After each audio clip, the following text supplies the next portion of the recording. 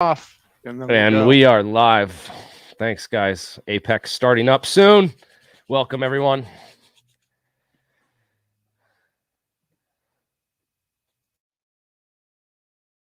How's everyone doing tonight? Everyone having a happy new year so far? Okie dokie. We have a full house today. So what I will do is put this on speaker mode, and I'm going to mute everybody out. Okay. And then I'm going to, let me see, you guys should be able to hear me okay? Yeah. And you guys can all see me, right? Can you raise your hands? See me? Okay. Awesome. Okay, so I will do our intro, and then we will take it away. So in 3, 2, 1, welcome to APEC.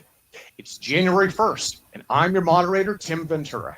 First, I'd like to thank everyone for joining us on this call, along with everyone watching us on YouTube. In today's session, Charles Crawford III will present on Alexey Chekurkov's Graviflyer kit. Mike Gamble will be discussing the Tesla Resonant motor, and I will be presenting on the Hutchison Effect material samples. We'll be finishing off the event with an open discussion and ad hoc presentations by conference attendees. So let me give you a couple of quick reminders. You can view conference replays, details, and speaker info on our website at www.altpropulsion.com. Please save those questions for the Q&A session after each presentation. You can raise your hand in Zoom using Option Y on Mac or Alt Y on Windows. You can also type those questions in a chat, and we will go through them all after each presenter finishes. So let me introduce you now to our first guest. Charles Crawford III's engineering education started in high school with electives in drafting and electronics. He graduated high school with most outstanding student in technology, graduated top of his class with a bachelor's in science and electrical engineering technology from DeVry University. And he's currently a PhD student in electrical engineering at the University of Texas at Arlington. He'll be presenting today on his continuing work with Alexey Chekurkov's Graviflyer kit. So without any further ado, let's welcome Charles to today's event, and I'm going to hand things over to him to get started.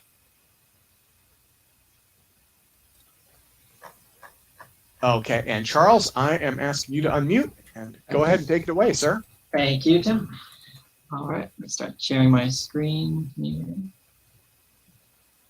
Screen share. Okay. Screen. All right, how does that look?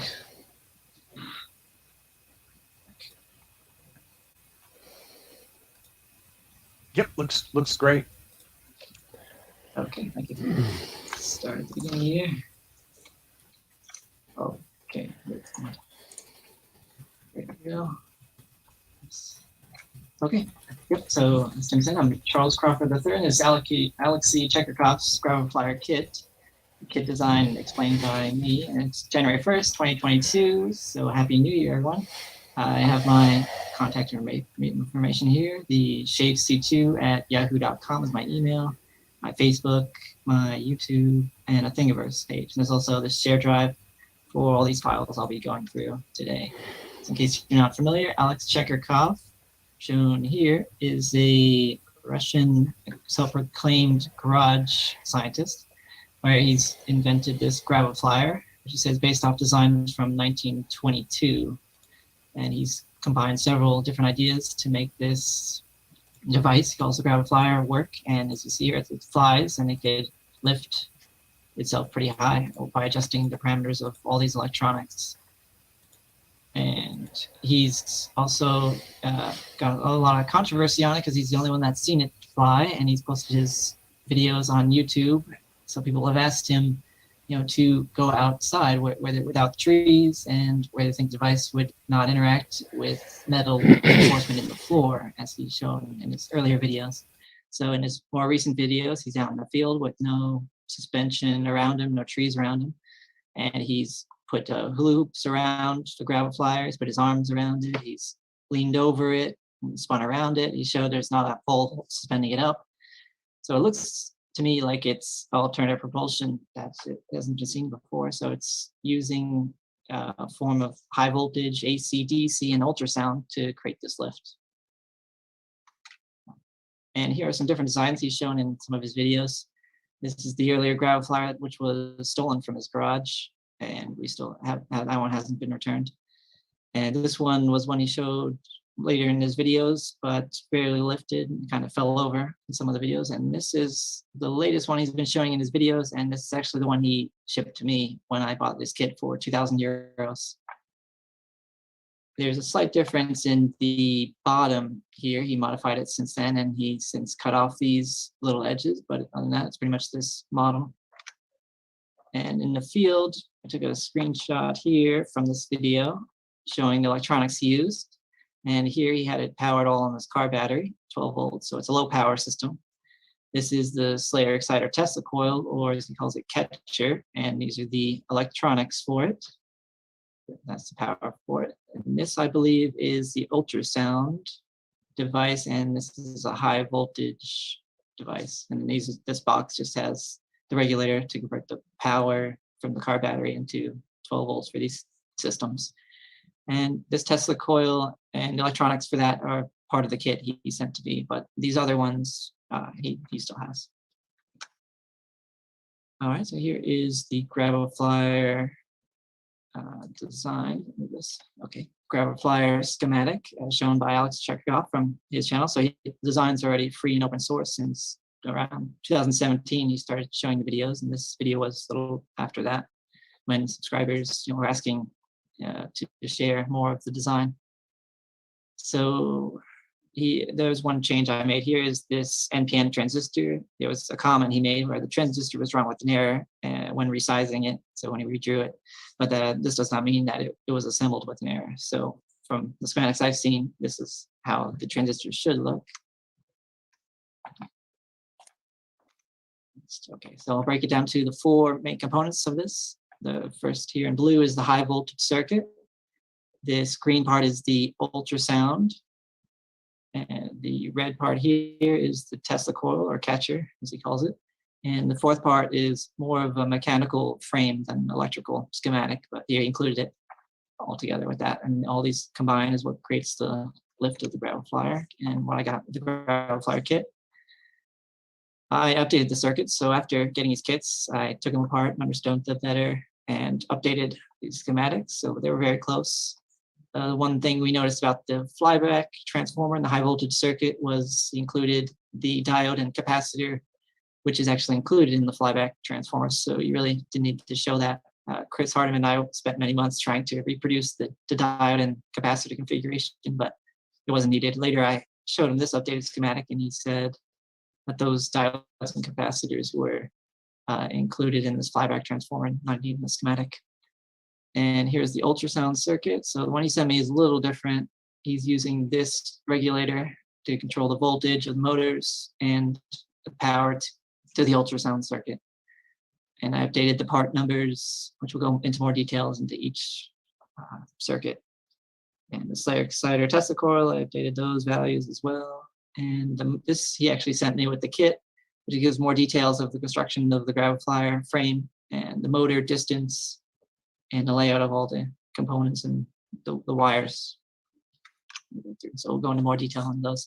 The other component besides those four was the gravitometer, as he's calling it, to measure the field around the Graviflyer. And it shown here, I showed the schematic for it, and all the electronics are mostly inside this compartment, the potentiometer, capacitor, red and green LED indicator lights. And he also updated me on instructions on how to use this with measuring the Graviflyer. And you see in some of his later videos, he's using it to tune the device, since the electromagnetic fields around the Graviflyer are invisible to us.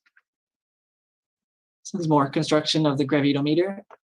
They have 3 antennae, and they're about 9 inches long. And I'll apologize, I switched back and forth between inches and metric and imperial.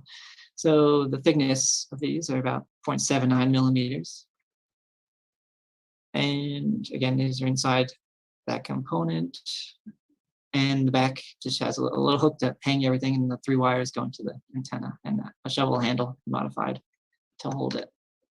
I reverse engineered the design, and it's available on my Thingiverse page, Charles III. And you could 3D print this rather than making that other frame to help hold the meter and electronics. So these are the instructions. He emailed me on how to use it. To quote Alexey, he said, "Hi, Charlie. I'm sending instructions for the gravitometer. The device does not need batteries. It works from external electromagnetic fields. The 3 antennae help to determine the field boundaries. The device has 2 indicators, red and green. Below that is a potentiometer for the analog meter. High frequency energy emitted by the Graviflyer is captured by 3 antennas.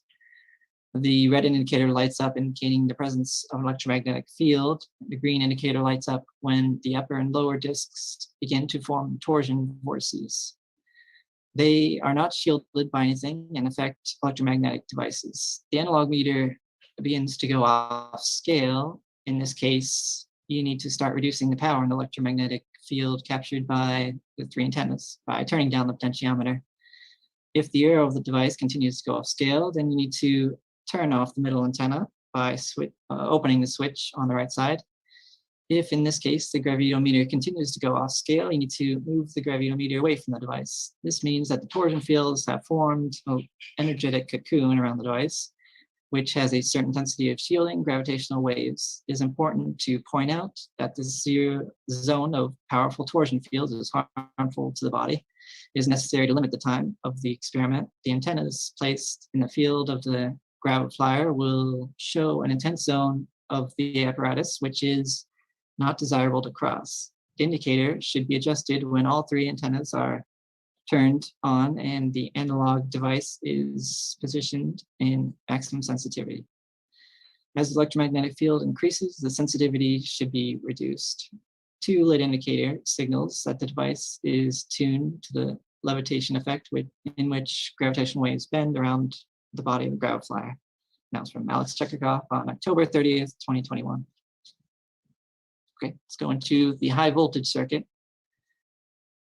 And the updated schematic is again shown here. It has a switch, 2 resistors, a transistor, and the flyback transformer.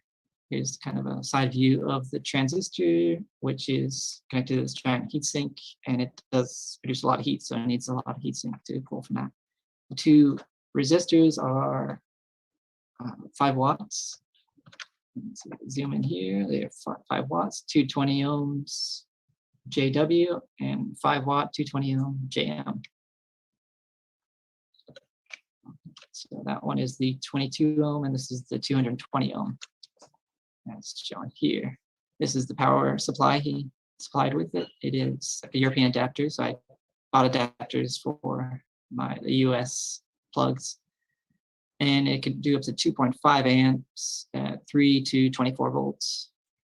And behind this board is how he soldered those resistors to the rest of the circuit. Whole thing in its container looks like that, and he labeled it as 20,000 volts. And the negative is the blue, and the red is positive, and the input power, and there's an on-off switch. And here's the signal that comes from that. It's a sawtooth with a high rise time and a slow fall time. So that is pretty popular for lifters. So that is, I think, helps a lot with the lift of the Graviflyer. But unlike lifters, this thing weighs a lot more, and it's about 2.5 pounds over 1 kilogram. The ultrasound device is on the top cone here. Under the cone, after I took that off, just curious to see what it was. Under that, there is a stand which was glued to the cone, but had fallen off, I guess, when he dropped it. In some of the early videos, he was testing to see when he unplugged the power, it would fall from a height from a few feet. Underneath that stand, there's the piezoelectric device, which is just glued to the bottom of that. And when I re-glued it back, this is about the distance from the cone. It's about the middle of the cone. And the piezoelectric device he's using is 27 millimeter diameter. And the whole circuit he sent me is here. And this knob controls the volts to the motor speed. And this potentiometer on the right is control the frequency of the ultrasound. So kind of 2 circuits in one box here. And again, that's here. The power brick was this, and it could it does from 16 volts. In this original circuit, it showed 12, and it's probably around there after it drops. It's kind of an older power supply. All right, so let's go more into detail into that circuit. When you open the lid, it's a bit of a mess here. This is where the power brick is and the two potentiometers. And behind the circuit boards is, again, the solder connections to that transistor, and these are the solder connections to this capacitor, which is a 160 volts, 100 microfarad capacitor. And I really like this toroidal transformer he hand wound. So he took a inductor that was already wound with copper twisted enamel coated wire, and he made his own transformer by winding that with this wire, and that helps with the piezoelectric high frequency. These are the potentiometers he uses, TED cams, and he got most of his parts, looks like, from a scrapyard, and they were repurposed. So these were used parts, but they work well still. And these are the LM317T. It started to get damaged because this component gets really hot when running this circuit, and it's on a heat sink here. This is the other transistor used in the ultrasound switching, and this is a power resistor for that circuit, 240R, JVA7. All right, so he said to, this is another quote from Alexey, the ultrasound starts from 200,000 hertz and above. If you listen to the piezo element in complete silence, then your ear can hardly distinguish a barely perceptible rustle. I took a diagram from the internet. Here's a link to the site, and you get a Russian link to that circuit. So the device has a built-in adjustable power supply unit from 1 to 30 volts, but the voltage must be set within the range of up to 9 volts. And I replaced the constant resistor in the ultrasound circuit with a variable one to adjust the ultrasound. Unfortunately, I do not have a frequency meter to measure the parameters. You must not only look for the frequency, which resonates with the torsion vertices created by the spinning discs, but also adjust the duty cycle of the pulses from the catcher, and also adjust the voltage of the high voltage generator so that there is no breakdown between the plates and the current is not too low. I myself have been dealing with the physical processes created by the apparatus for half a year, and that's Alex Chekurkov on December 31st, 2021. So just yesterday, he emailed me that. So here are the Tesla coil, or side or Tesla coil is the more distinct name for it, or as Alexey Chekurkov calls it, the catcher. I measured having 1.2 megahertz with no wire down the center, but the center wire is needed to supply the voltage to the center plate. So when you have that in, there's 1 megahertz at 2,480 volts AC, peak to peak. AC signal looks something like this. And the plate gets about 1 megahertz, 270 volts AC at peak to peak. So the primary on this Tesla coil has 4 turns at 18 American wire gauge. And the secondary has about 1,055 turns at 24 American wire gauge. And it is 15 inches tall. And this is the transformer he's using, the main component, which is a 2N3055 transformer. And this is more, someone asked me that they had trouble reading the schematic diagram, and they were confused of the transistor layout. So I drew it like this. It shows more picture diagram, how to construct it. And inside the container of Alexey's, these are his electronics for controlling it. So it's a little messy, but everything works in the end. So I'm happy with it. The two, it's very important to have the exact dimensions when building a Tesla coil. So anyone that's trying to reproduce this, I'll give them more dimensions on the Tesla coil that Alex Chekurkov sent me. It's about 2 inches in diameter. The thickness of this wire is 0.36. The height is about 15 inches. And here underneath the primary is the connection to the secondary. The diameter of the primary is 62.9 millimeters, and the thickness of that solid copper wire is about 1.06 millimeters, and the height here is 88 0.12 millimeters, yeah, for the primary. And again, I put designs and other parts and schematics on the Thingiverse page. So you can 3D print.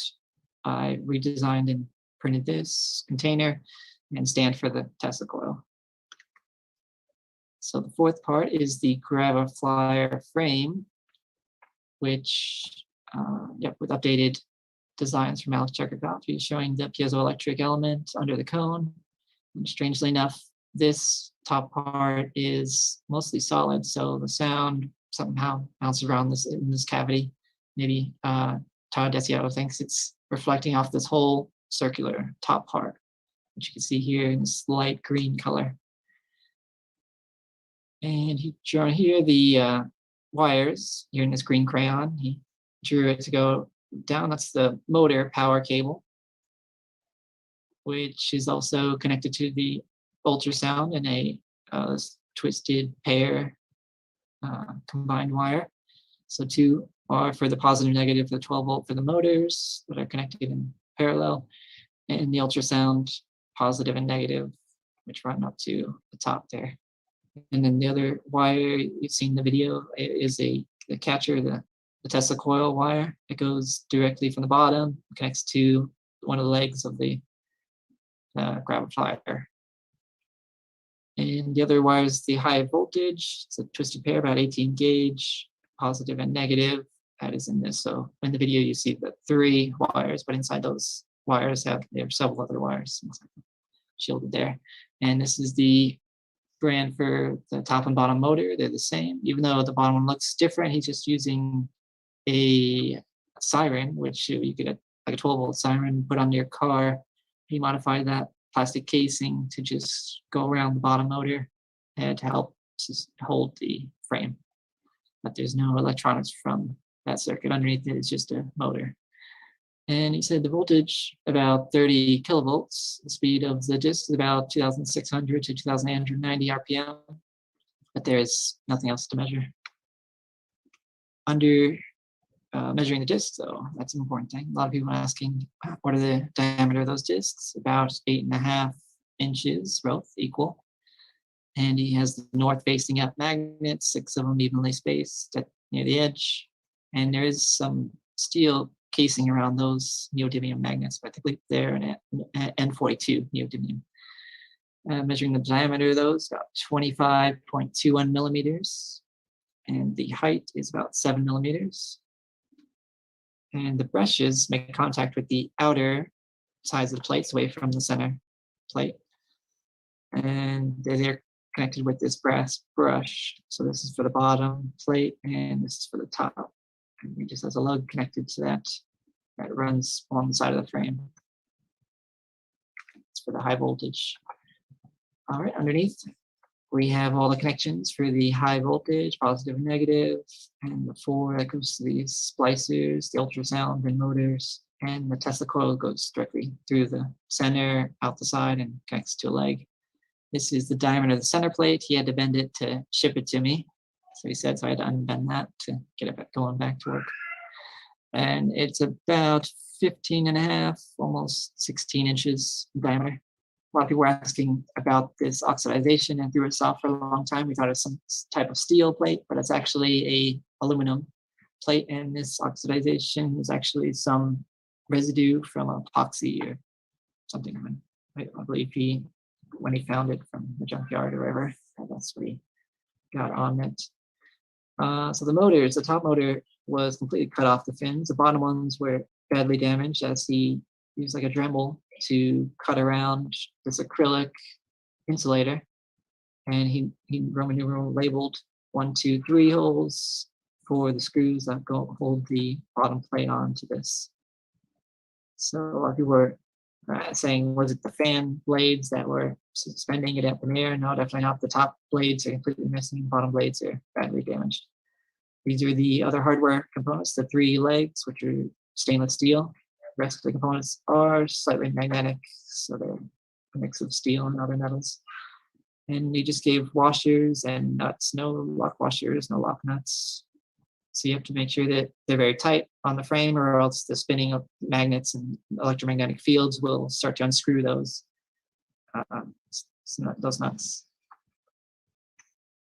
All right, again, I have a design on my Thingiverse for the frame, but that's a little older design. I was using brushed, the three-phase brushless motors, which is not a good idea because the high voltage near those, they use PWM signals to control the speed of those, and any high voltage or spinning magnetic fields or the AC field from the Tesla coil all interferes with that signal, so it'll randomly speed up or stop and stall if you use that. So I recommend using the fans planes he's shown. So Alex Chekurkov also gave me an update on the Graviflyer frame. So here he said, "Hi Charlie, I saw your video where you're trying to tune the Graviflyer to remove the neon lamp from a catcher. It extinguishes the power. And now how to tune the parameters for the levitation effects. The levitation of the apparatus is based on the interaction of magnetic and electromagnetic fields. 6 round permanent magnets interact with an electromagnetic field, untwisted in different directions. This interaction begins to create torsion fields of different directions. The middle disc to which the impulses are supplied from the qualitative devices does not allow the fields to mutually neutralize. The ultrasound passes in these fields at a certain frequency, creating a swing of the medium in which the gravitational waves of the Earth do not have time to influence the Earth and push it to the ground. You just need to create these conditions. 1, correct select the duty cycle of the pulses from the kicker. Set the required voltage on the high voltage generator. Set the correct frequency of the ultrasonic generator. Combine all the adjustments until the parameters of all processes have shifted to other values. As you can see, it's like picking a code for a save, stumbling upon a combination of these parameters after 3 years of experimentation. Unfortunately, I did not have the necessary instruments to measure the characteristics of the processes. It took a lot of time when I first learned to just make the apparatus jump and then freeze and finally stabilize at a certain height. This device is undergoing processes that I myself still do not understand. Perhaps you will understand it better than me with your equipment and improve the apparatus. My plans for the future are to build an apparatus of a Mercury engine, like the discs of Nazi Germany. I already ordered Mercury. I collected quite a bit of information on anti-gravity technology of the Third Reich. Many subscribers to my channel shared secret technologies, and I already understood some. Good luck with your work. That was Alexey Chekurkov, December 21st, 2021. And again, these are the links to Alex Chekurkov's YouTube channel, where I first seen all his videos. He doesn't have any other videos that I'm aware of, except for maybe a RooTube, where some of the deleted YouTube videos he put on there. This is my email if anyone has want to contact me for questions or concerns, and my Facebook, where I've been showing updates, but mostly on my YouTube channel. And if you want to start building your own Graviflyer, you can use some of the designs on the Thingiverse page, the 3D printed parts like the gravitometer and the Tesla coil. The Google Drive also have pictures, more detailed instructions on all the pictures showing some of this presentation. So I'd like to also do a live demo showing I've got the whole complete kit here and ready to set up. So let's jump to that. I've also wanted to go back to, this is the link he sent me. And this is Alex Chekurkov's website. And here we go. And these are the share folder with the different parts and parts lists, giving cells for all those to go into more details, and pictures are all there. So it's free and open source. So let me switch to sharing the video. Stop video and machine.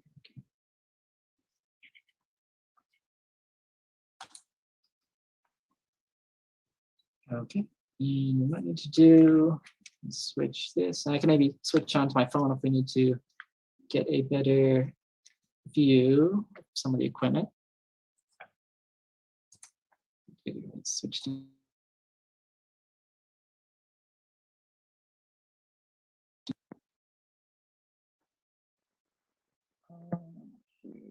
Tim might have to share the full screen.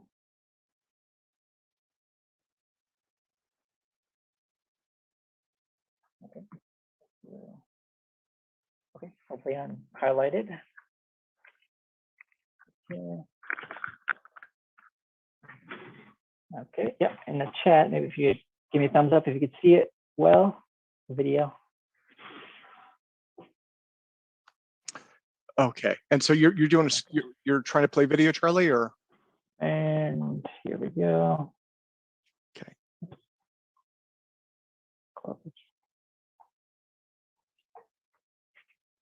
All right. Try to get you guys closer. Here is the kit, and it is connected to the Graviflyer, which is down here. All right. So in order to run everything and turn on the power, we have power going to the motors, starting to spin them up. Sometimes this bottom motor is a little close, but it looks like it's on. Then we have the wireless energy to test the coil. So as you can see when I get near it with this neon bulb. And I believe the setup order is to first turn on the motors, let them get to full speed. If you wait and turn everything on at once, then the high voltage and AC and the center plate will interfere with the speeding up of the motors. You know, more resistance to drag while it's placed to charge. So first let them get to full speed, and then by up the power to the high voltage. She suggested 9 volts.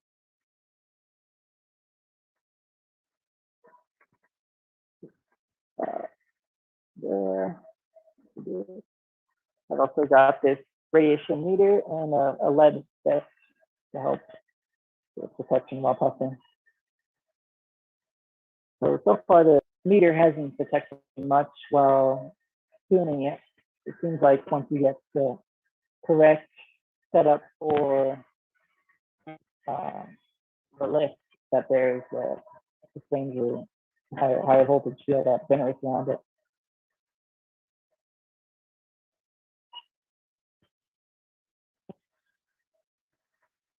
Yeah.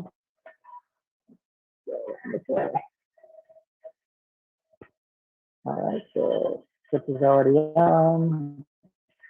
We have the power cord here and insulated here, some heat sinks. This is the ultrasound and the motor cables combined, and the power to the motor and ultrasound circuit. This is the voltage for the motor speed, and the frequency of the ultrasound is about 200 kilohertz. So human hearing is about 20 kilohertz, which is much higher than any human could hear.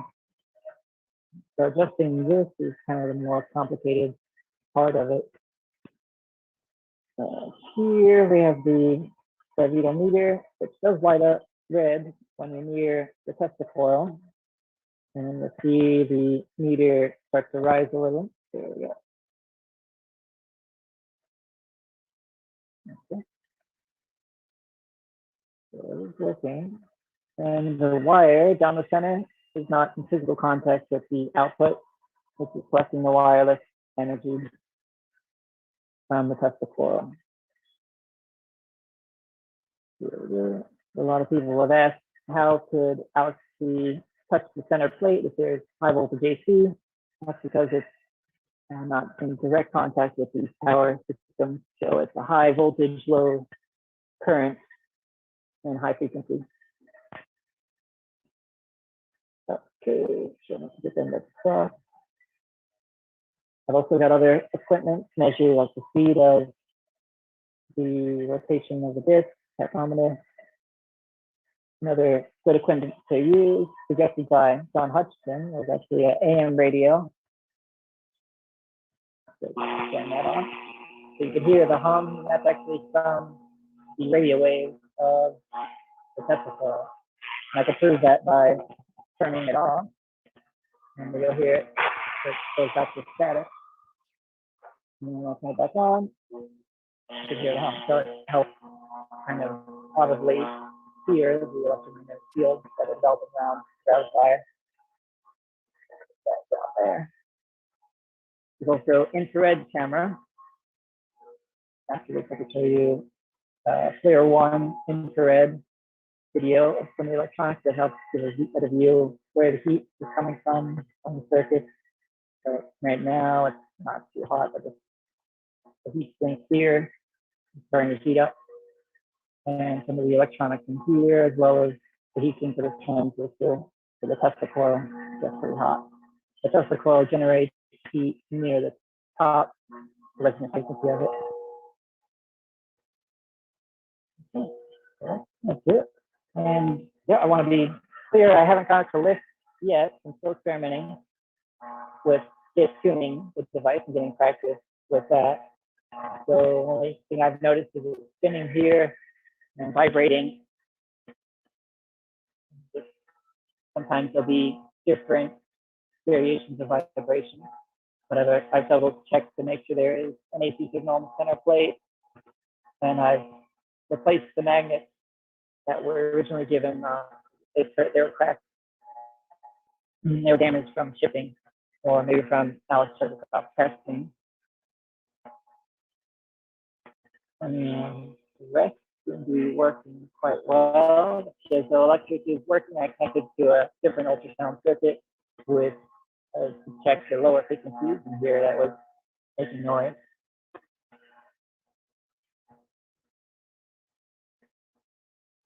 And another thing I'd recommend is when building a Graviflyer to stick with the 3-leg design. It's really good for seeing that it's 3-point contact with stability. And because there's 6 magnets, it might have something to do with their effect. So when the magnets line up with each arm, and they're also made from stainless steel. So the rest of the parts are aluminum, and aluminum.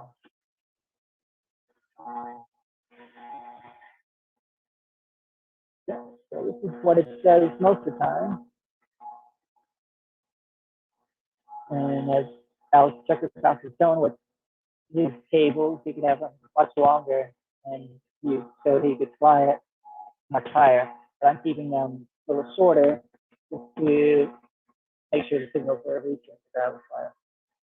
But one thing I did learn is a lot of the electronics and circuits and theory of it is really low power. So a lot of people overdo it. So if you put too much high voltage to the circuit, then it will start to overheat and arc and arc. So you have to really use high voltage, low current circuits. And I recommend the flyback transformer with this electronic configuration for the sawtooth wave signal you want to achieve. And then for the Tesla coil, the height is what really affects it, because the amount of turns for the secondary and primary. So I've built some replicas of it. But they have a smaller box, only about this size. And still has a large enough feature.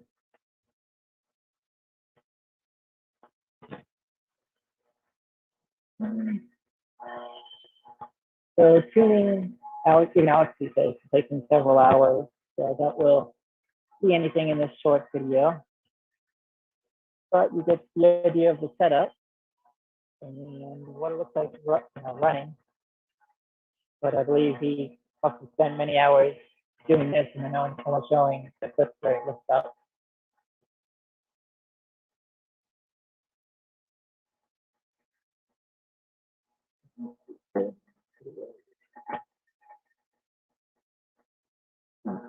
while that's running in the background, I could go back to sharing some of the videos of the thermal imaging.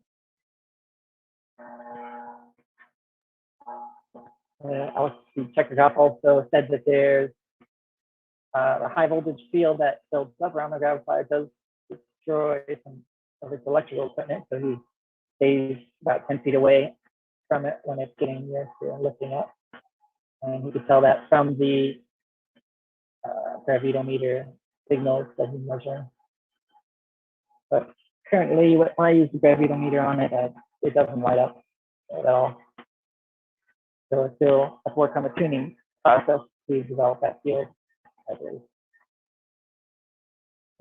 Go back to sharing screen.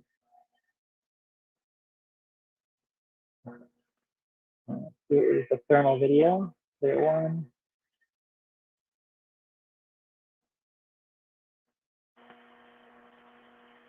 Okay, so this is the player excited Tesla coil, and the heat is mostly at the top here. So looking at the infrared shows the difference than just looking at the physical Tesla coil. So this is some of the equipment that I've used that Alex Chekurkov hasn't tested his equipment yet with it. And this is the electronics for the player Tesla coil, where the heat sink is near the back here with that transistor, which gets pretty hot. The majority of the heat coming from that. The power bricks for the high voltage here is about 11 volts. And the transistor and the switch gets hot as well. So the circuit gets the most hot because it requires a lot of power to switch that transistor to power that. Here is the flyback transformer.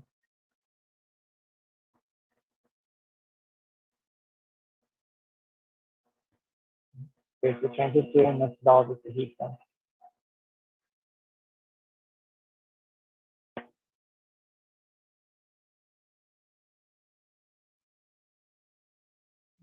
I had just a different ultrasound circuit I was using to make sure it was the electric device was working at a lower frequency. And this is Alex Chekurkov ultrasound and motor speed control. So when that transistor that's located near the front is making most of the heat. Really once you get closer to tuning, that you'll see more around the Graviflyer. Alex Chekurkov has shown that the plasmoids that produce are like tiny spheres of balls of energy that somehow help with lift effect, which I haven't noticed yet. But if they would appear, then they would show up in the infrared thermal camera.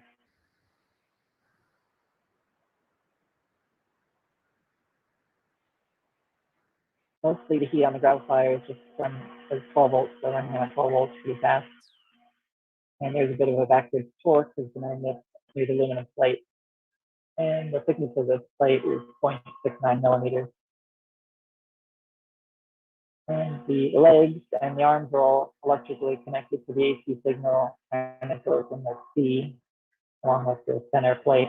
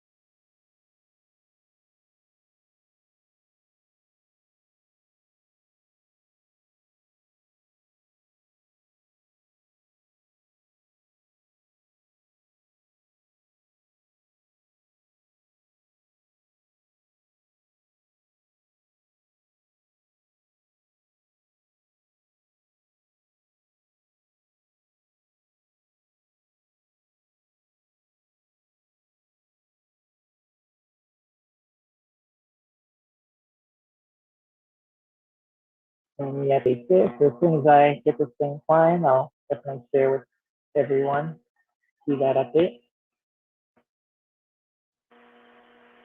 Okay.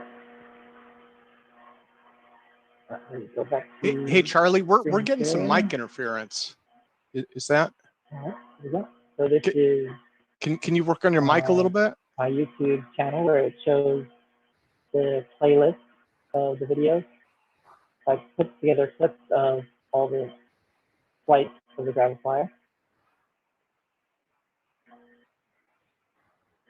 Up to this latest one. This has now been about 7 months since he's posted anything, because he's told me this Graviflyer, and he's been working on different designs. So as you saw, he's trying to build a larger one that's using spinning records. So he'll be quite busy on that for a while. This was the 2017 video.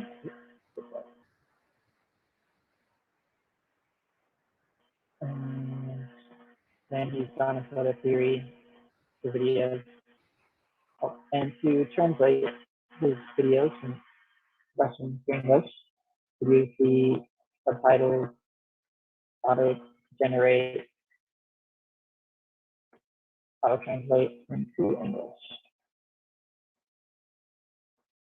I helped understood most of the videos, and this is the best translation. So luckily we had Daria, which speaks Russian, helped translate the videos in more fluent English. And besides those videos, I've also included Anthony Lee, which gives a 2-hour lecture on his understanding of the Graviflyer. That's a little older now. It's been a few years since he posted that. But he's also posted it into Chinese. Hey, Charlie, it's Tim. Sorry, we're having trouble with your mic. And DK Spicer is also really good breakdown, understanding. He's still working on his model of the Graviflyer. Machine Systems, also showing his version of the Graviflyer.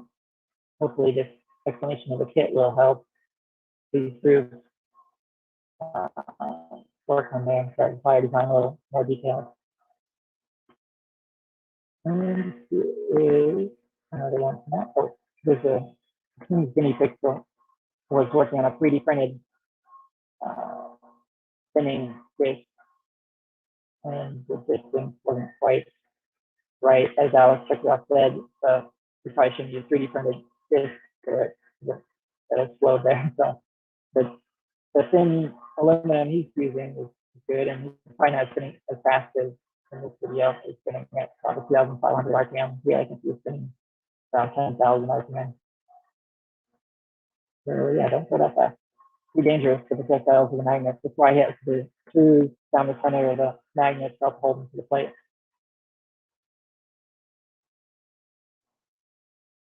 And there's another Sphinx history.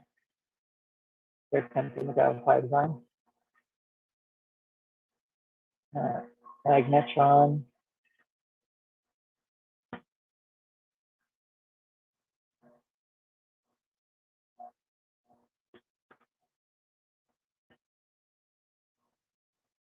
And a lot of Chinese groups.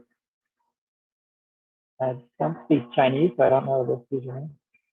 But they've also been working on the Graviflyer. A lot of people put on scales to see if it gets lighter at first. Using a digital scale is not recommended because high voltage will easily distort the electronics of the scale, and the vibrations in the scale is also another issue. So you want to use a mechanical scale that has some vibration compression. That's for my testing. I've just been testing on the floor to see if I can get the lift. I haven't tested it with a scale. Jun Pizzo is another group, I believe a Japanese, not maybe Chinese group. Yes, Chinese. That's been working on their design of Graviflyer. They're using actual discs. The translation Russian to English or Chinese this is what he was talking about, is a textured aluminum. They literally thought it was a he did this, which caused some issues there. And here's John A. Motti. This was with Hardiman. This is now with Falcon Space Monofocal in their New Jersey lab. He got pretty close, pretty accurate to the design. I even like his rubber insulators. He's using some larger Amazon motors at 12 volt SDC. I believe we could get this design to fly and if I figure out the tuning process for Chekurkov. We'll have to revisit that. This is some of my earlier tests using a 3D printing frame and the three-phase motors. And even then, it was distorting the flat screen TV. High voltage would turn it off and on. So we're going to be careful with arcing and spark the high voltage on the plate. Now, I was using this type of tester coil originally, but any wires put down that will catch on fire with the resonance of it. It's not adaptive. The tester coil has the transistor itself resonating will adapt to a wire down the center. So I don't recommend using this type of tester coil. And other groups have talked about it along with the other anti-gravity experiments.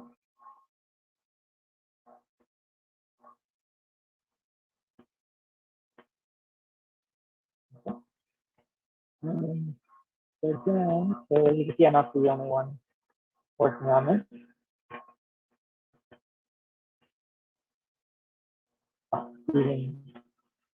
So far as the debunked field, they were trying to understand Graviflyer, so they got their quick prototype of it, and they showed that even like the pulses in the high voltage could create a lift with the magnet. And this kind of led him to think that perhaps the Graviflyer was real in this quick test, but this might just be electromagnetic field on your magnet create jump, push yourself off the ground.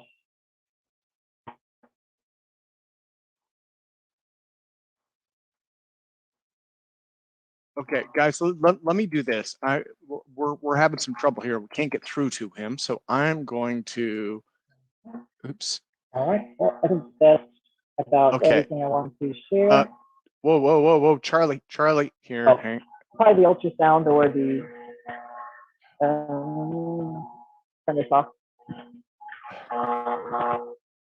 The background noise. Oh, okay.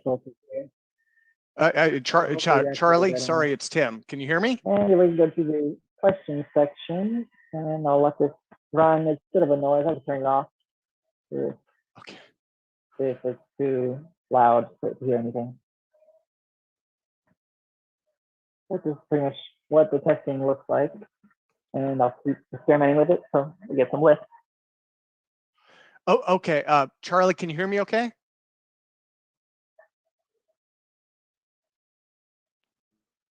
Yo, Charlie.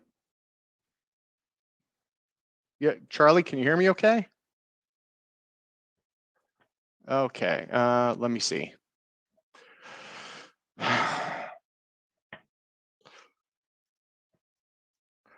Charlie, your mic is having problems. Yo.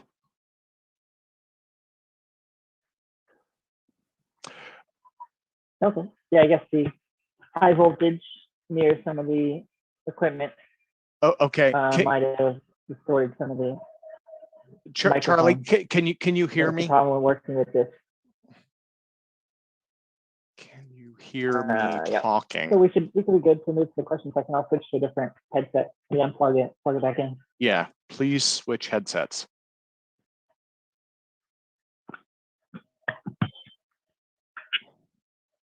Okay, can you hear me, Charlie? Yep. Yep, yeah, I can hear you now. Okay, yeah, no, you've had audio issues for like 20 minutes, and that's okay. That's okay. So, okay, well, let's do this. I'm going to put this thing on gallery view here. Everybody, please give Charles Crawford III an enormous hand.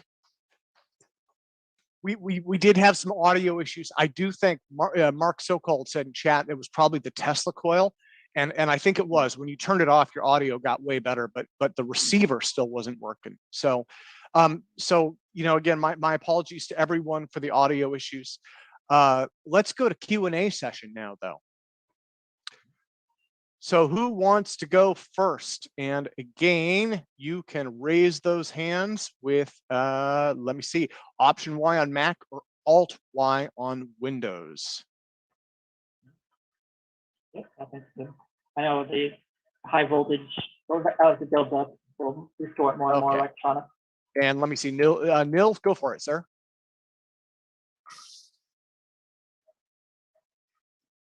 Okay, can you hear me? Yeah. Okay, cool. Yeah, Charlie, well done for putting together all the components and getting something to move.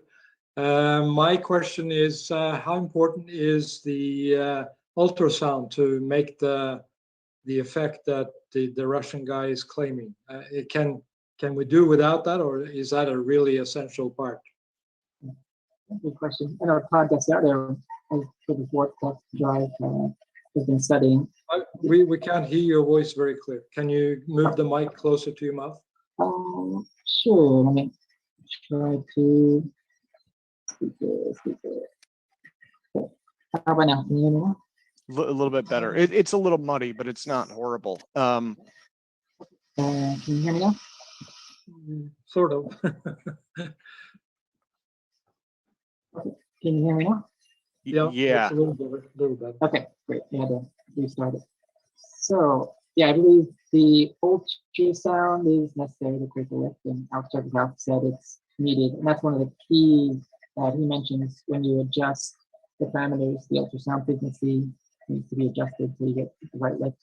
So that's one of the more complex part of it, especially because it's ultrasound, we can't hear it around 200 kilohertz. And Todd Asiato from Vortex has tried doing the Graviflyer, just the high voltage on the plates and AC on the center, and volume without the AC, and we haven't seen any results that were promising. Okay.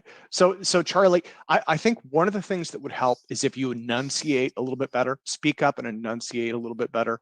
It seems like the mics on your machines might be having some issues, and that's okay. It happens, but yeah, just try and maybe project your voice a little bit and enunciate a little bit more.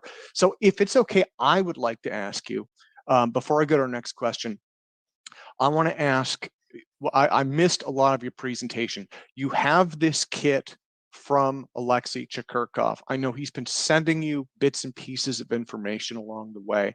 Have you gotten any results that indicate that this thing might work? No, I myself haven't seen any results. I haven't been testing it on the scale, so I've only seen if it'll lift. And even if it falls over or jumps, that would be some results. I haven't seen that yet. Okay. I can turn off the electronics, and that would probably help with, I believe, the noise cancellation and the high voltage is. Yeah. Please. Tim, I had one more question. Yeah, go for it, Nils. Okay. Charles, can you share that YouTube playlist that you showed on the video today? I'll be interested to watch some of those videos. Yeah, just public playlist. Just the playlist. Where can I get that? I can post it here in the Zoom meeting. Oh, that would be great. Yes, thank you. Mm-hmm. And just on the ultrasound, to leave that, is it a yes or no on the question, is that an essential part? Yes, Alex Chekurkov said all the designs he's used that create a lift was using ultrasound. Okay, thank you. Wonderful. Thank you, Nils. Okay, let me go to Michael Boyd next.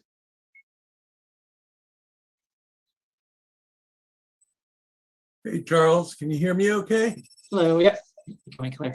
So just the observation as far as the audio, if you would remain totally still when you're speaking, because it sounds like you're using a condenser microphone somewhere, and if you move the direction, since it's so directional dependent, it distorts your words when you move. So I suggest you remain as still as possible. That's just a suggestion, of course. So my question is about, you broke down the different components, but one of the things I heard is you didn't have a way to measure the frequency, was one of the things I heard. And I'm curious if you have a way of measuring the field strength of the Tesla coil. Yep, I have oscilloscopes and other measuring equipment that I use. Do you power have supplies an and- electric field meter of any source? Nope. Okay, so I have this device that's called a tri-field meter. And what it does is it measures EMF, ELF, and RF. It's about $100. It's called a GQ EMF-390. I put the information in the chat, and I would suggest you use that. Get one of those meters, and the advantage of this meter is it uses a USB interface to your computer, and it comes with a data collection algorithm, so you can collect the data, and that way you could actually measure the frequency and the field strength of both the electric fields and the magnetic fields. And I think that would be very useful. My concern with what you're trying to do is you have so many variables that you're trying to align that it's kind of difficult to resolve it. So what I would suggest is you start off with the basic equipment, your RF source. Also, how are you measuring the what is it, ultrasonic frequency? Are you measuring that? Nope, currently I don't have any meters that could detect the So- ultrasound. But you're using a piezoelectric coil, correct? Yes. So you can use one. What I suggest you do is you get another piezoelectric sensor, and that one is the one that you measure with. Because see, the way these piezoelectric devices work is you can either apply a voltage to it and make it, so basically a crystal oscillator is a type of piezoelectric device. It's like what they made the first radios were made with crystal oscillators, quartz crystal oscillators. So you can either drive it with a voltage or you can measure with it. So if you have two of them, you have one that you're driving and then another one that you're measuring with, you can actually measure the frequency of your ultrasound. That would be another key parameter for you to be able to tune this, because basically it's a tuning operation. And what you're trying to do, my understanding, is create a harmonic, basically where the phases match so that they cancel out the gravitational field effect. It's basically, my understanding is it's a kind of like a gravity filter, kind of like what Ron Keto's doing, but from a different approach is kind of how I look at it. So I feel confident that this device is real, but I think there's an issue with the parameters. We don't have a firm grasp on what's going on at the system level with this. So these are just some suggestions I have. Get another piezoelectric crystal for a sensor, and get one of these EMF meters that I described so that you can actually record your data. Okay, and as far as the piezoelectric sensor, that's something you can plug into your oscilloscope. So you can collect the signals on your oscilloscope. Okay, and my final question is, we're talking at one point about 2,480 volts was one of the parameters I saw. How do you measure that? So cool. I had a high voltage probe when I measured that from the So test. you have a high voltage probe that'll measure that high voltage? Yeah. Very good. Okay, thank you. That's all my comments and questions. Great, thank you. Yeah, I actually have a meter here that helps detect. Yeah. And I think it's similar Yeah, to. you know, Charlie, I should jump in really quick too. So for future presentations, because I absolutely want to have you back, you've done a couple, we should probably keep all of the high voltage and stuff off because it really trashed your mic, and I wasn't even able to really break through, which was sad because you have such amazing material and you're so diligent, you know. So I'm still curious, what was that meter you were showing? This is similar to the one you're saying. It records the radiation, and you can look it up later on computer. That's a GMC 320. Is that a electromagnetic field meter? Yeah, I believe so. Okay, and that should have, does it have a USB port on it? Yes. So you can interface that with your computer, correct? Correct. Did you download the software that goes with that? Just been recording, haven't downloaded it yet. Yeah, I suggest you do that. I think that may be equivalent to the 390. I don't know if it's a tri-field meter or not, but I can't really tell from there. Okay, thank you. Yeah, you're welcome. And for the oscilloscope, they have multiple channels on that, so I'll be using that to measure multiple signals at once to see how they interact with each other. We're still working on that. Yeah, that's what you need to get your harmonic resonance that you're going to need to get lift.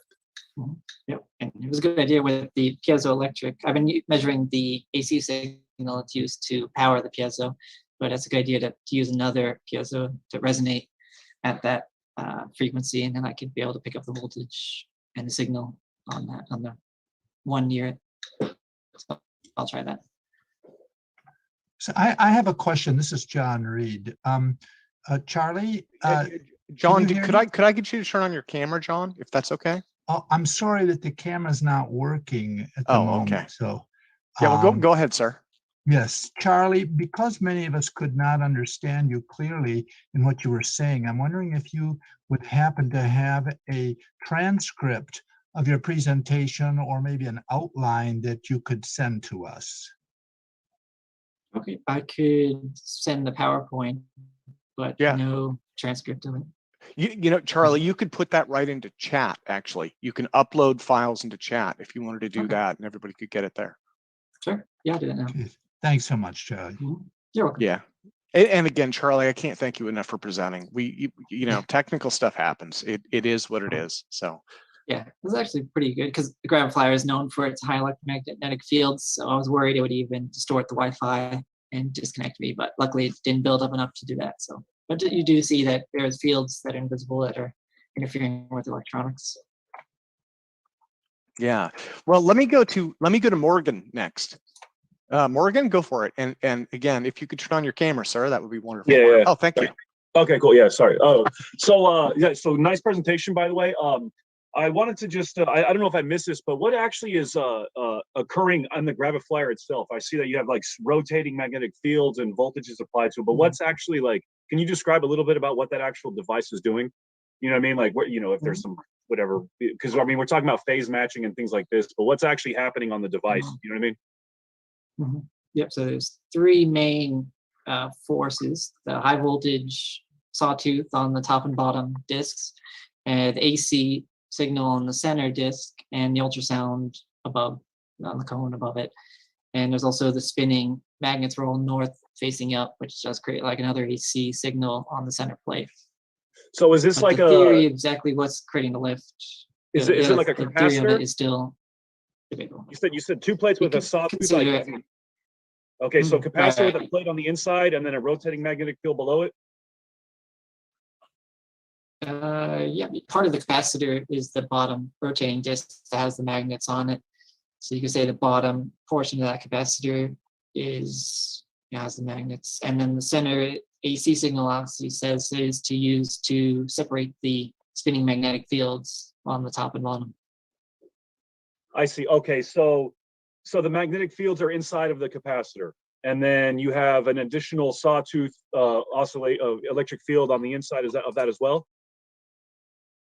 Well, there's the plates are the capacitor, so there's the charge on the plates for the sawtooth, high voltage. And it's DC or AC? Or no, okay, that's AC. And then for the capacitor plates, is that DC or AC? Well, on the plates are the high voltage. Yeah, I guess you could say, you know, it's a sawtooth, so it's like an AC. And the center is AC from Tesla coil, high voltage wireless energy. So the capacitor, there's no real like other capacitor in there. It's, the whole thing acts like a capacitor. There is a video on Alex Chekurkov's website that he draws out the fields and when he thinks the two torsion field video. Okay, yeah, that's on that list of those YouTube videos. Yeah, okay, I'll check those out. There's one, yeah, I saw there was a presentation where he kind of explains what's going on with this, right? Yep, I can share my screen again real quick to show it.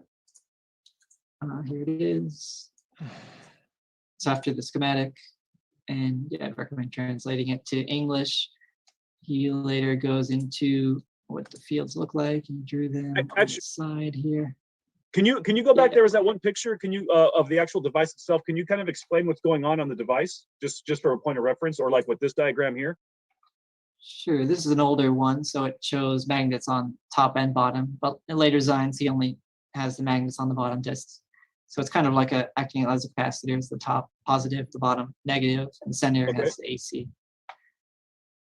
You know, if I could jump in, one of the things that kind of stands out to me is a lot of people have accused Alexey of being a fraud, but the amount of work that he has put into documenting this is pretty insane. You know what I mean? I've seen my share of frauds, and usually it's kind of surface level with a couple of cheesy schematics, and that's it.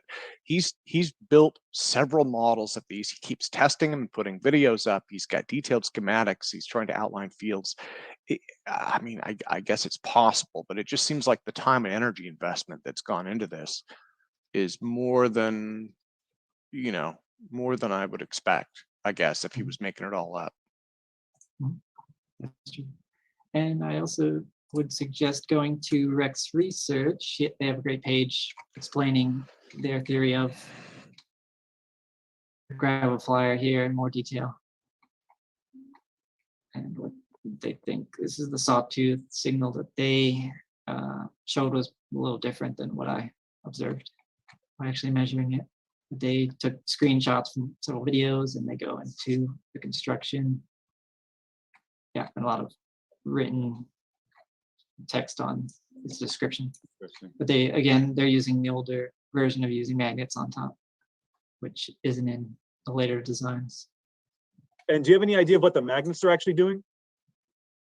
They're spinning, but besides that, I don't know. But I've tried to measure the plates when there's no high voltage applied and there's an AC signal created by the spin magnets. And then is the voltages that are, excuse me, the frequency that's on the, so you have the two plates with the one in the middle, are these things at the same frequency, or what's the relationship between the frequency of the middle plate and then the frequency of the two plates on the outside? Is there some relationship with those? Right. Well, they're all different frequencies, but somehow they have to kind of resonate together, according to Alex Chekurkov. So that's the part I'm still trying to figure out exactly what. And he doesn't have an oscilloscope, so he hasn't been able to measure the exact frequencies of when it's lifting. So because it does, I mean, at least kind of makes sense, because if you have some, I guess, a charging capacitor, you got an electric field on the inside, and then if you have the middle plate where you're putting charge on that, that can create a lift. You know, I don't understand what the magnets are doing, but yeah, so, but that would be at the same frequency. You know, if you have both of those at the same frequency with some phase, I guess you have to get lucky with that, but it seems like that could create a lift. That's interesting stuff. Okay. That cool presentation, actually. Thank you so much. Thank you as well, Morgan. Okay, let me go to Michael, who has been patiently waiting. Mr. Sullivan? Hello. I was just curious if you ran any simulations to help you troubleshoot it. I myself haven't. I've looked into simulating some of the circuits earlier on, but I found it was very difficult with spice is what I was using, because the high voltage is difficult to simulate. It was better to just build a quick prototype to show that it's working. And I was able to build early models of the Tesla coils and high voltage equipment before simulating it. So P-Spice, you mean? Or Yeah, LT Spice? Right. The free spice program for making models of the electrical circuits. I was just curious. That's all I have. Yeah, but in our WhatsApp group, there is some that have been studying it more from the theoretical, and they've done more with simulation. And I have to show mostly the electromagnetic fields around the Graviflyer, which I don't quite understand. But from their results, it shouldn't fly. Basically, is what the simulations say. So there's not something new to the theory that needs to be added. Yeah. Well, and again, Charlie, from what you've seen so far, you haven't seen any effect yet, right? You haven't. I mean, now, have you seen anything strange? Have you seen anything that might suggest that something is going on? All the components are working individually, and I've been happy with receiving the kit. So nothing strange that I can see. Okay, I wasn't sure. Well, I was thinking like some kind of weird, I mean, Lord only knows, right? But like a glow or some kind of a discharge or something that might be like, hey, something's happening here. So. Yeah, I've been keeping an eye out for those. They're known as like the Hutchison effects, but I haven't seen them. Yeah. Okay, awesome. Well, let me see. And Harold is here. Harold, don't be shy, sir. Harold had a question. There we go. Thank you. I just have problem with this Spectrum Internet. What I want to ask if Charles, if he has done a free body diagram of the forces in the system and the physics behind the creation of those forces. I mean, the analysis, the circuit analysis is beautiful, perfect, great detail. Good job on that part. But what about the physics behind the thrust output? Yeah, I myself haven't done the physics behind it. I'm more electrical engineering student, so I prefer to build and test the electrical components. That's why I focused on electrical, mechanical, and not so much the math and the physics of it at this time. But I believe once we get it flying and lifting, then we'll be able to study it more and understand it better from the physics side. Do you know if anybody has done it? Because so far, I came across an analysis by Russian about a few months ago, in which actually he claims that his analysis proved that Alexey's machine should not work. And that's what I'm wondering, because I mean, A+ in marketing for Alexey. It's a great machine. I mean, he has opened a lot of doors. I mean, a lot of interest, and everybody around the planet is looking for that, the golden trophy, the working machine. And he has done a good job on that. So, which is good for the profession in a way. It stimulates a lot of interest. But that particular design, I mean, has anybody, do you know anybody who have done the physics behind it? Apart, from Todd Seattle, I know he made a good presentation a few months ago. Yep, Todd's been working on it, right? But even his theory doesn't completely explain the function of the Graviflyer. Even the ultrasound, there's nothing in the physics or electronic books that would explain its interaction with the field. So if it does work, then there would be new physics to understand why it's operating. And Benjamin Solomon is another professor researching the Graviflyer, and he's done some of the physics of why it might be lifting. And he's part of a meetup, Anti-Gravity Today, which I've joined that group, but they haven't met recently. And they're trying to figure out the physics of why the Graviflyer would work. But there's still a lot of people speculating, and none that prove why it should work. Right now. Have you tried out Dr. Paul Lavillette's subquantum kinetics? He was here earlier. I think he's left. He was here earlier on. Paul Lavillette, subquantum kinetics. Mm-hmm. Yeah, his theory might explain it, but I'm not familiar with it. Yeah. Well, let me go, if it's okay, let me go to Theo, who has his hand up. Yes, hello everyone. Just switching my video on. Thanks, Charlie. Great talk. Very interesting. I have a question concerning the bottom plate. Is there a reason why you connect this to the minus? I mean, it seems to be important. You have the minus below in the bottom plate, the bottom disk, and the plus in the upper one.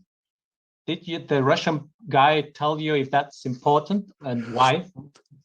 Yep, he said it was important. Why? What inspired him was he said the Earth is negative and the sky is positive, and he wanted to repel the Earth, so he put the bottom plate as negative. But also the lifter circuits mostly use positive on the thin wire on the top and negative on the bottom. You can get lift the other way, but it works better by having positive on top. So either just by trial and error or from studying some of that theory is what led him to that. I believe that's the better way to go. Thanks. And thank you as well, sir. Let me go back to Michael. So I had, I'm curious, at one point you were showing an IR imaging of the device when you were operating it.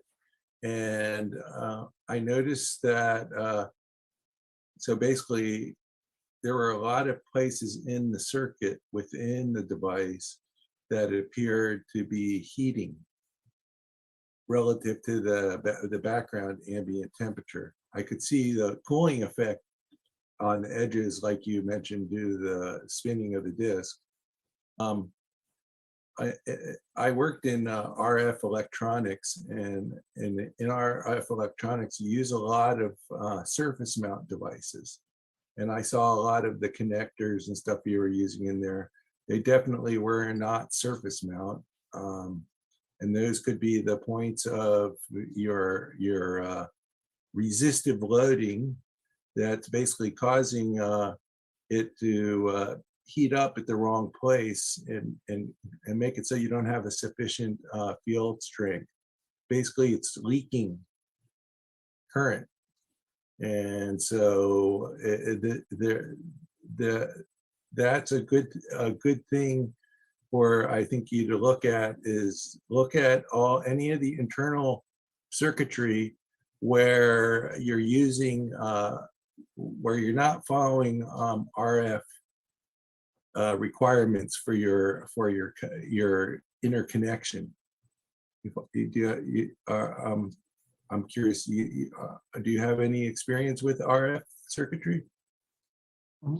Yep, all these circuits were designed and built by Alexey Chekurkov, and I think he chose them mostly because of the availability of them. There are some older electronics, but they're more heavy duty and they lasted over the years. So he's selected the simpler circuits to power the flyback transformer for old TVs and for the switching transistor for the Tesla coil, and also for most of those transistors he's using are at very high frequency, and that's why they're heating up, and he just solves that by putting onto a heat sink. So even if it was surface mount, it would. I'm a little confused. What I'm talking about is the actual Graviflyer device. You were showing imaging, IR imaging of that, and I could see heat loading in some of the imaging. Specifically, it looked like it was in the ultrasonic cone that you had on the top there. It looked like there was something heating up in there. Why would that be the case if it wasn't due to basically a non-ohmic connection, is what I'm concerned about. Okay. Yeah, the motors he's using are 12-volt brushed motors, like for fan cooling, and he's spinning them pretty fast, and they're designed to have a load on them. So he screwed on the plates, which have a charge, and there's a bit of backwards torques on that. So that's what's causing the motors to overheat. I believe that's most of the heat on the Graviflyer from what you're seeing. It might be some from the piezoelectric device that's resonating at a very high frequency and then therefore heating up. But I believe most of the heat you saw was from the motors that are overheating. From the motor. And why was it look like it wasn't, it was offset to one side. It wasn't like central. It wasn't like in the middle. That's what, So basically, it needs to be symmetric. That heat should look like it's in a symmetric ring, not off to one side. That's what was of I felt concerned about that, because that could be that could be due to a bad connection, is what I'm saying. Okay. Yeah, it might have to do with how the thermal camera works. So it's also using the camera from my phone, which is slightly offset, to compare it with the thermal camera that's connected to the bottom. And maybe when those two images are overlaid, it looks a little offset, but it should be more symmetrical than it actually is in the video. Okay, thank you. These are just some observations. Trying to, Michael, thank you as well.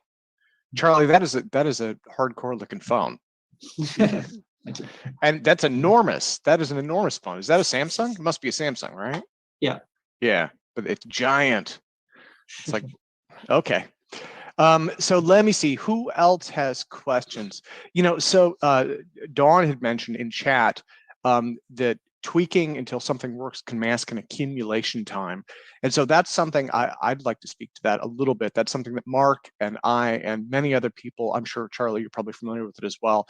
One of the things that we've all seen reports of are what are called nonlinear effects, right? Where they scale, and they tend to scale exponentially, and below a certain threshold, you see absolutely nothing. And then once it gets above that, then it can become, quite pronounced. So that would be to his comment. And then let me see. Oh, Tim, that's a very accurate statement you made, that Dean made, and you made it better with your analysis, even better. Oh, well, thank you. And the person that I got that from was laser physicist John Daring, who studied this stuff for many, many years. He worked with Dr. James Coram, and James Coram he retranslated Einstein's unified field theory. He did the 21 and 27 versions. They also worked with the guy who wrote the book, not William Moore, it was William Moore, and he worked with Charles Berlitz. They worked with the guy who wrote the book on the Philadelphia experiment. And so they tried to reverse engineer a ton of little projects, and they were also aware of several others. And one of the things that Daring told me again and again and again was, he said, all of these effects are nonlinear in nature. You won't see anything until it starts to happen. And then once it happens, it starts to scale very rapidly. So. Thank you. Well, guys, you know what? We have more questions. Okay, good. We're running ahead of schedule. Let me go to Michael next. Sir? Hi there. So I agree actually with Michael Boyd about the EMF meter. There's a whole bunch of RF equipment. It's like a probe. You just move it around in space. You don't. The thing with oscilloscopes is you're going to get a ton of parasitic capacitance on the probes when you're working with RF frequencies. I mean, if you're working down in the kilohertz, it's not going to matter too much. But if you're using anything megahertz or even gigahertz, you're going to want an EMF meter. I also recommend a software-defined radio, SDR. There's tons of them on the web, and that will give you the whole EMF spectrum that thing's putting out in the megahertz and gigahertz range, and kilohertz depending on which one you buy. So very broadband thing that you can scan through all the frequencies that are coming off the thing. It's very useful for RF stuff. And let's see. The nonlinearities, it's not just like a buildup or whatever of some effect. You can have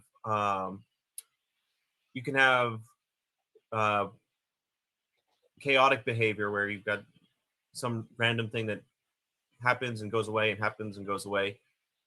You can have all sorts of things with nonlinearities. It's not just like build up over an extended period of time. And well, I mean, we should expect there's a nonlinearity of some kind, or at least a way to create entanglement based on what Sarfati was saying the other time. Those nonlinearities, you basically need variable capacitance and variable inductance. And really, yeah, I mean, I can see how the piezo gets you variable capacitance a little bit, but I don't see anything where that's changing the inductance. You might want to, you could try like using spessartine garnet or something, which is slightly paramagnetic, or you could use pure gadolinium, something that's paramagnetic that won't have a loss tangent. Gadolinium oxides. Yeah, point being though,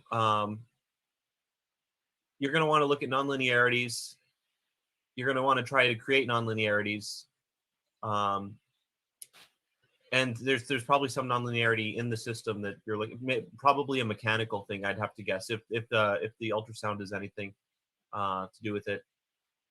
But beyond that, you're going to want to get yourself the NMR spectrum of aluminum and steel and all these things, and the EPR spectrum if you can find it, because then you'll be able to see the frequencies where you've got a nuclear and like an NMR or EPR response in the aluminum, and that can help with NMR entanglement at room temperature with macroscopic objects. So that's a way to create entangled states that might participate in the effect, if it's gravitational. If it's something else, I don't know, but the piezo doesn't seem to provide enough power to produce that amount of lift if it's just like air or pressure waves or something. And I don't see how the spinning magnets do anything just based off of that. But yeah, I mean, just some ideas of where to go, what to look at, what to think about on the theory side, and that'll hopefully help you direct the experiments a little bit. Yep, thank you. Yeah, I'm going to stick with Alex Chekurkov's design for now, but I have a few ideas of how to improve and test different designs. Yeah, I using mean, different metals. at least get the NMR and EPR stuff. That'll give you some idea of where to look in terms of frequencies to operate stuff at. Yeah, definitely check the fields around it. Yeah, using those different meters. Yeah, thank you. So let me go to Tyler next. Tyler, go for it, sir. Hey there. I apologize, my camera's inoperable at the moment, but my question is, as far as the mechanical operation of the system, how important is the balance of the rotating mass as far as excess harmonics that could affect other parts of the system? Okay, good question. I've noticed from Alex Chekurkov's design, he hand cut the plates and they're not well balanced. So there's a bit of vibration caused by that. And I'm not sure if that vibration is needed to create the lift, but I've seen people use laser cut and it's much smoother when CNC or laser cut materials are used.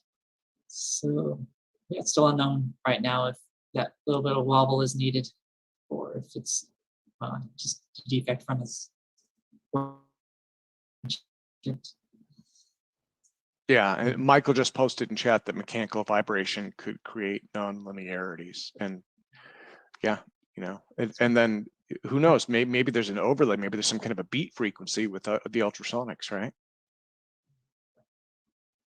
So, okay. Well, let me see who wants to go next. Does anyone else? Ah, there's Nils. Nils, go for it, sir.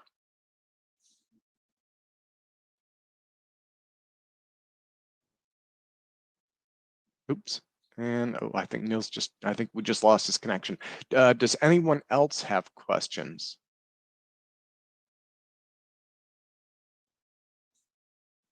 Ah, there's Theo. Theo, go for it, sir. Yes, maybe this, I hope you can listen to me. Just one observation. In one of the videos, I saw the device floating in the air. There was no vibration. It was kind of static, which was very weird. You know, when you have a helicopter or an airplane, somewhere in the air, there is some moving. But that thing, when it was testing that there are no cables around it, that device was like stuck. It was not moving. So that was for me kind of very strange. It could be an anti-gravity effect because it's another space-time continuum. But if you really look at the video, it's really like, yeah, not vibrating as you see it on the floor. So maybe that gives some thoughts. Thank you. Oh, yeah, good point. Yeah, I'm not sure what happens when it lifts up, but it looks like it is more stable. It might be similar to like a electromagnetic lift, like a maglev trains. They're very stable. And seem It to be looks locked. like locked. You know, when you there is this magnetron, this little thing that you can spin, and then it has a magnetic field against the opposite magnetic field, and it levitates. The levitron, I think it's called the levitron. And when that thing is moving, you can see it spinning a little bit like unstable. But this thing is just there, sticking in the air. That's amazing. You know, Theo, that's an interesting comment. That reminds me of the lifters. The lifters were the same way. Right. They had kind of their own inertial. It just yeah.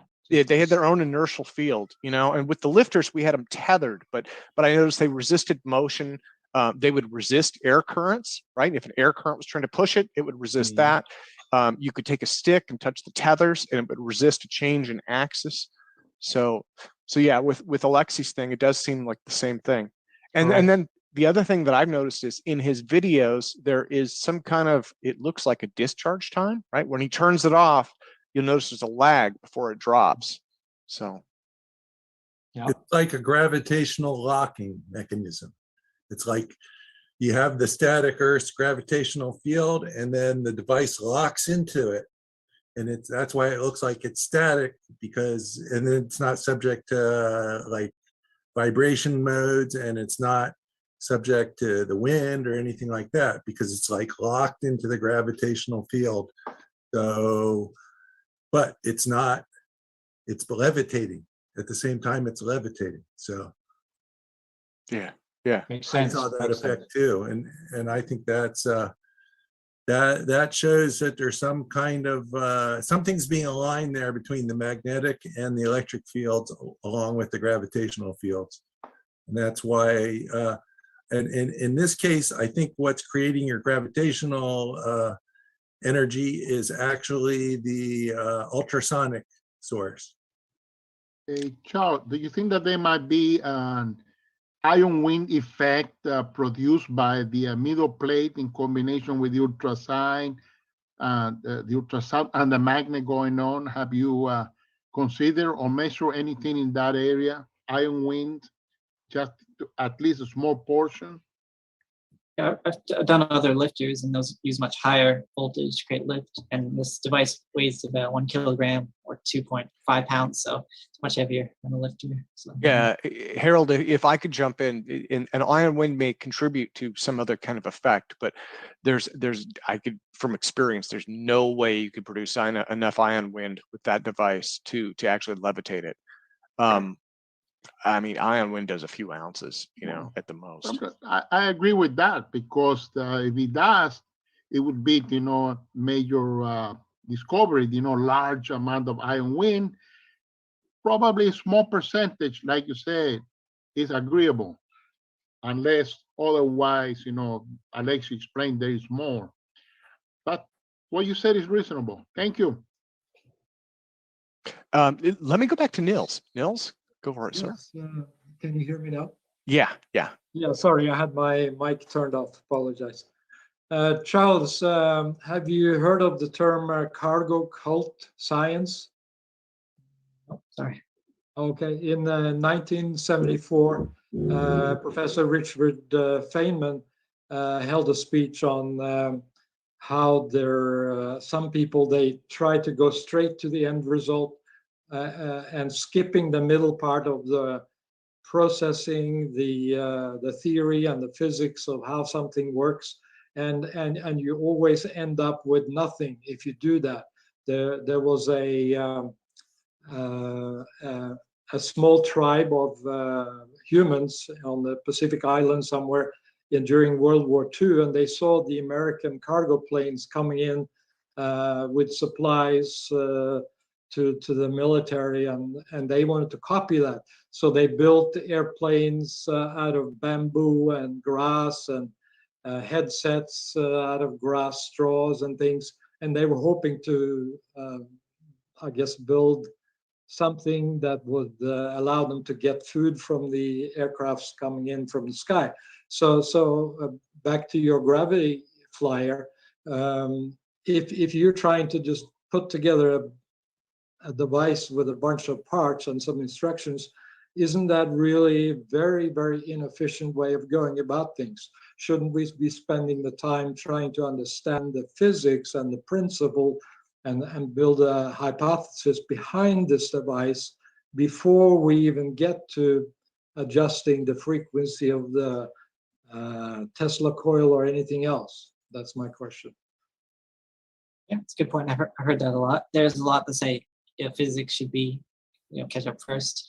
Even my dean of engineering said it was up to the physicists to first come up with theory before experimenting with it. But I said we've already got a working device, so let's test that and then measure it and then come up with a theory to explain it. But there's several cases where first discoveries have been made and then theory comes later. Even like the heavier than air flight of the Wright brothers flyer, the Wright flyer, was something that theory, was on the fence of if it's possible or not, and there wasn't much to explain it. There's a few aerodynamic theories observed from water tests before that, but in this case, I believe there's first the device will come first, and then theory will later explain it. But there might be some theories already out there that do explain it will fit. Right, right. Yeah, no, I agree totally with that. But there's so many moving parts in this device. You got the ultrasound, you got the magnetics, you got the high voltage. Shouldn't we just focus on one part and then see if there's some effect that we can measure and produce a hypothesis around that? If there are some groups that are doing that. Todd Oh, really? Desiata is an example. Do you have some links to any of those groups? Sure. Subscribe to their channel. Yeah, I've been doing some work on this electrogravity for years, and I think the effect we're seeing here is a B cross B field effect. It's a divergent field, but I'd like to see what your contacts are saying about the physics of the principle behind it. Yeah, I believe those theories, warp drive tech is the one I'm talking about. I'll put that in the Yeah, and that's Zoom. Todd's, right? I think that's Todd's. Correct. Yeah, he's doing the approach of bottom up, where he's testing each part individually to see if that's what's creating the lift, and more the top down approach where I bought the kit and I'm testing the full setup. Let's so if it's okay, let me go to Mark Sokol next. Who's been, oh, it's Aiden. Okay, Yeah, sorry, Mark, Aiden. It's fine. Mark's disappeared from the lab but the backtracking a couple minutes ago, we were talking about the ion lifters and the stability. That brings to mind the 1952 Kingman, Arizona UFO case, where like a vehicle came down and it had they sent out a recovery crew, but it was still powered, and they were having they were trying to pick it up and then tilt it and put it on a trailer bed. But as they were trying to tilt it, the vehicle resisted, and the crane ended up pulling itself up off the ground.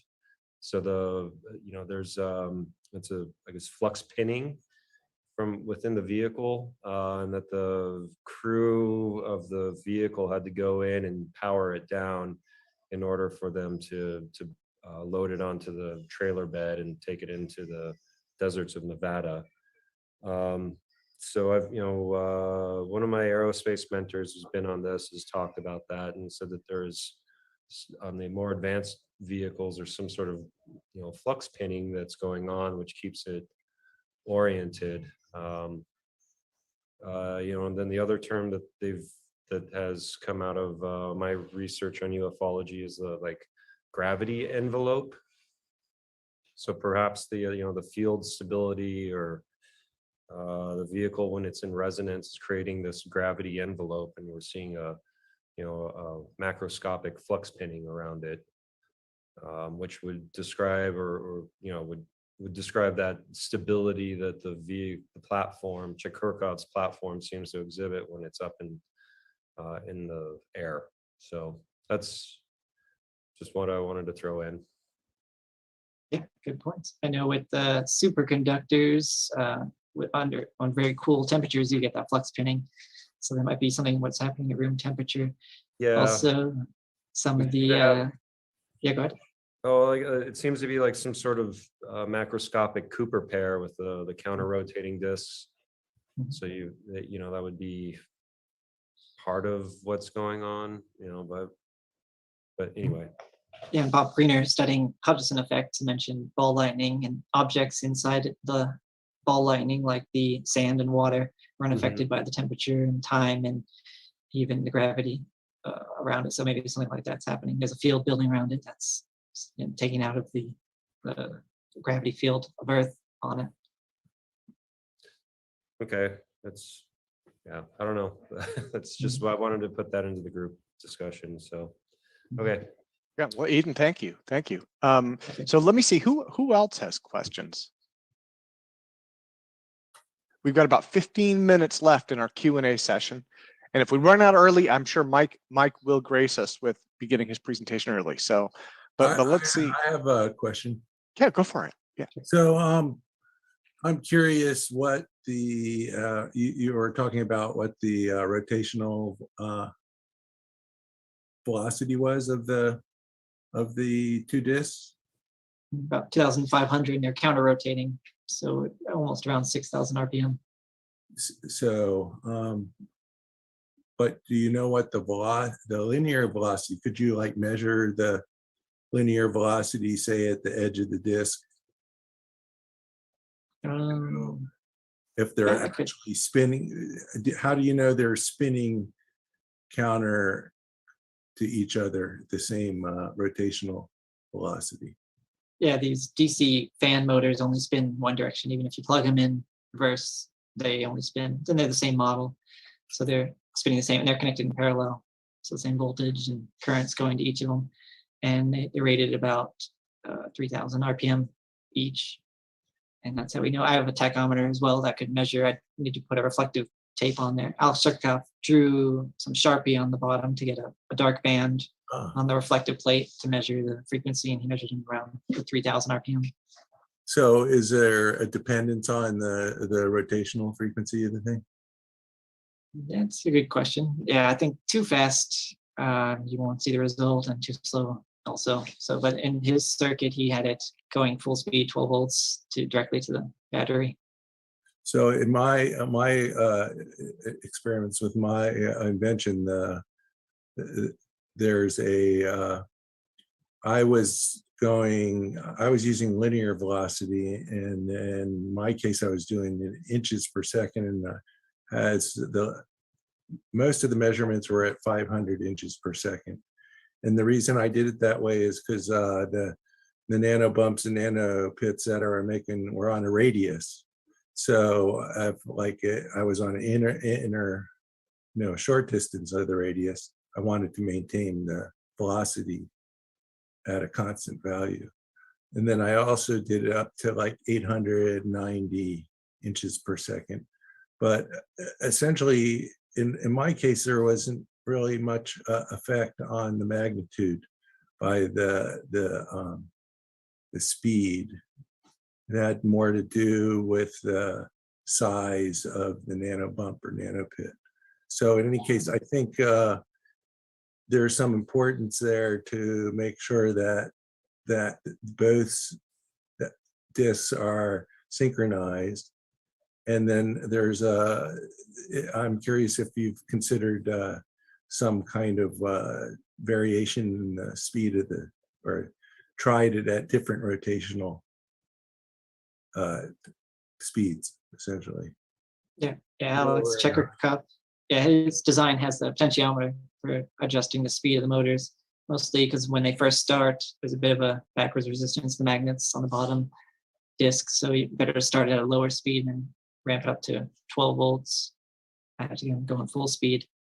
But I believe you're right that the size of the disc matter. That's why I went into detail of what the kit size was, which about 8.5 inches. So now people could reproduce it better. And I think at smaller scale, there'd be a lot less charge on the plates versus the larger size discs now. But the weight would be less, right? Right. So there might be a sweet spot for that, too, So, okay, well, that's thanks again. I appreciate you feedback. I hear some background noise now. Little one waking up. Yeah. Yeah. Well, let me see who has questions next. We have about 10 minutes left, and again, if we don't have any, we could probably go to Mike early. Oh, there's Nils. Nils has another one. Okay, go for it, sir. Just a very quick question, Charles. Where are you going to put the links you mentioned about the YouTube playlist and your contacts to the guys doing research on the physics on the principle? I have the links in the chat here, but I could also share it. Maybe I missed something. Did you post it in the chat to everybody or? APEC 2 on Zoom. On yeah. It's got a big file. Maybe it's still downloading. Oh, maybe that's it. Yeah, I'm not seeing the links either. So. No, I'm not seeing it. So okay. I could open it and just copy the link page into the chat. So Tim, should I just wait then for the link to appear? Yeah. I think he's still working on it.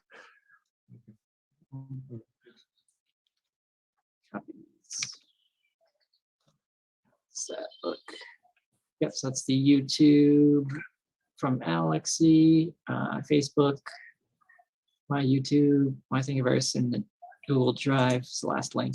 Probably what interests people the most. It has more detailed pictures and parts list and video of me getting the kit at first. Wonderful. Okay. So let me see, other than the links, and I know he's working on those, does anyone else have questions? I do. I have a question. Hey, Lulu. Hi, everyone. How's everyone? Happy New Year's. I have a question. Your meter, like your the one that's Michael's telling you to download the app, and so you can run the program, so you can see the frequency, you know, the oscillation of the frequency, right? Well, when you're downloading the app, aren't you somehow like connecting to the outside world, which is the net, like, you know, the internet, the world? And if anybody has any counter program, you're just like giving off information that, hey, you know, I'm working on this, and now I'm you know, downloaded the app, and it gives them a trigger. So it can't be connected to the internet. It's got to be connected to its own computer. If you really, you know, something that's not connected to, you know, anything else, you know, so you get real readings. Otherwise, it's gonna, you don't know if the readings manipulated by the app or by the internet connection or the Wi-Fi band or by, I mean, there's so many different variables once you know, plug into the, you know, the world. So, you know, you have to have it in your own system first, and then compare it with the outside systems. The outside systems, all these little gadgets that you need, you know, to connect to some outside server to, you know, to have it work. I mean, you don't have the server, you don't have the control, you know, like it's just giving it into somebody else's hand, you know, everything. You know, you've worked very hard for, and, you know, for these big companies that, you know, have warehouses and warehouses on running these, you know, different modules and these different algorithms. You want to have your thing, don't do it that way yet. Do the older technology. Like, you know, they like the other day, I saw this on Facebook, like an oscillator, like $50 they're selling. It's like something built in, you know, maybe 1980s, maybe, I mean, just the ones that work on the, you need stuff like that first. And then, you know, you go to the modern day and you cross-reference. And, you know, these things also have a core, like an oscillation core. The older ones have the pure stuff in them. Here, now the newer days, it's just, you know, commercial, mass production. There's not any more, you know, extreme, it's just a machine that, you know, runs all of these. It's a block, you know, like there's no pockets, there's no variables. Old stuff work way better. You know, there is a human touch to them. It just, you know, keeps it more personalized. It keeps your invention yours, not everyone else's, you know. Anyway, but just start with your stuff first. Don't give it to the world yet. It's good. It's concerned. Thanks. I'm not sure about this model, but I think the signals recorded from this could be viewed offline. But I'll have to double check to see the app that'd be good to double check that it's offline to make sure nothing's changed before uploading it or checking with an app that's connected. Yep, thanks. Yeah. Well, thank you, Lulu. So let me see. We got about 5 minutes left. Do we have any more questions? And every time I ask this, we have one that pops back open. So, oh, there's Nils. Okay, see, go for it, sir. Okay, Charles, we're still not seeing the links in the chat. Can you just post your email so I can send you a message or something? Sure, it's shafec2@yahoo.com. You just type it. Can you type it? C2, yep. I know YouTube blocks other people from posting links. I'm not sure how Zoom does that without admin control. Maybe that's it. Yeah. I don't see it. You posted your email address? Maybe I've been sending it to. You know what? Let me find it because I have it written down. You know what it is? Yeah, I think I see what it is. It's not to everyone. Yeah, that was my worry. Okay. There it is. Okay. Let me post that again. I will put that in there as well. Yeah. Yeah. Oh, and now actually, Charlie, if you can post the links now that you've got it set. There we go. There you go. Okay. Perfect. Perfect. We're cooking along. That's what it was. Thanks, Charles. Okay. Okay, so I think we are just about there. We got about 4 minutes left. And let me see. Gordon Hughes raised his hand. Gordon?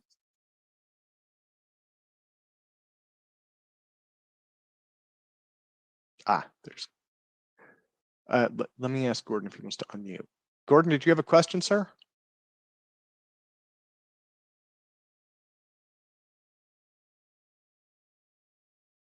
Okay, and it looks. There we go. Yeah, we're working.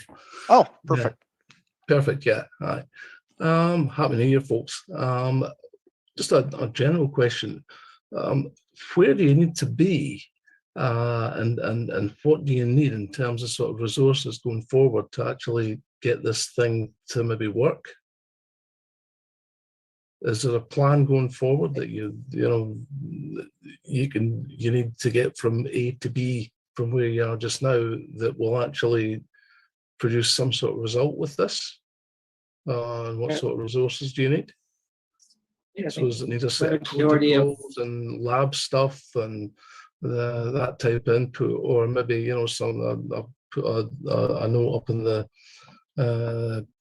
stuff earlier saying it might be useful to use some of the folks that are involved in this channel, like Mark or other people, and some of the expertise they could bring in from sort of lab side of things and doing sort of experimental work that might be able to not interfere with what you're doing, but maybe put some sort of add-on to what you're doing that could maybe produce a result. Because at the end of the day, that there seems to be something there with this. The question is, does it do what it claims to do? The only way you're going to be able to do that with that is probably with additional resources, not where you are now.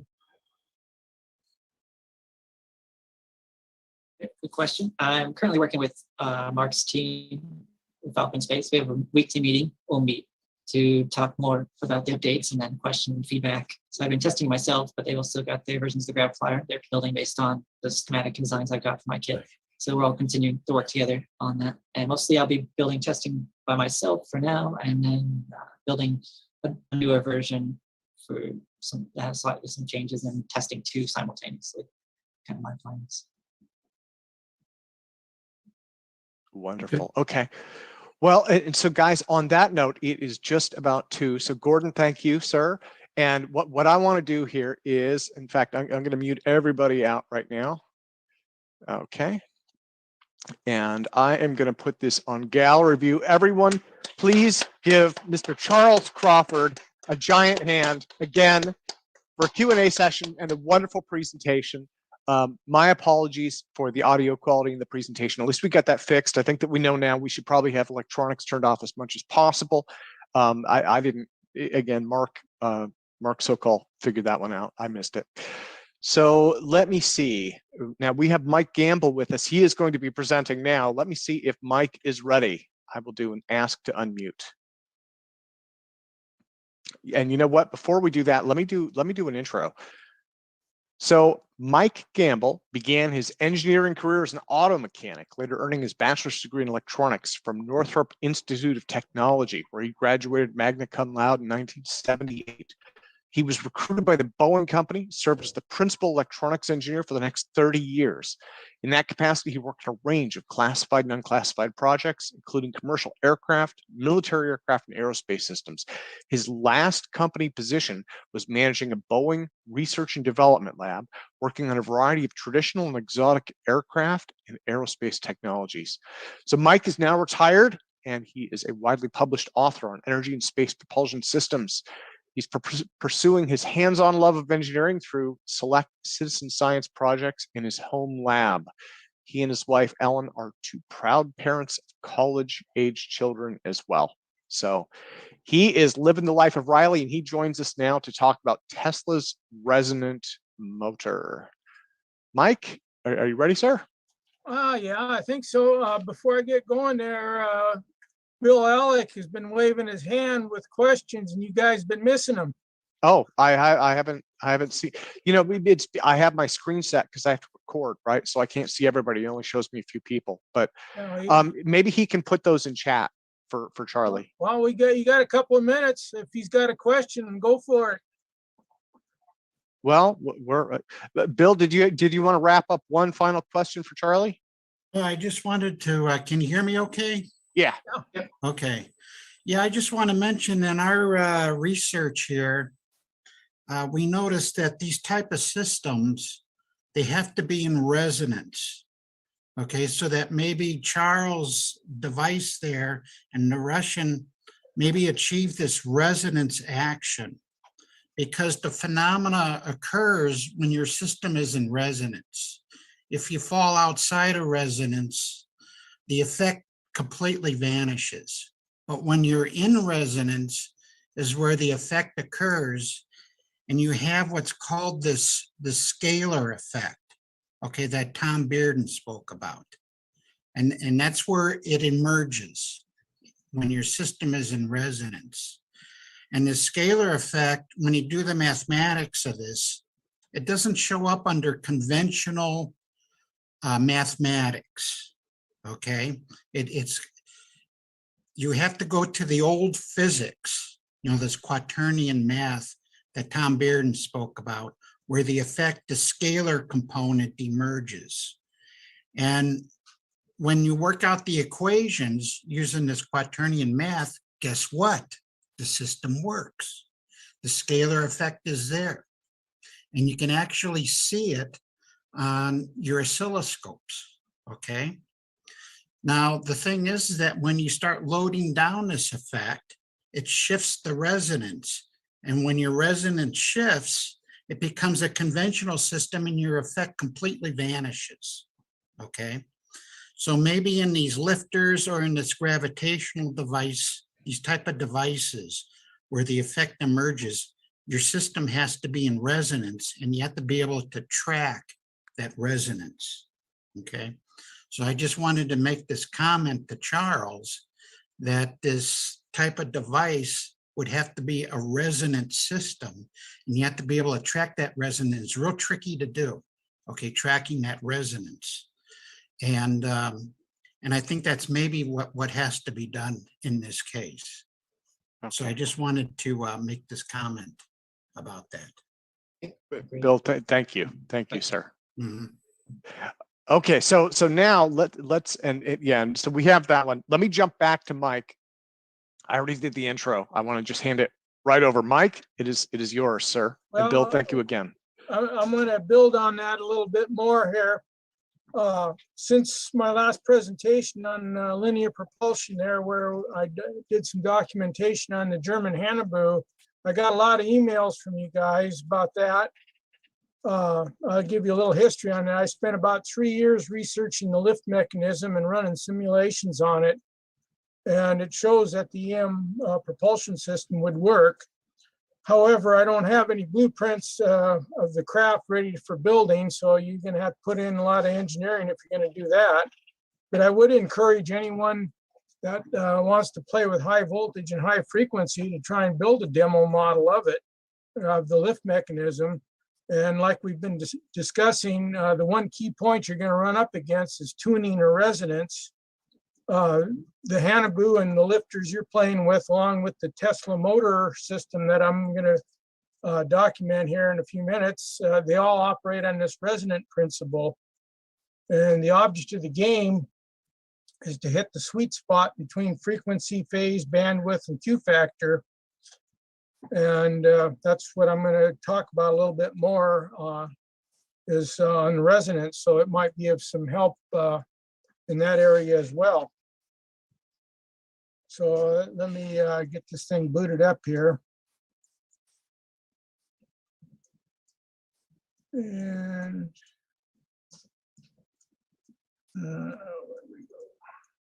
uh-oh, we lost it. Screen share. Where are we? There we go.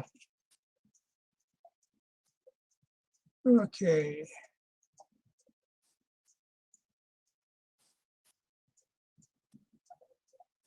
Slideshow from beginning. There.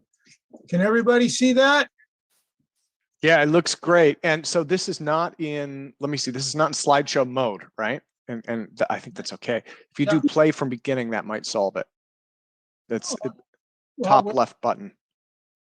You're breaking up, but okay. You want to go back to this one? Oh no, there should be a button. If you click play from beginning, yep. That's what I did. It's in slideshow mode, and right there is from the start. Do you have do you have multiple monitors, Mike? No, I only got one. Oh, okay. That doesn't come through. Okay. Well, yeah. No, I'd say let's do it. Let's do it. Yeah, I think it works like this. So there we go.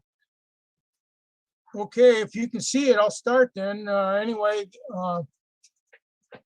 this is on my research. After I retired from Boeing, I started doing research on the Tesla's fabled electric car, and I entitled it Batteries Not Included.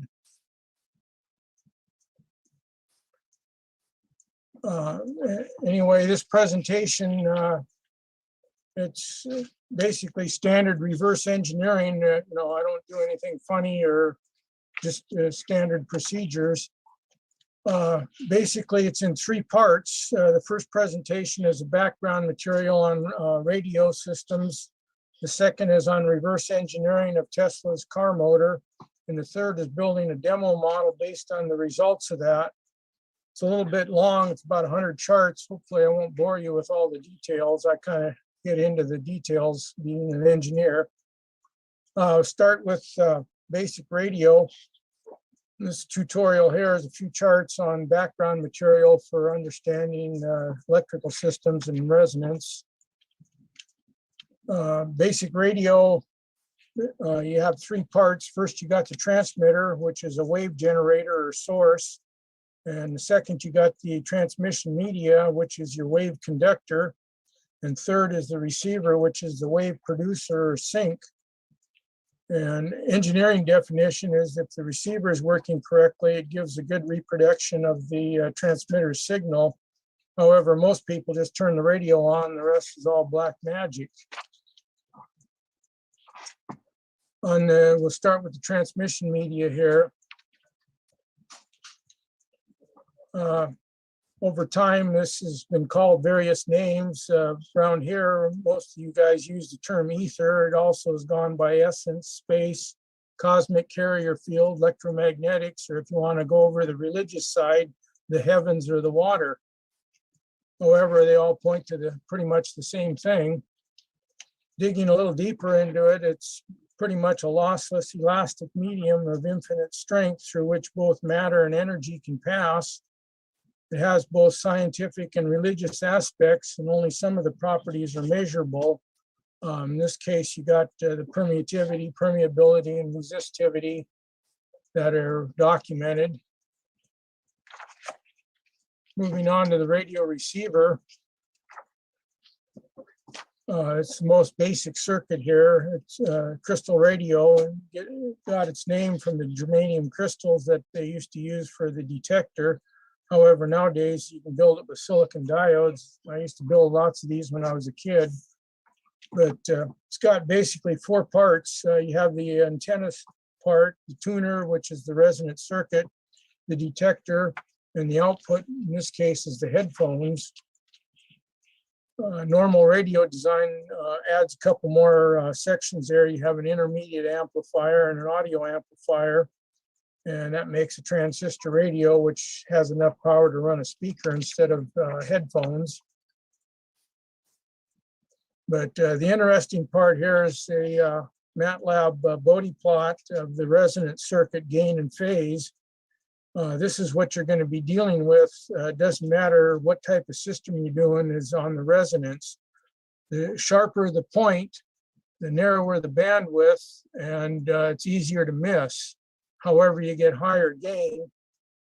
And the other system is your phase crossovers occur right at the maximum for both the voltage and the current. And that is a very tight resonant point. I'm going to show you a few other charts where it's a little more sloppy. This particular one is the center of the AM radio band. And the inductor is 4 microhenries, and the capacitor is 6.3 nanofarads. Input current is 100 microamps, and the resonant voltage is 40 millivolts, and the resonant current is 2 milliamps. So the Q factor is the resonant current divided by the input current. So this system has a gain of about 20, which is a very high Q system. Getting back to Tesla's work there now, he didn't go in that direction. Basically, he only used the tuner and the antenna. He gets rid of the detector and the output stages and swaps out an inductor with an electric motor rather than a fixed inductor. And then he reduced the operating frequency down to, from radios with about megahertz down to power frequency, which is 60 hertz. And then he increased the power levels from milliwatts to kilowatts. And this chart shows his basic resonant patent way back in 1901. And the first cut shows the motor and the capacitor. It's similar. However, there's some differences. In the patent, he uses the old terminology condenser rather than capacitor. He uses mica for the high stable dielectric. Polypropylene works much better nowadays. And we may need a transformer for impedance matching in the middle of it. That's to be determined yet. And he used a mechanical device to do the chopping of the circuit. He called it an interrupter or switch. I'd use a PWM chopper circuit, which is all electronic, does the same thing. And in the next process, we'll take a look at resonant tank circuits on basically how they work for resonance. This is electrical schematics. You have an inductor which has a series resistance, and it's shunted by a capacitor. Now the input current just goes straight through the inductor, and that starts the resonant system. The resonant current only goes back and forth in this loop. So you have to have a little bit of input current to start the resonance. Now the resonance is the main current. The Q factor determines the ratio between the two. So you want a small input current and a very large resonant current to make the system work. The math equations are over here. You have the resonant voltage divided by the capacitor impedance equals the current. And in the inductor, the difference between the input current and the resonant current divided by the impedance of the inductor. And then I use S-plane for the Bodhi plots and all that, which is equal to the omega frequency, which is 2 times pi times frequency. And from that, you get the 2 equations. And then Next chart. Where'd we go? Yeah, there it is. You can. So Mike, I'm sorry for interrupting. You're still stuck on the slideshow. You maybe did you share a window? Maybe you shared the wrong window. It looks like it's still stuck on slide number 1. Uh-oh, I wish you would have told me that sooner. Hang on. I'm sorry, sir. I didn't get, somebody mentioned it in chat. There we go. Okay, well, Now we'll go down the list this way then. If it looks like we're not working on the slideshow mode. Okay, that's the problem. Yeah. Okay, let me see if I can make this a little bit bigger. And we'll just go.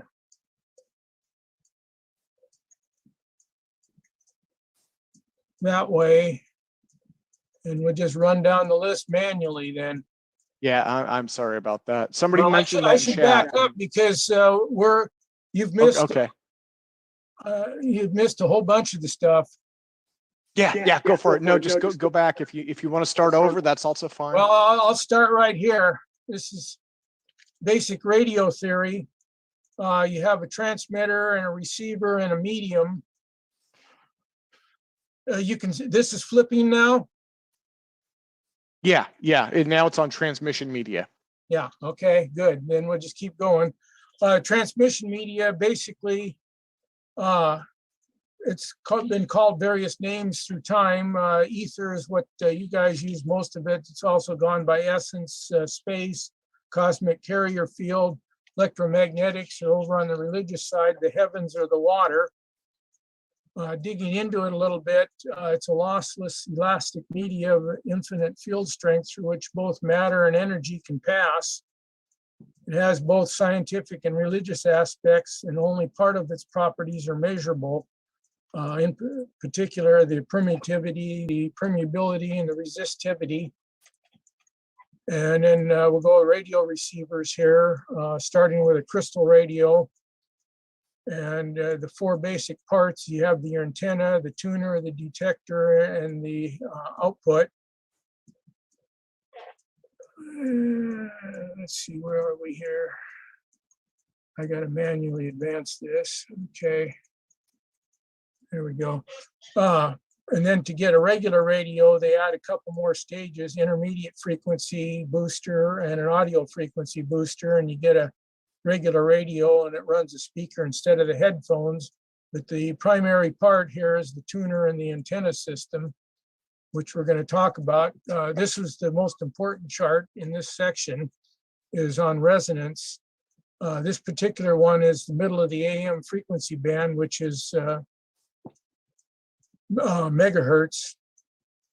And the points I want to show is when you have a very tight Q, in this case it runs at 20, the phase shift for both the voltage and the current all line up at the maximum points. The red is the voltage, the black is the, or I got it backwards, the black is the voltage, the red is the current, but they all line up and the phase shift is there.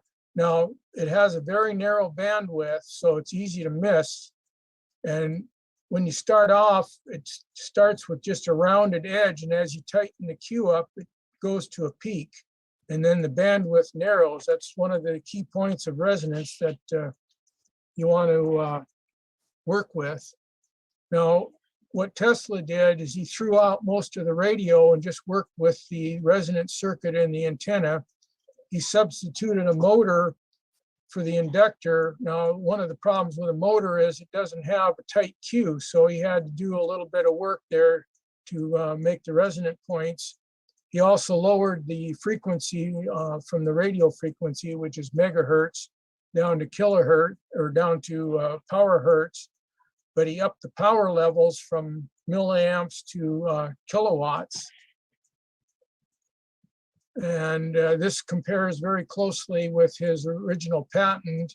However, the nomenclature that he used for here, he used what's called an interrupter, which was a rotary mechanical switch. He used condensers with mica dielectric. Polypropylene works much better nowadays. And then we're going to start the tank circuit. This is about where we had the problems here. On a resonant tank circuit, you have a input current that flows through the system, just through the inductor. That initiates a resonant current that goes between the capacitor and the inductor, and it just bounces back and forth where the other one goes through. So you need a small input current to go through the resonant circuit to start it. And then from there, the resonance takes place. So you want a small input current and a very large resonant current. These are the two design equations, one for the capacitor and one for the inductor. Only the resonant current flows through the capacitor, but the input current and the resonant current both flow through the inductor. And then I think this is where it dropped out on me. So, okay, you have two equations here, resonant current, resonant voltage, all off the input current. So you have the inductor and the capacitor equations there for the design. And then when you start plugging in the numbers for MATLAB, starting with 4 amps input current, 7 amps, 10 amps, 12 amps, holding at 60 hertz. Your resonant voltage, you get 21 kilovolts, 12, 8, 7, and 6. Now, the two that are highlighted are your power line frequency, 12.47 or 43 kilovolts or 7.25.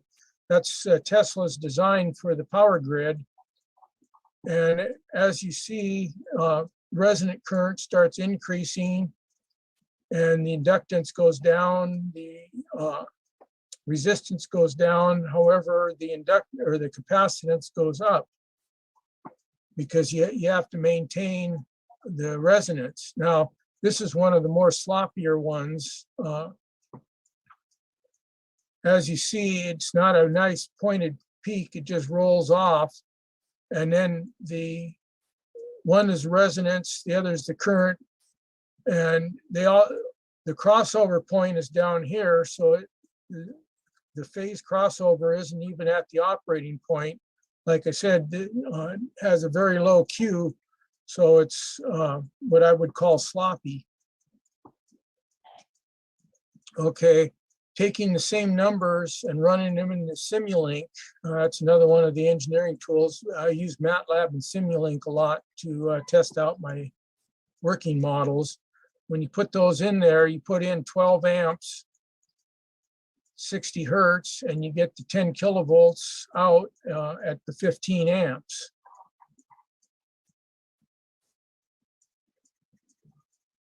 And then going along with that, you have to have high voltage capacitors to work with it, all the way from 20 kilovolts to 60 kilovolts. As your input current goes down, you have to make the resonance work harder, and the voltage goes up. Okay, conclusions from the tank circuit. The small input currents will generate very large resonant voltages, but not very much resonant current. The voltage is higher than the current gain by about a factor of 100.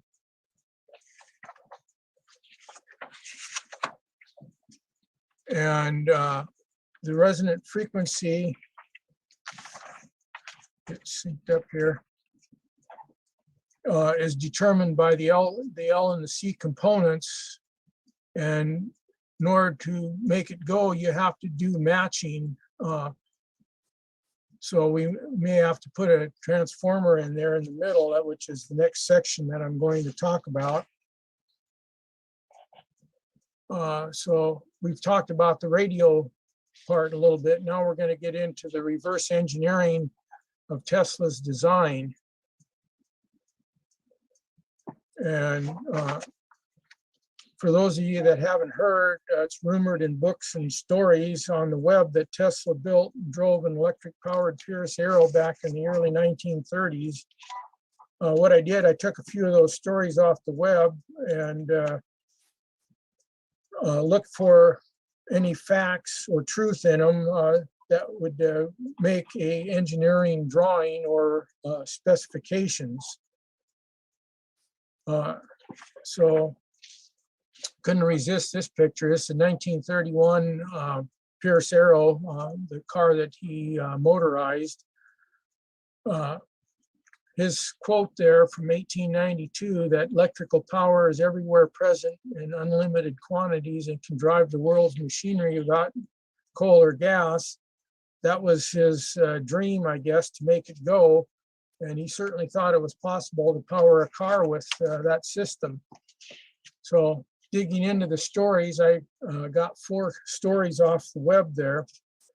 And you're probably going to get tired of hearing it, but we'll start with, it says in the summer 1931 there, Tesla got alternating current, holder of the patents, and his nephew, they went to Buffalo and installed an electric motor, 80 horse and a Pierce Arrow.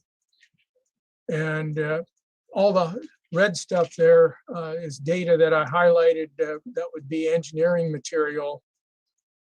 And so they had a black box, 24 inches by 12 by 6, and had a 1.8 meter antenna, a couple of metal rods, and a dozen vacuum tubes in it that he used. And it ran a motor 40 inches long, 30 inches diameter. And the story goes that Tesla inserted the metal rods and announced we have power, and then proceeded to drive the car.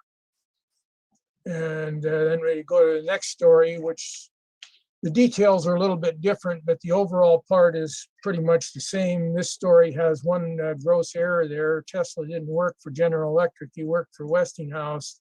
Him and Edison didn't get along. But anyway, it says he took out the gasoline engine and put in an 80 horse alternating current motor, no external power supply. At the local radio shop, he picked up a bunch of electronic stuff and put it in a box, 24 by 12 by 6, and fired it up, and they went driving around. And then we go to another story here. Each one has a little bit of different details on. This particular story here mentions that it's got special tubes and that he had to use the 12-volt battery in the car and electric starter because it wasn't a self-starting motor. And we'll just skip to the last one here. This one mentions the 240-volt motor operation and gives the dimensions in metric. You probably get tired of the story, so we'll dig into the details.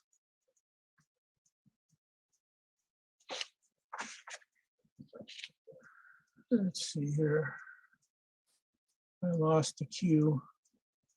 Went too far. Let's see, 31. I'm down at 40 here. Let's back up. There we go. Okay, so taking the highlighted data from those 4 stories and trying to piece together some engineering specifications from them, this is what I come up with. 80 horsepower AC induction motor. That translates to about 59.7 kilowatts or 74.6 VARs. 1800 RPM at 60 hertz is a 4-pole motor. It says it was fan cooled, external sealed housing, and it only had 2 leads coming out of it, so that'd be single phase. What it doesn't say or didn't come out is it's either high voltage or high current for those heavy wires. It did say it wasn't self-starting, so he only had the run coil, which is what he resonated. Problem is, if he had the start coil, the minute the start coil would kick in, it'd throw it out of resonance, so it wouldn't run anyway. One of the big unknowns is the power factor on the motor. Now, going to more modern data, power factor varies from about 0.75 to 0.8, so I picked the middle of the road, about 0.8. If he's running at 240 volts, he's going to be pulling 310 amps, which is pretty thirsty. If that voltage went up to 480, he'd be down to half of that, about 155 amps. Now, the dimensions of the motor as listed was 1 meter or about 40 inches and 65 centimeters or 25.5 inches in diameter. Plugging these into the electric motor equations, To get the running resistance, you get the voltage times the power factor divided by the current. You get 0.6178 ohms. Inductance is a little bit different. You get the voltage times the sine of the angle divided by the omega frequency divided by the amps. You get 1,229 millihenries. Horsepower comes out to be volts times amps times power factor divided by 746, which is 79.9, and RPM at 60 hertz, and 2 pole pairs is 1,800. And when you put all this together, you get the running impedance of the motor for both 240 and 480 comes out to be 0.771 ohms, or when you go to 480, it's 3.096 ohms. And then the next chart is on pole pairs and 60 hertz operation. Now I highlighted 60, assuming that's what he was running at. However, you could run at 90, 120, or 180 hertz by changing the number of pole pairs in the engine. Now for comparison, the closest I could find was this motor. The problem is nobody builds single phase motors greater than 15 horsepower anymore. So that 80 horse would be a orphan. Standard electric motor sizing nowadays goes in 50, 75, and 100 horsepower ranges. So the closest one is this 75 horsepower, 3-phase, 1800 RPM fan-cooled ball door motor. And the nameplate says power factor is 0.87, it's 3-phase, runs at 230 at 169 amps and 460 at 84.9 amps, which of course is much lower current than single phase. However, it gets you on weight. The weight is 907 pounds, which is about twice the weight of a gas engine. Looking at the mechanical specifications, it's 27.6 inches long and 19.1 inches in diameter. Comparing that to Tesla's motor of 40 inches and 25 diameter. The diameter is close, but it's about a foot shorter. So the differences on that might be older technology, or you might have included the transformer down in the motor housing. We're left with 3 unknowns here, which is the input frequency, the operating frequency, and the power factor.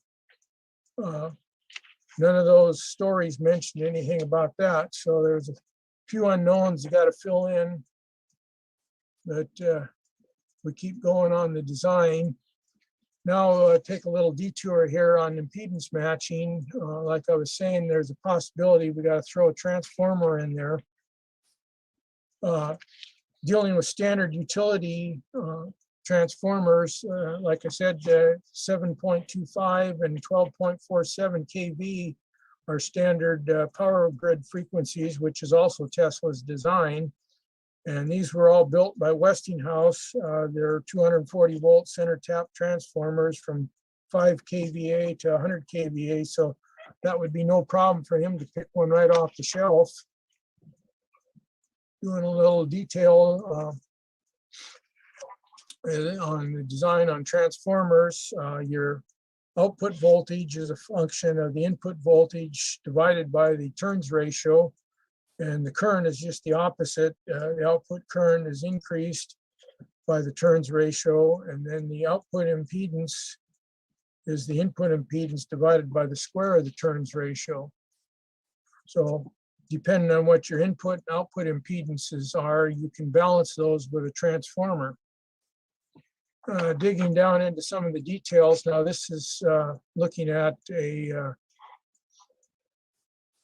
from the low power side, the 725, 310 amps on the output and 10 amps on the input at 240. Calculations show 2975. The brand name or selling point is 30 to 1. And for 480, it's 15 to 1. And the calculations come out pretty close to that. And then doing the comparison between the numbers here, if you calculate the number 7.25 kilovolts, 30 ratio, it's 238, which is close enough to 240 to run. For the current, 313, 311. Now it misses it a little bit on the impedance. This comes out at 0.98, and the other one is 0.77. Now, as you raise the voltage up to 480, it gets a little closer. The voltage comes closer, the current comes closer, and the impedance comes much closer. So either one of them is close enough to run, so the system would still work. Now, loading this up into MATLAB and running a Bode plot on it, as you see, it's not a very tight queue. It's very wide bandwidth, and it doesn't line up very good. The main points is the difference is the maximum here, the maximum there, the crossover points there. However, it does maintain 90 degrees phase shift, so you are at resonating point. That's one of the key points, is you have to have 90 degrees phase shift to get a standing wave. And then I dump it over into Simulink and check it out there using the same component values. So you put in the 10.25 kilovolts on the resonant voltage, and you get the 377 volts out. That's 30-to-1 reduction on the transformer. And then same thing with the current, 15 amps in, and you get 440 amps out. And then we do it one more time. We'll just go through these kind of quick. This is at the higher voltage level, the 1247. Same thing, only this one is 51-to-1 and 26-to-1, and the calculations are close enough that it's not going to be a problem. Doing the Bode plot on here, it comes out a little bit closer. You see the curve is a little tighter, the bandwidth is closer, and the points are starting to line up a little bit better. This one is still way off from the maximum. So based on that information, going back to his original design, he required a impedance matching transformer in the system. So putting that in there, you now have an identical system to his basic design. The next step is to work on the controller. We have the motor and power system pretty much nailed down. Now we got to do a little reverse engineering on the motor controller based off those same stories. So we'll start digging into the details of that. Taking the data off the stories, it says Tesla built the box, so that would be custom design. It contained 12 tubes that he brought with him, curiously constructed ones, so that's definitely non-standard. It says 3 of them were 70L7s, so that's standard manufacturing. 2 removable or 3-inch removable rods, that would be iron ferrite. 1 6-foot antenna. Now here we get into a little problem. At 60 hertz, 6 feet is much, much less than a quarter wavelength. So there's going to be an impedance matching problem there. And it says it had 2 heavy duty leads. So if that was 240 power on the motor, you're going to be looking at impedance matching through 7.25K down to 10 amps. And dimensions of the box was 24 by 12 by 6. So the dimensions of that box are way too small to hold a 75 kVA step-down transformer. So it was probably located in the motor housing, which made the 2 heavy leads that went up to the box high voltage leads, not high current. So the next step is to do a block diagram on the controller based on what was in the story. So they had a speed pot, which was the accelerator, and that changed the phasing of the reference oscillator. And then you had 2 half-wave power drivers that alternated the resonant circuit. the blue is the high voltage and the red is the high current side. And then for running tubes, you have to have a B plus supply. So you have to jack up the 12 volts into 70 or 100 volts or so. And now comes the hard part, is trying to design this tube with vacuum tubes. So I had to dig out my 50-year-old college textbooks to see what I could come up with. So start with the power supply. Basically, it's a DC to DC converter that took 12 volts to 70 volts. And so to do this with tubes, you'd require one dual triode with a 12-volt heater for the multivibrator, center tap transformer, and a couple of rectifier tubes with either 6 or 12-volt heaters. So when you throw that together, this is sort of what it looks like.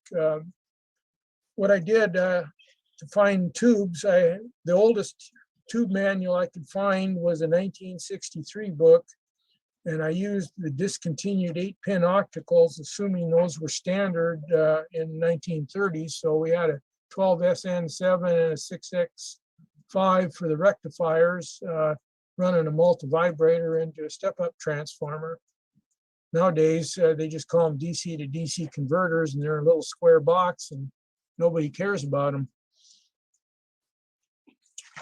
Next step is to do the reference oscillator, which is going to run at 60 hertz. So that's going to be a couple of triodes. That would be your 70L7s, heater power, 70 volts, about 100-volt output. Now the phase shifter, you're going to have to phase shift either one or both of the grids on the multivibrator to kick it off the resonant point. And that's controlled by another tube, which would take its signal from a potentiometer, which would be the gas pedal.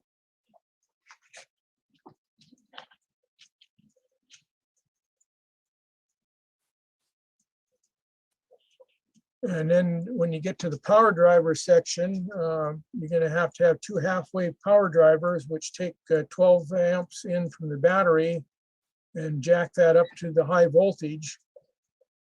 And so what it turns out is those 3-inch, quarter-inch diameter rods they were talking about with ferrite cores for the inductors, the spike inductors, which takes the 12 volts in and jacks it up to the kilovolt range. And the curiously constructed tubes that were mentioned there wind up to be Westinghouse ignitrons. And I was never able to find an exact spec. The closest I could get was a 1938 Westinghouse ignitron WL-654 rated at 480 volts and 12.5 amps. Going back that far, data sheets are pretty hard to come by. But putting it together, what it looks like, you have another multivibrator here with a little bit bigger tubes. And you have to generate about 100 volts to fire the ignitrons over here. And then you have 2 big spike inductors with ferrite cores. And what would happen is the system would start on 12 volts. And as it got going, you'd put in the cores, which would start jacking the voltage up. And the end result was you get about 7 kV at the back end. And then that goes into this step-down transformer into the motor. Now, little side issue here, the ignitrons, it's a gas-filled tube, works as a controlled rectifier from the 1930s. Westinghouse was the original manufacturer, and they had the trademark rights for ignitron. Now, Tesla would have had access to these tubes because they were from Westinghouse. They're the predecessors of modern-day SCR silicon-controlled rectifiers. Basically, they had the tube was sealed with a pool of mercury in the bottom, which was vaporized when struck by an arc from the igniter. In some of the pictures, you can see the puddle of mercury down in the bottom there. And they ran hot with a blue glow, and the bigger ones were actually even water cooled. And the EPA thinks mercury vapor and fluorescent lights is bad. They'd really love these tubes. conclusions, Tesla's resonant system would certainly run, composed of the antenna, the LC tuner, a transformer, and an AC motor. He didn't break any electrical rules. However, the controller probably gave him a lot of problems because the tube circuits are not stable, so they would tend to drift. So he'd have to keep rebalancing the system to keep it in resonance. However, three-phase system is far more efficient than single phase, and FETs are much more efficient than vacuum tubes.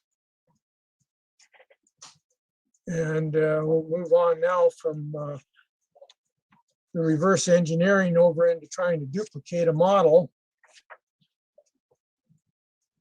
So next one, we'll start working on a model that uses the same basic principles. The first thing we do is we scale down his 80 horse motor to a 1/22 horsepower motor. For a demo model, this reduces the complexity, size, cost, and besides, 1931 Paris arrows are hard to come by, not to mention they're extremely expensive. So what we come up with is a little fractional horsepower AC shaded pole induction motor, and the second detail there shows the shading coils. Basically, they're short circuits, and that off balances the field, so it's self-starting. Digging into the specs on this little guy, it's 1/22 horsepower induction motor, so it's 33.3 watts or 56 bar, 3,000 RPM, so it's two pole at 60 hertz, fan cooled, enclosed, no. Two leads, so it's single phase, self-starting because of the shaded poles. However, it suffers from a low power factor because of the shaded pole starting system.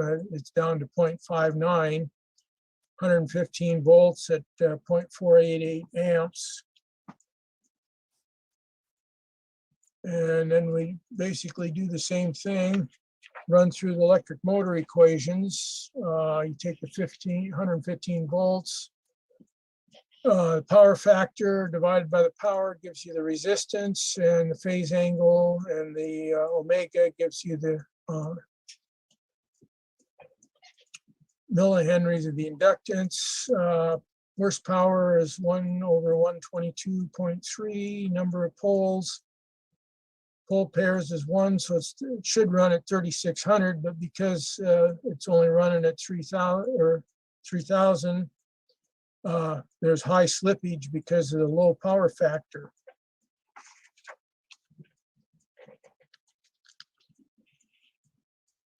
Okay, what we come up with is the motor run impedances. When you put all this together for 115 volts, it's 140.24 ohms. And then the imaginary ohms are 189.96. So when you combine that, you get 236.12 ohms is the load. And then we're going to talk about the Q factor. One measurement of the Q factor is the imaginary impedance over the real impedance. The other one is the resonant current over the input current. And when you run the numbers, you see it's fairly low. The Q factor is 1.335. And if you looked at those Bode plots, you'd see it's a very wide, shallow curve. It's not a nice, tight resonant point. Calculating the phase angle, you get a minus 53.7. Now, what you're shooting for is a Q of as high as you can get. Infinity would be preferred, which says that you hit a tangent of 90 degrees, which generates a standing wave. Now, that's theoretical. The closer you can get to the 90, the better off you are. If you get 89.5, you're probably doing pretty good in the real world. Now, when you plot this is the Bode plot of it, and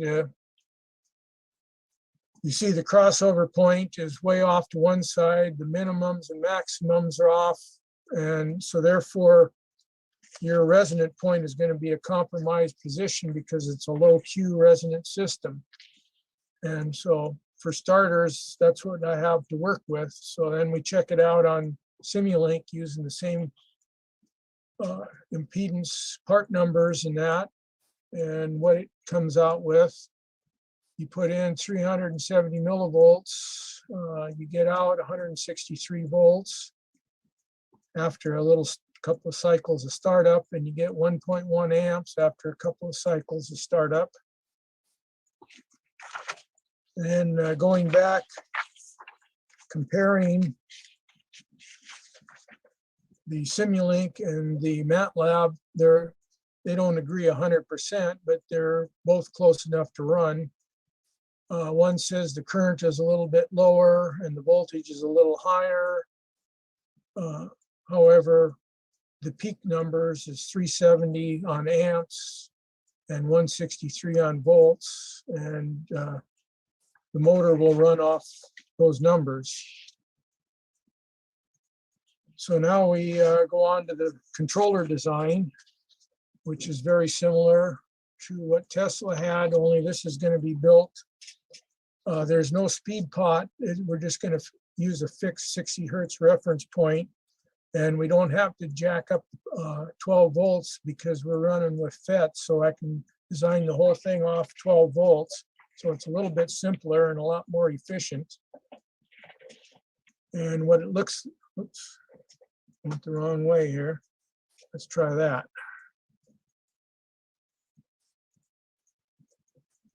Okay, this is the schematics of that. We bring in the 12 volts, do a little bit of power filtering. We run it down to an op-amp oscillator, runs into a FET driver, 2 power FETs that alternately fire through a transformer. You have your capacitor here, your resonant motor here, and your antenna system right there.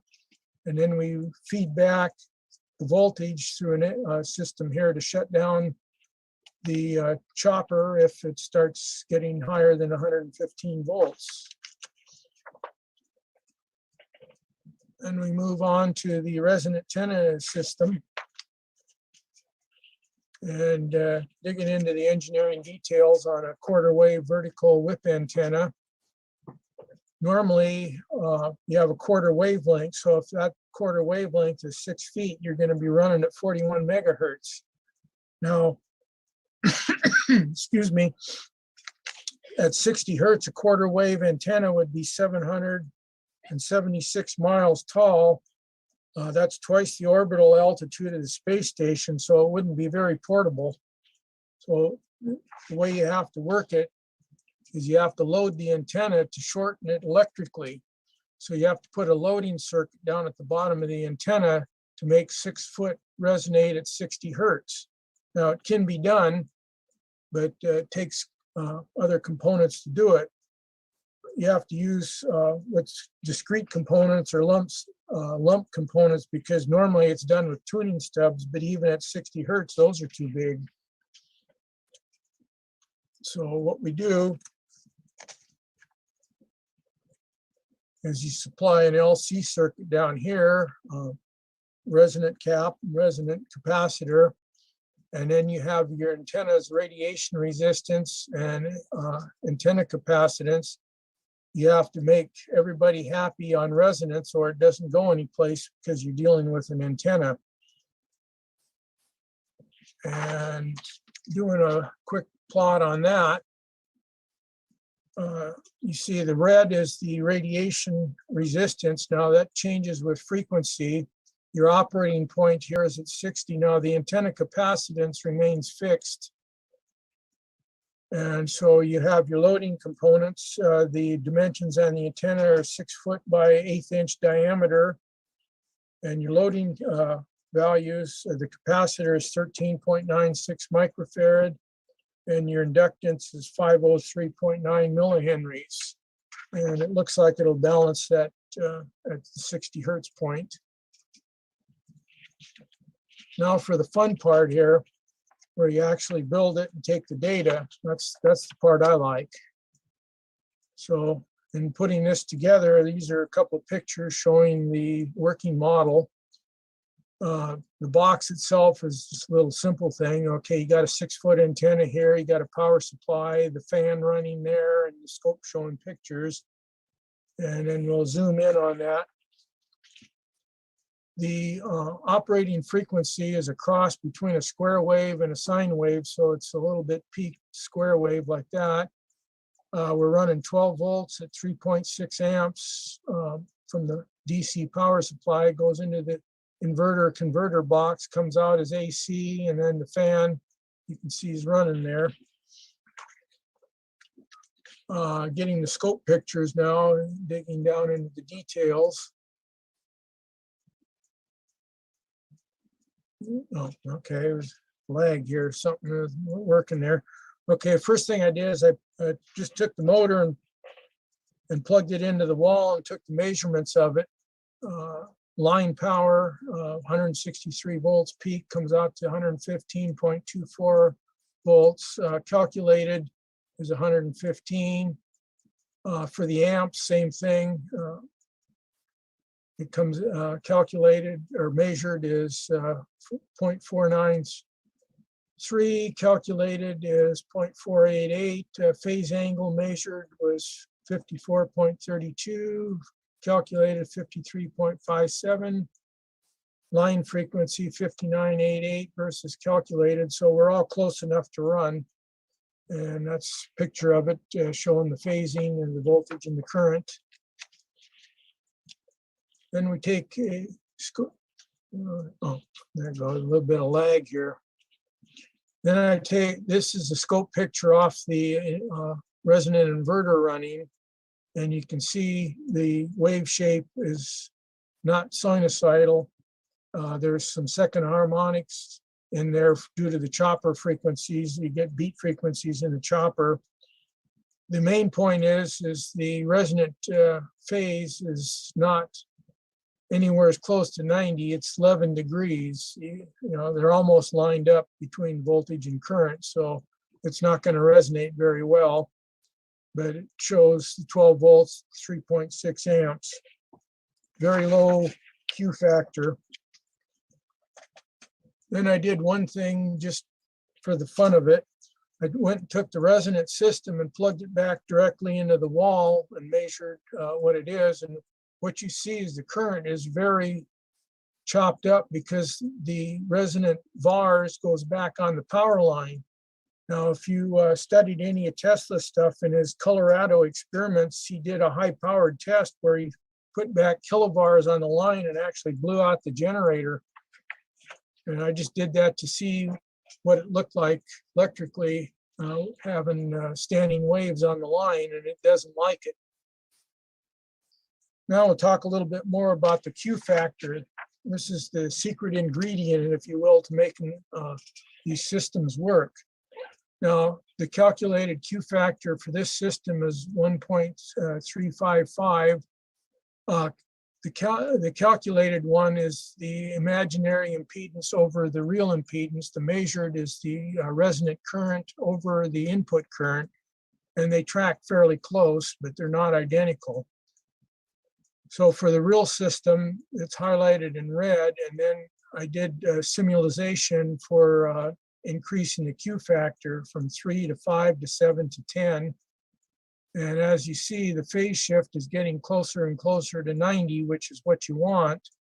The power factor goes down, the resistance goes down, the inductance actually goes up just a little bit, not much, it changes some.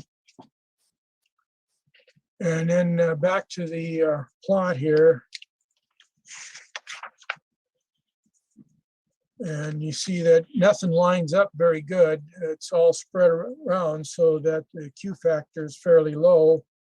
And resonance, when you run the thing, the resonance is only supplying 30% of the power, which is 180 mils, versus the total load of 487. So it's still 2/3 on power line and not resonance power. So then I took and done some simulation. This one jacks up the Q factor to 5, and you start to see things line up. The crossover point and the maximum and minimums are all starting to line up. And at this point, the resonance is supplying 80% of the motor power, or 390 milliamps, versus the total power of 487. So to make this thing even run, you're gonna, minimum, I would say, is a Q of 5.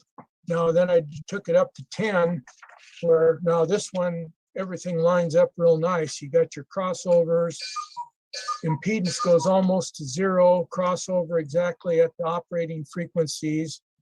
And this one, resonance, is now supplying 99% of the power, which is 480 milliamps of the 487 required to run it. So this is the point that Tesla was running at. He had a Q of about 10. And then we'll talk about the conclusions here of all my testing and building. The antenna was not working very well because it's way low frequency. So we're going to have to top load it with some capacitance or increase the resonant frequency on the antenna. If we went to a higher frequency up in, say, 20 kilohertz to 100 kilohertz, and then use beat frequencies to PWM it back down to 60, the antenna would work much better. You could use smaller components and you'd probably get the higher Q factor because you have to hit this, what's called self-resonance if you want it to work. Simulation shows it can be done. However, the real world and simulation don't always agree. That's where the engineering comes in. Conclusions, the demo proves that the induction motor will run off a resonant power system, so that cleared one hurdle.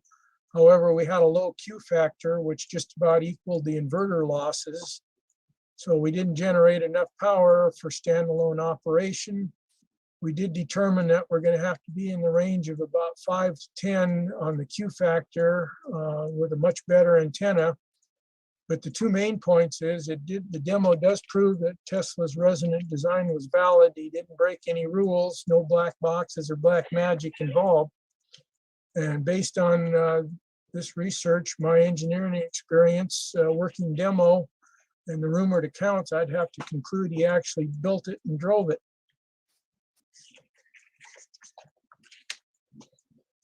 And then this leaves one open item that I will close with, call it the $64,000 question: who's transmitting? As there's no such thing as a free lunch in engineering, that resonant power has to come from somewhere. If the receiver is working correctly, you can assume by all the radio rules that the transmission media is valid and there's an operating transmitter, because the receiver can only reproduce the transmitted signal. Old engineering saying, the devil's in the details. Hope I haven't bored you with too many of them. If there's any questions, we'll try and answer them as soon as I figure out how to get this thing. Wonderful. Okay, no, I got it, Mike. I lost my mouse too. So, hey, let's do this. Let me, oh, you went to screen sharing. Okay, look at that. Yeah, I had to put my sweater on. I'm freezing that time of year. So first things first, everybody, let's put this in gallery mode. Let's give a big hand for Mike Gamble. Mike, thank you very much, sir. Thank you. No, I'm happy to present here. Nobody's throwing me out of here for my flying saucer pitch last time, so I guess I'm doing pretty good. No, I think you did amazing. I think you did amazing. So let's do this. Let's go to Q&A. Let me start with Eric Hermanson. Eric, go for it, sir.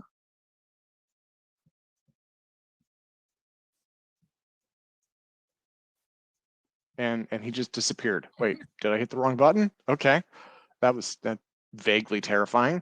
Okay, so I guess who has a question next?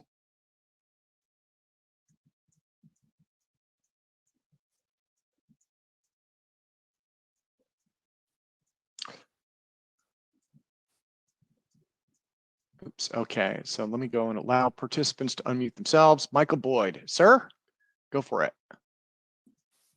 Hey, Mike. So I got a question, but I put, if you would you go into the chat, and I put a circuit drawing for you. It's at 2 minutes before 3 p.m. which I assume that's my time in California. So it's a what's called a self-resonant battery circuit. Okay, that sounds interesting. I don't know how to get chat up here, so I would have to You know what? I see that, actually, I see that in chat. So yeah, Mike, it should be down at the bottom. There should be a little chat icon. See that green share screen button? Yeah. Right next to right next to that. There's a Okay, little click button the one labeled. says chat. Yeah, Okay. it's labeled chat. That'll pop it up, and then you may have to scroll up a little bit. Yeah. So you could probably save that for later. But Michael, is there anything you could describe for us about that?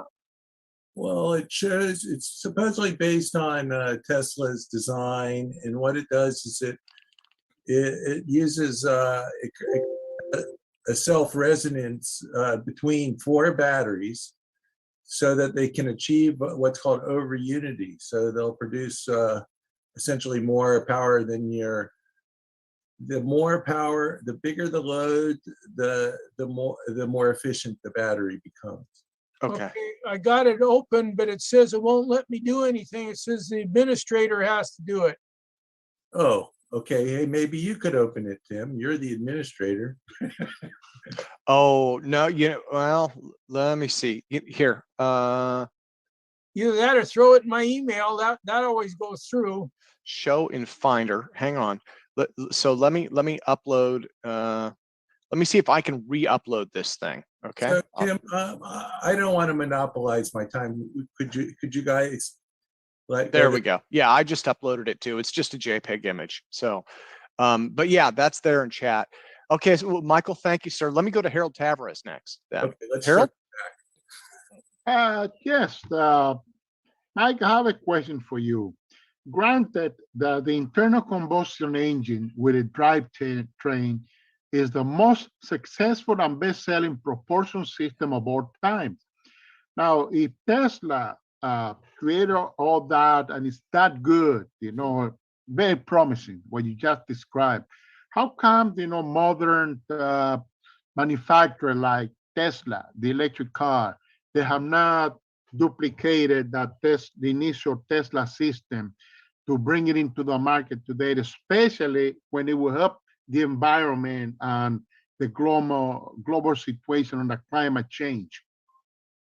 Well, I would love to see it done. I'm working, this is one of my side projects, along with gyroscopes on propulsion systems. Where I started on this, one of my engineering buddies brought in a book about Tesla, and there was a chapter in there about this electric car that he built, and it really got my enthusiasm and interest. And ever since then, I've been working on it. I've spent 5 years of engineering on this thing, and I'm just starting to show reasonable gain on the thing. I present this at the Tesla Tech conference every year for the past 5 years. 4 years before I could get break even on power. Last year, I made 5 watts. So it's not easy because of the resonance, which is probably why nobody has worked on it. Now, you're having similar problems with your lifter systems in resonance, and it's pretty much the same. Oh, Mike, I just did a request for you to start. Yeah, we dropped out here. Hang on a minute. There we go. There we go. You're back. You're back. But yeah, anyway, it's also not that well known. A lot of books on Tesla don't even mention it. If you look it up on Wikipedia, they say it's all a joke, that it never happened. Okay, and so that means that on one side they say it never happened, there is no evidence, and the other side there is some evidence because you are presenting a logical explanation that makes sense that it may be true. I mean, what side are you on? Do you think that eventually, if the resonance problem is the issue, why we don't have it today? But obviously Tesla, when he did it with this car, did not have that problem. So where is the disconnect there? He's the expert. Yes, Okay. Tim, it's John Reed. I have a question for Mike Thank you. Gamble. Yeah, jump on in, and then I'll go to Eric right after that. But yeah, go for it, John. Yes, Mike, I had to step away from the presentation, which was excellent, a couple of times, and I may have missed it. But the antenna that you're speaking about, that you made your model with, were you designing that to receive electromagnetic waves, or did you try to look into some other form of energy input? You know, some people claim the ether or some other form of energy input besides electromagnetic waves. And I'm wondering if you explored any of those alternatives, or if you were just looking for electromagnetic wave input. To start with, just plain electromagnetics. Okay. Before I go to the fancier stuff, we get the basics down. Sure. But maybe I was wondering, you know, a lot of people have claimed that Tesla's engine was working on something other than electromagnetic waves. Scalar waves. Yeah. Yeah. Uh-huh. Well, do you know of anyone who's been exploring those alternatives? No, I don't know of anybody that's pursuing his electric car or resonant electric motor car system, except me. I would love to find. There's a couple guys that are trying to duplicate it. I talked to them last year down at the Tesla Tech conference. They want to try and duplicate my numbers, and I says I'll be happy to help you as much as you want, because everything I publish here is in public domain. I don't try to hide anything. Thanks so much, Mike.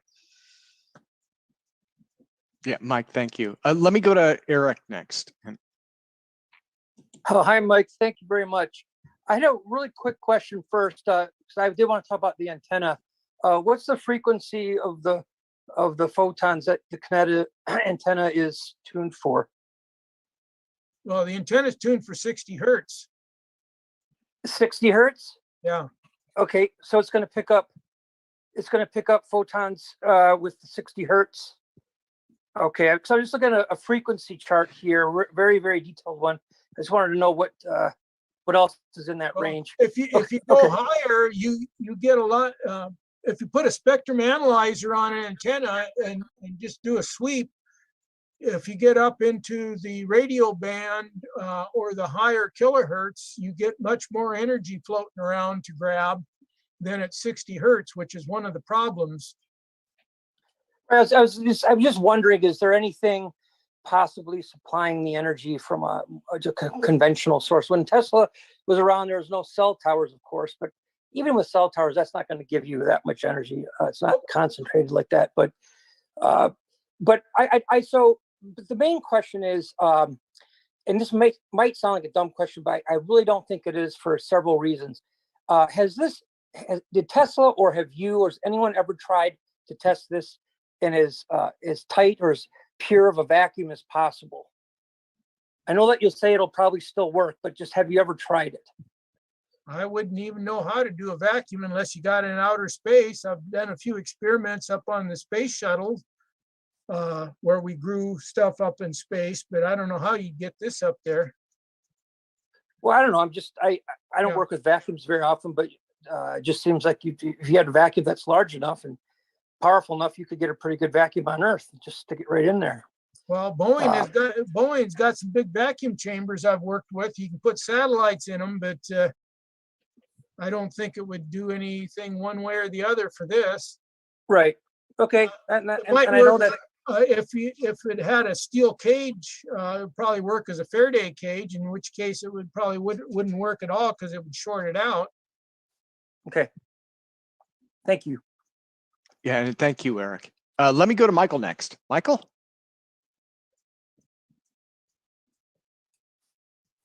Hey, Mike, I sent you an email with that file attached to it. Okay, I'll dig into that when I put the Zoom down. I can't get it open right now. Would it, Tim? Would it be possible for me to share that? If you got it up on your screen. Well, I could do it, but Tim has to. I know it's got to go through him. Yeah, I know. That's the problem. So, I'd be curious to look at it and see. okay, well, let's do it. Just do it offline. We got what I'm asking about is basically is this something you think we could reproduce? I have a number of the components that I've purchased, and I've been trying to figure out from the circuit diagrams certain of the semiconductor components, if we can get those components nowadays, because there's some circuits there that I'm not familiar with that I was hoping that maybe you could understand the symbols they're using. Okay. I'll take a look at it. Anything that mentions Tesla usually gets my interest. I'm very curious on the work he's done. Yeah. Hey, Tim, did you get my message that I sent you? Sorry about that. You emailed the circuit image to Mike, and could I let you screen share? Yeah, because he can't screen share it. Yeah, go for it. Go for it. Okay.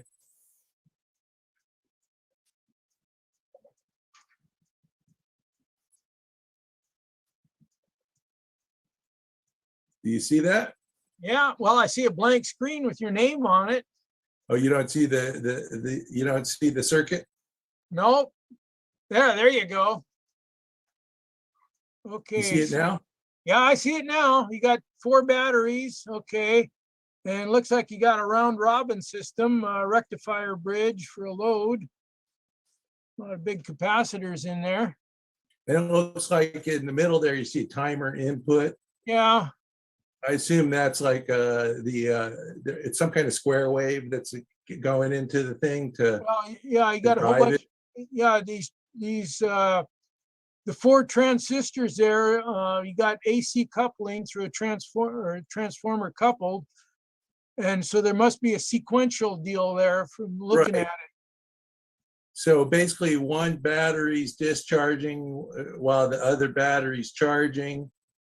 And they're basically going in a loop pattern. Yeah, it's a round robin system. Right. Yeah. This is similar. It's going to have phase locking with the 6 coil segments in the middle. So it has to be an odd number, like 5 or 7. Yeah. This is here in the moment. I'll show you what I've been working on, which I've been. 5 there. I see 5. Well, I don't know. Let's see. There's 1, 2, 3, 4, 5, 6. Like if you go to the timer input, you have your first coil. Okay. Let's see. System 2, second, third, fourth, fifth, Yeah, and sixth. Yeah, you're right. So that you'll have the waveform will get caught, or it'll get phase locked within the with an even number. So it's like that's something I had to stumble across or was working on the Manellis circuit, which is similar to this. So I'll show my thing here in a moment.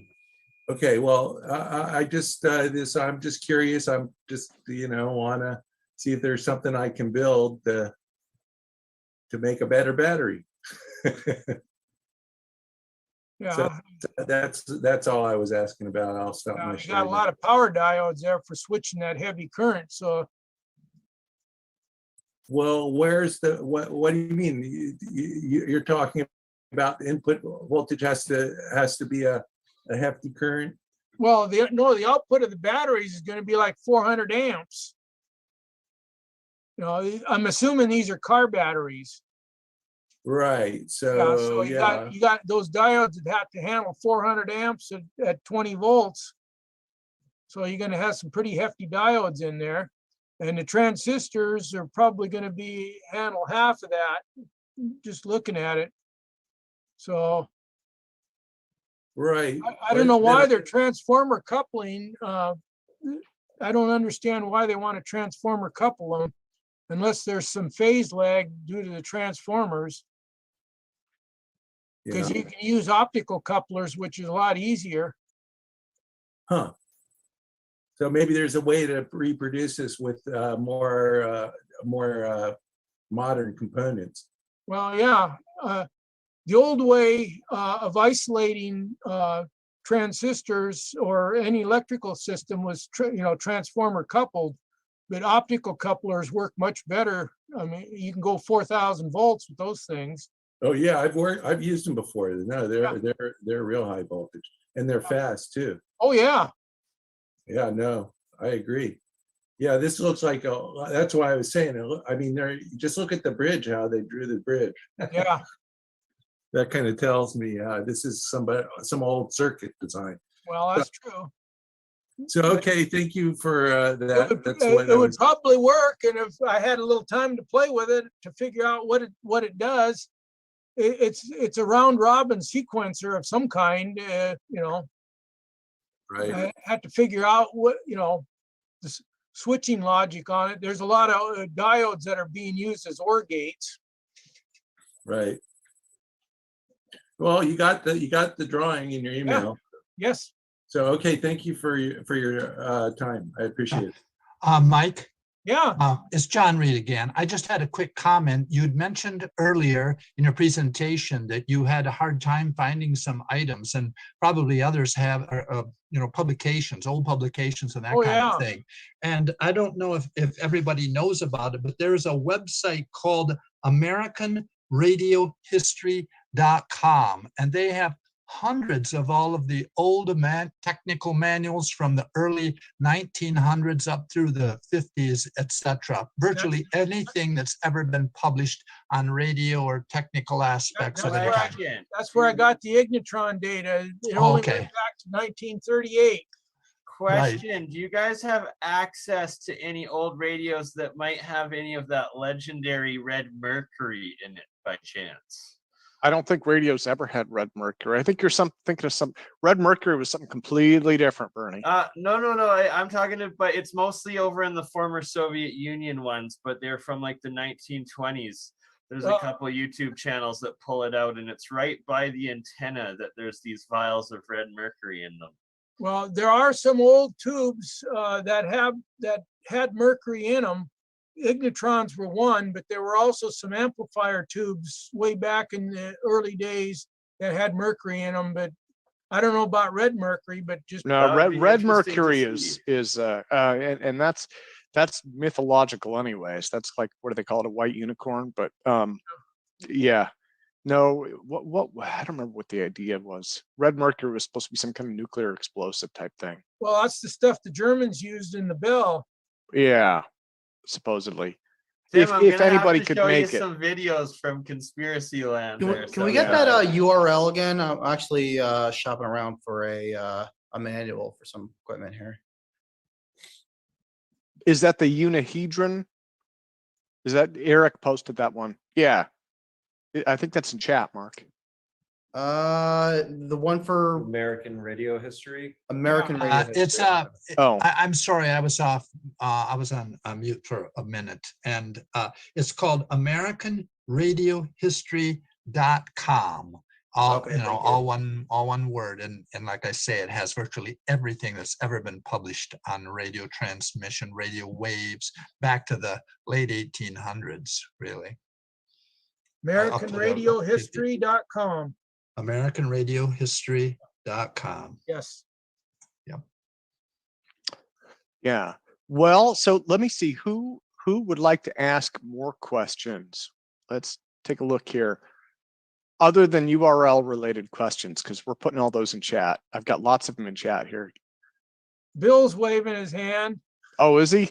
You see, okay, this is a Zoom thing. I can only see like the first 5 people on the screen. Everybody after that, I can see you, Mike. I can see who's speaking. I can only see the first 5 people. Yeah, go for it. Hi, Mike. Howdy. Yeah, good presentation. In the mathematics, when you look at, some of these resonant situations here, that when you're at a resonant frequency, your resistance becomes dominant. Okay. Yes, sure does. But with these type of systems, where the phase between the voltage and current has to be 0 degrees, but in these type of systems, it's not. The system has to be like 90 degrees out of phase. Yep. Between the voltage and current. Yep, sure do. And that's where you see this effect occurring. Yes, that's the secret ingredient. Yeah. And, you know, when I looked into Tom Bearden's work, you know, I'm not sure if he brought it up, but I've been hearing this term of the law of squares. I don't know, have you ever heard of that law of squares? Like in a John Searle work and Yes, the some of law these of other- squares is mathematics. With It's, mathematics, but not in the real world, you know, or the application thereof. Okay, well, the law of It's kind of a squares, quantum, right? where that comes in at is opposing forces with electric and or magnetic charge. In electric fields or magnetic fields, you have to have this opposing field action. And what comes into play is this law of squares.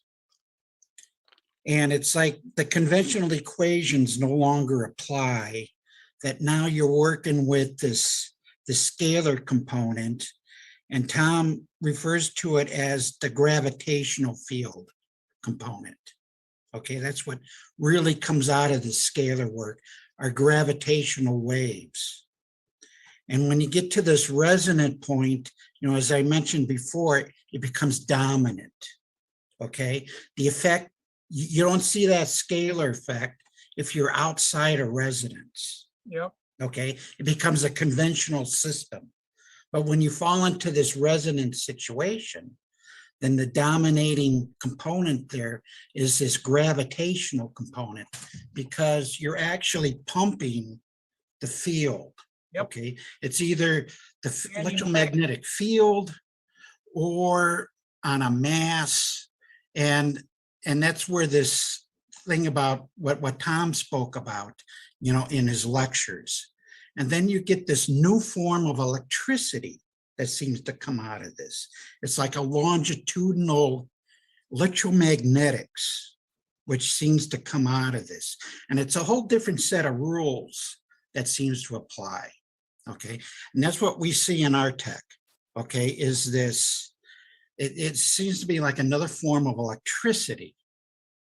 Okay. Is this like Tesla's cold electricity, for instance, or plasma-based electricity? Yeah, yeah, because you're not working with conventional field theory. You're working with something that's like 90 degrees out of phase. And that's why you have no temperature in space. Okay, because you're working with an impedance. We know what that impedance value is, but there's no temperature associated with that field. There's no temperature in magnetic fields, you know, for example. And that's what I find really fascinating about this. And so this concept of law of squares seems to come into play when you set up these opposing field action and this what's called longitudinal electricity. And so that's a whole area that has to be explored. I just to add in I've seen those same mathematics in Marco Rodin's vortex-based electricity and mathematics a lot too. The law of squares. Yeah, well, he's working with, it. you know, like Tesla worked with converging electric fields. Rodin is working with converging magnetic fields. Okay, so that phenomena is going to show up. And when you set that system in resonance, then a whole set of different rules seem to emerge out of it. And what we see coming out of this is, you know, really weird stuff. I mean, it's not conventional. It's not simple. It's like a whole set of other of mathematics seem to come into play here. And conventional theory, it doesn't show up in conventional theory. They say, well, you know, you got the zero vector, but there's no scalar component. You know, they took it out of the mathematics. But if you put that scalar component back in, guess what? There's your gravitational component. And if you put energy into the system, it becomes gravitational. If you take energy out, it becomes anti-gravitational. Okay? And that's what we see in like the Floyd Sweet device, you know, and Electricity these various magnetism and devices gravity. that people came up with over the years. So, and your waveform is going to look very different, you know, as well. You know, you'll see a conventional voltage sine wave, but then the current waveform is going to look very different. Okay, it's going to look very different. And you try to analyze that conventionally, and everything just falls apart. You can't do it. So you have to go back to the old mathematics to see, aha, there's that scalar component that comes up. And it works perfectly. Okay, it's the damn thing works perfectly. Yeah. So I just wanted, you know, to mention that you can't use conventional modern physics to solve gravity. It just doesn't work. It's not there. It's been taken out. So I just wanted to make that comment, you know, about this. Yeah. Well, thank you, Bill. Thank you. And so, Mike, I don't know if you have anything there, or if we should go. Should we go next question, or we'll go next question? Who has another question for Mr. Gamble? Mike. Yeah. What became of that car, the Pierce Arrow, in history? Did anybody buy it? You know, what became of that car? Do you know? I have no idea. The last, if you read those stories, it was stored in somebody's barn, and that's the last anybody heard of it. Boy, that would have been an interesting find, getting that car for all the history behind it. Well, too bad. Yeah. Too bad nobody found it. Hey, thank you. Great presentation. Good information. A lot of inspiration there for future research on Tesla technology.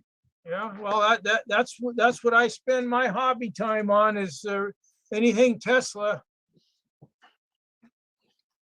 Well, keep on at it. You're doing good.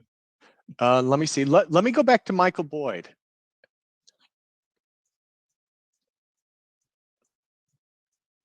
So my question, Mike, do you think that there's a relationship between, or what do you think is a relationship between a standing wave and self-resonant states?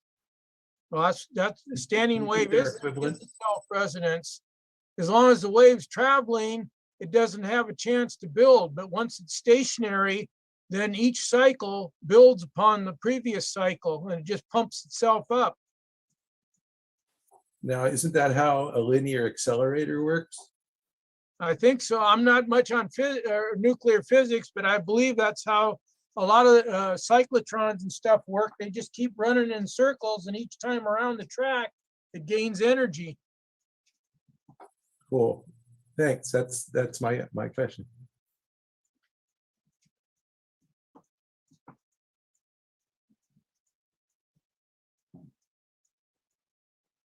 Did Tim disappear?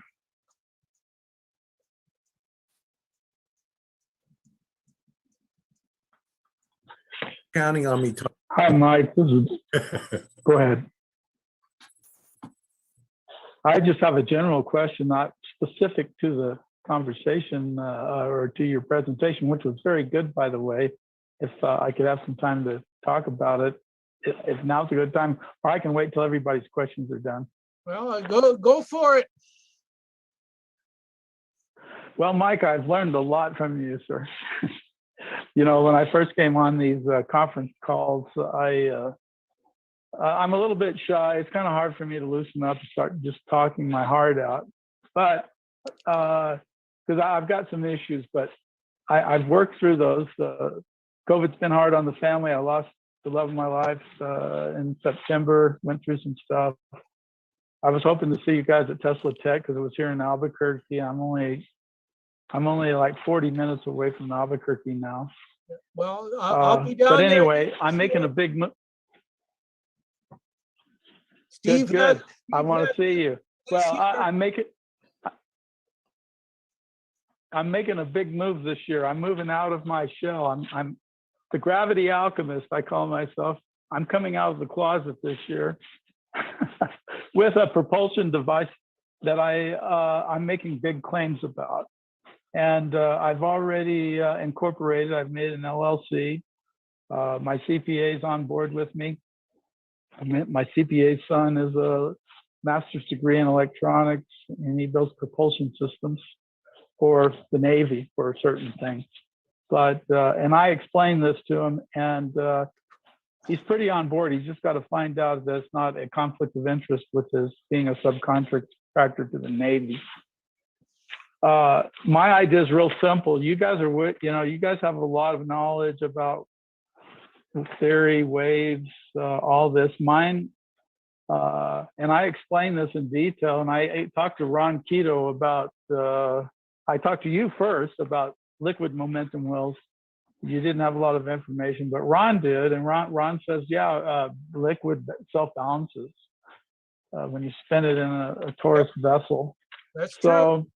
Without, nobody wants to sign any NDA agreements, and my SCORE advisors told me I got to get NDA. Now I'm looking for someone, because I've also hired a grant writer. So I'm going all out with this. I'm going to get a grant either with SpaceWorks or seed fund from National Science Foundation, the Navy. I don't care. I just need some funds to move ahead with the project. And because I am excited about it. And I'm going to send you guys a link in the chat to my landing page. You were talking about in 1926, my grandfather built a gyro motor just 70 miles south of Goddard at the same time Goddard was building his rocket. I've got pictures of it on my website now. I've got pictures, I've got newspaper clippings. I got everything about my grandfather's gyro motor. It ran on gas, it ran on air, it ran on oil. It was, you can see the newspaper clipping. So, I mean, he was a big deal. He was a big deal. And that was my own grandfather. So I know where I get all these ideas from.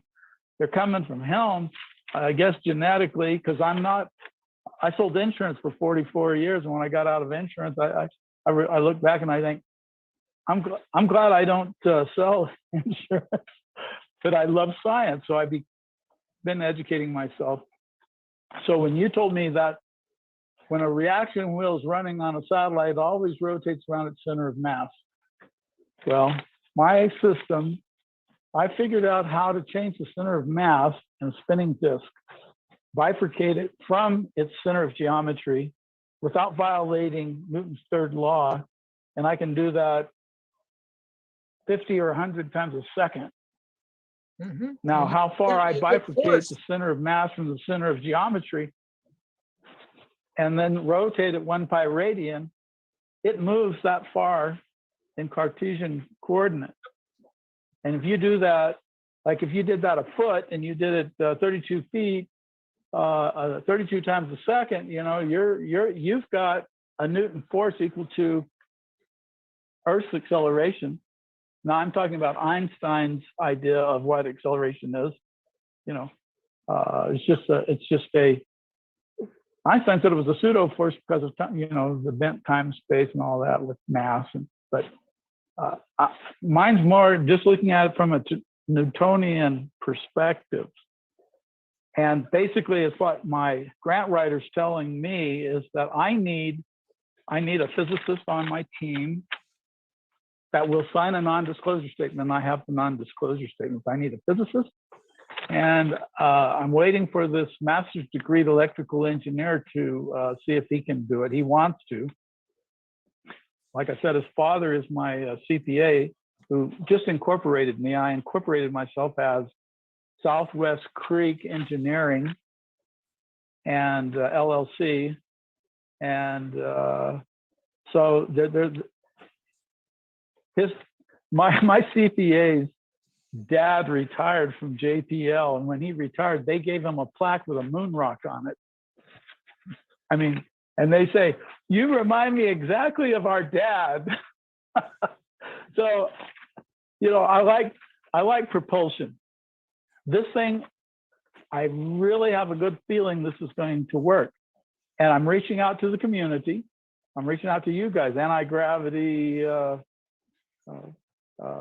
You guys assist scientists, engineers, experimenters. I guess I'm an experimenter in helping to build the next generation of technologies. Well, I'm boldly saying right now that my idea is going to work. And I remember I talking with you and Tom.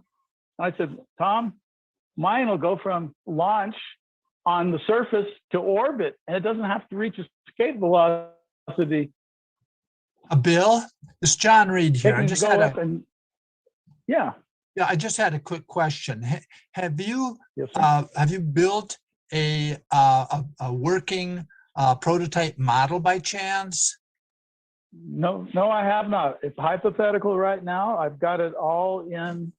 I built a demo model to show this electrical engineer to explain how it works. So this is my claims. The motor runs on electrical energy. The motor reduces the complexity of construction compared to rockets. The motor on the spacecraft can accelerate the craft to attain a position in space without reaching escape velocity, as long as there is electrical power. The motor makes a spacecraft hover by balancing the Earth's gravity with a linear Newton force, pulling the craft 9.8 meters per second in the other opposite direction. And the motor does not violate Newton's third law of motion. Now that's my novelty that I figured out. How do you get around? You can't get around Newton's third law of motion. It's a law, man. But there is a way to bifurcate the center of mass from the center of geometry without violating Newton's third law, and that's the whole thing why this would work. And the motor can accelerate a spacecraft faster than 10 meters per second squared. The motor can accelerate a spacecraft in friction or frictionless environments, such as microgravity, without mass ejection. There's no mass ejection. The motor based on the previous presentation you gave? Yeah. Well. So let's try and rein this back. I'm not giving it away. Well, no. Let me try and bring this back into Mike's presentation. I'm just trying to. I'm almost done. Oh, okay. Okay. I'm sorry. I'll talk to you guys later. But if there's somebody that wants to reach out, I believe in and you, we'll sign an NDA. Well, William, I would say, again? we have the open discussion. We do have the open discussion coming up, and so you guys think because I don't have an education, that maybe that I'm not giving William, any it's respect. nothing like that at all. Let's finish this discussion in an hour and a half after the presentation is done. Yeah, William, that's all. I'm just trying to focus it back in on Mike. That's it. We've been, Okay, well, I'll talk to you guys later. I already asked Mike if it was okay. He didn't seem to object. Okay. Yeah, So, yeah. like I said, know. Well, I'm and a it's good. little I shy. just, This was being really vulnerable to you people. So. Oh no, I think it's I'll fine. just, It's fine. Yeah, another- I just want to focus it back in a little bit so that we get him all this time for the Q&A. Well, don't go back behind the wall. We're just saying we have one more presentation scheduled. Then it's open ad hoc part where we can go in and talk for hours on what you are saying because there's much substance to it. Yeah. And thank you for coming out. I'll send you guys a link, man. I got to cut out. Yeah, put it in chat. Thank you. Okay, thank you again, Thank William. you. Okay, so You bet. let me go back and see. Do we have more questions for Mike? I know today we've been question for Mike. Yeah, go for it, Harold. Okay, Mike, can you discuss the Boeing is using the electric motor with the power supply, Tesla power supply that you were discussing right now? Are they using that in space to power some of the gyroscope with that electric motor, with that setup, as you just described? I don't think anybody's using it. They run gyros with electric motors in space, but their power is coming off a solar panel. This resonant power system that I just presented here, I don't think anybody's working on it. I would love to find somebody that's working on it to work with them. Two heads are better than one. How long ago did you get that particular idea? I've been at it 5 years. Oh, okay. So you did not get it when you were working at Boeing. No. If you would have been working a Boeing, if you would have got that idea, the resonant motor system that you discussed now, let's say 10 years ago when you were, or 15 years, when you were a Boeing, would you have used it to power a gyroscope in space? I don't think Boeing would even be interested in it. They go for fairly conventional stuff. Anything like weird science, they're not really interested in. All right, thank you. I couldn't sell them. I couldn't sell them my flying saucer engine from last pitch. They weren't interested in that either. Oh, okay. Thank you. Very honest answer. Thank you. And Harold, thank you as well. Let me go to Nils now. Nils, sir? Yeah. Thank you for Mike for the presentation. We're both engineers, and I assume we both agree that having a resonant circuit perfectly resonating, or even going with the Alex idea of voltage and current 90 degree out of phase will not produce any extra power. It will always produce less than what you expect. Well, and my question about the Tesla motor or the car, did he have a transmitter nearby, near his house, or something? That was my last chart. Who's transmitting? Last year, well, 2 years ago, I broke even on power, that the power in equaled the power out. Last year, I was 5 watts to the good. The input power is 5 watts less than the load. This year, I'm trying another method, and I will be presenting that down at Tesla Tech in August. If I get it running by then, that's my goal. Right, but you know that 5 watts out of a 1,000 watt device, that's a very small percent. That's 0.5% or something. So you could just have a measurement error. You know, what is the 5 watts? It's 5 out of 30. Oh, 5 out of 30. Oh, okay, that's significant. That's significant. Yeah. Yeah. But the Tesla didn't have any transmitter near his car when he was driving? Nope. Interesting. He called it ether power. Mike, do you know what frequency he was at? He was at 60 hertz? No, I think he was up higher. That's one of my proposals in the modifications. I think he was running up higher. 60 is very hard to get components to resonate very good. Do you think he could do 8 hertz? 8 would be difficult, wouldn't it? I don't think you could get the problem is the parts get so big as the frequency goes down that the losses kill you. Well, the reason I asked was when I was, God, that was a long time ago now. When I was in college, my college library had a book on the Earth's electrical system, and they had stuff in there by Tesla, and they were talking about 8 hertz as the natural cycle, and he was playing with that. So that's my gravity pitch right there. Yeah. 7.06. Yeah, I think that was probably what it was. Yeah. That's the von Karman resonance, and that changes. It's or no, excuse me, not von, the Schumann resonance. Schumann. It 5 changes. harmonics. It goes from like 6 up to 12. 5 harmonics. 5 harmonics. There are 5 harmonics in the Schumann resonance. Yes. Or Yes. okay, I mean, I've studied I've watched that Space Weather News presenter, and they've, the L shells are around the planet, or Van Allen belts are part of that, and so like when the planet gets really whacked with, really hit with a strong CME. Yeah. Well, okay. Sorry, we're getting a lot of echo in Mark's lab.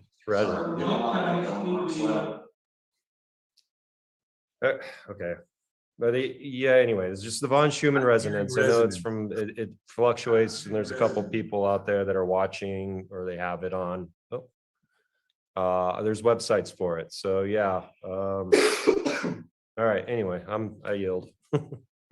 Mike, do you have the circuit for the 5 watt device online anywhere? I can study up on it. I don't have it online, but Tesla Tech last year's presentation has a video of it. Okay, I'll check it out. I'll look for it.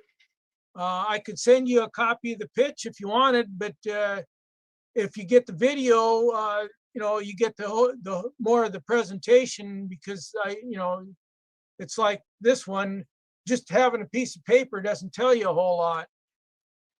Yeah, that's true. Okay, so I can find it online through the conference link? Yeah, Tesla Okay. Or do I have to pay to subscribe or something? You can, teslatech.org is the website. Okay. But if you send me your email, I can email you a copy of just the pitch, but that doesn't tell you, as much as you get from the video. Okay. All right. I'll check it out. Thank you. Okay. Nils, thank you, sir. Let me go back to Michael Boyd. Hey, Mike, so I sent you another email, and what I'm asking is you know why batteries recover after a load is removed? No, but it's probably something with a spike.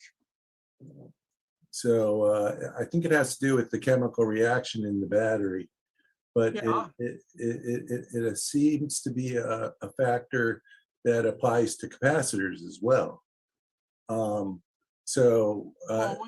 You get a spike or a pulse when you put a load on or remove a load on electrical system. I guess you would call it electrical inertia or something like that. Yeah. So what I'm asking about though is if that would be a possible way to create a resonance, because there's going to be a time factor there. Well, that's what I showed in that inductor capacitor circuit, is you have to have a little bit of current flowing into the thing to kick it to get it going. And then if you get it tuned right, that's when you get the big power. Right. So I'm wondering if that's part of this over unity in that other prior circuit drawing I showed you. That is probably how it works, is by doing a round robin type system where each battery picks up the load, and then it's disconnected, added, disconnected, added, that those spikes are starting to add up. Right. So it reaches a certain peak, and then it switches Mm-hmm. to the next battery. Yeah. It just goes around in circles. Gotcha. Okay. Thank you. Wonderful. Okay, so who else has questions for Mr. Gamble? And we are getting close to the top of the hour, so we could, if nobody raises their hand, we could I could just start on the Hutchison thing if you want. Go for it. Okay, well let me do that then. I'll put this back on gallery. Everyone, please give Mr. Mike Gamble a giant applause for a wonderful Q&A session, as well as a detailed presentation. Thank you, Mike. I sincerely appreciate it. No, I appreciate being allowed to pitch at your conference here. You seem to have me back fairly regular, so. Yeah, well, you have a ton of material, and it's really great. It's really detailed. Okay, so let me do that. So what I'm going to do now is I'm going to mute everybody out. Okay, and let me see. Yep, there. Okay. Yeah, I'll spotlight myself for everyone. That way I won't get lost. Okay. It's a little weird looking at myself in reverse, but that's fine. So I'm not going to introduce myself. I'm Tim Ventura. I'm the moderator. You guys all know me. And let me find my stuff here to start out.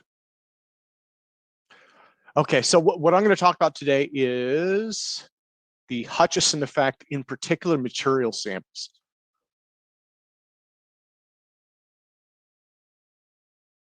Perfect. Okay, that's what I wanted. Okay, so everybody, let me share my screen. I'm just going to share the entire thing. So what I'm going to start out with is, this is an old video. of the Hutchison effect.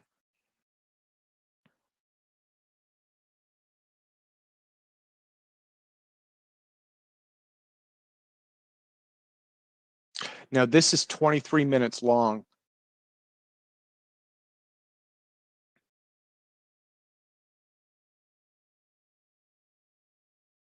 So I'm not going to play this entire thing. I will jump around a little bit in it.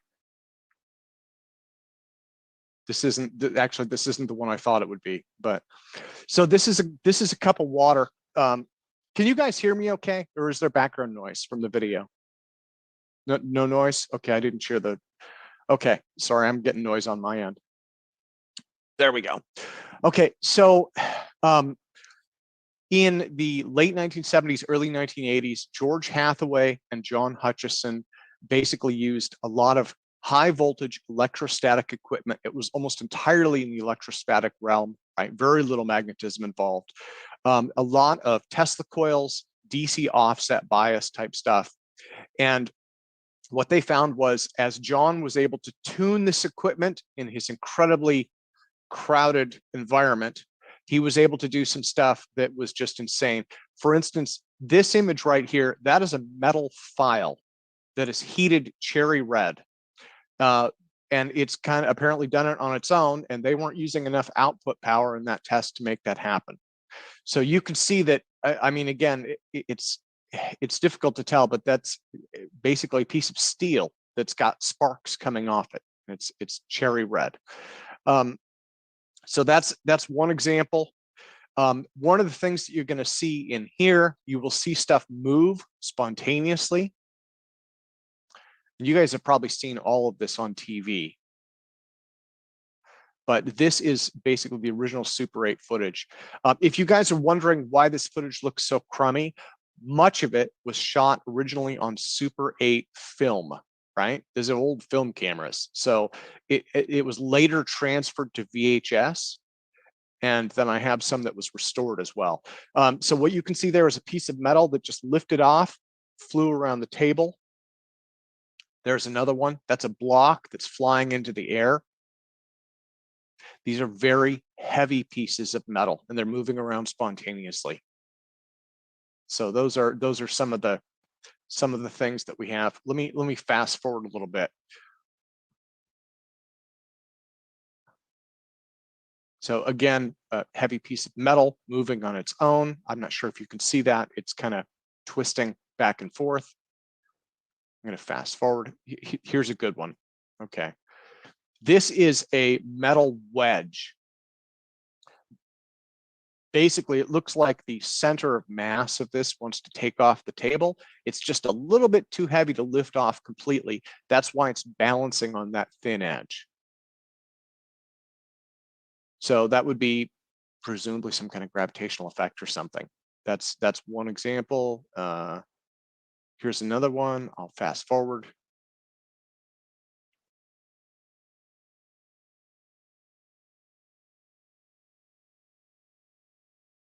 I believe that bowl is plastic in this case.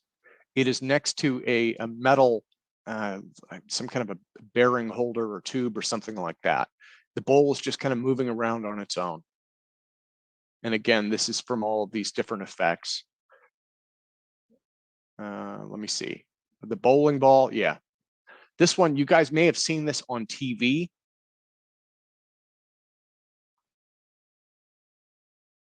And what I'll do in a minute here is I'm going to put on a cleaned up version of this. This is the original footage. Yeah, because you can barely even see it. So that is sorry, it's not a bowling ball. That is a cannonball that John had because he collects stuff like that. I believe that's something like 60 pounds. And at some point, let me see. Yeah, you can barely see it here. It's lifting off the table. 60-pound ball. Or about 30 kilos, right? So that's just lifting off and flying around. Okay. Here we have a cup full of liquid. The liquid starts to bubble and boil. You can see that. Kind of see the bubbling happening there. And for some reason, part of the liquid starts to literally just rise out of the cup. No reason whatsoever. And the cup took off. So whatever it was, it took it all with it. And you know what? I'm gonna stop this video. Let me stop this one, and let me get the other one for you.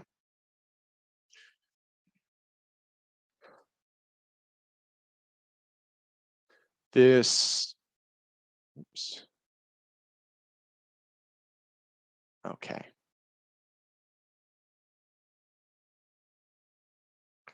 There we go. Okay. Yep, this is a 2-minute video. I'll just play this one all the way through, and you guys can see kind of the best effects.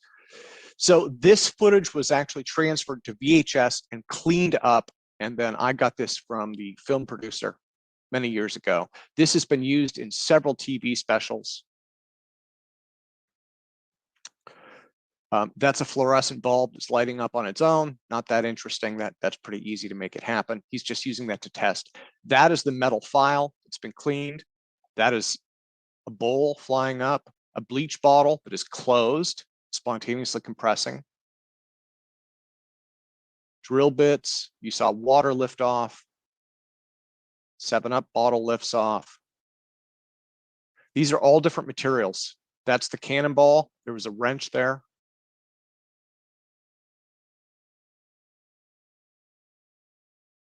In terms of wattage, John runs all sorts of different things.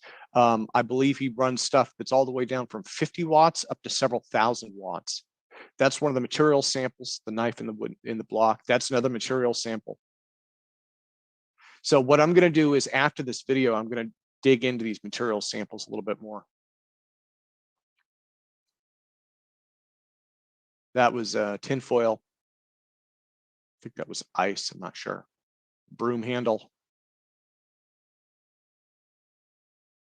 That is a solid steel ingot. If I remember right, that's actually part of an axle that they tested it on.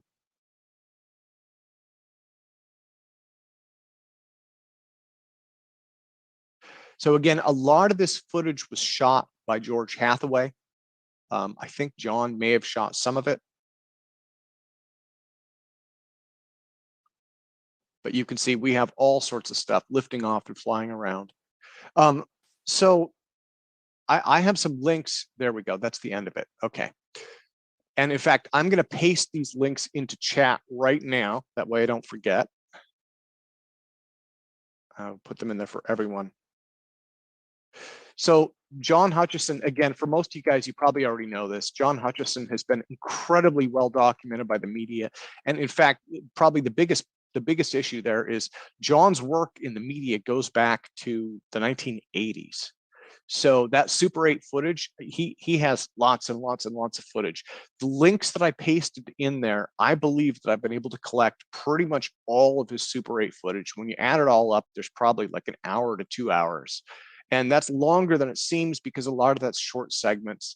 Some of it's stuff that was captured by various TV crews. And so, like, for instance, in the 1990s, you had a lot of Japanese stuff because the Japanese would send out TV crews to John Hutchison's place. And so it would be on their broadcast. They would get these unique effects. So anyhow, that is that presentation. But I wanted to kind of show you what was there.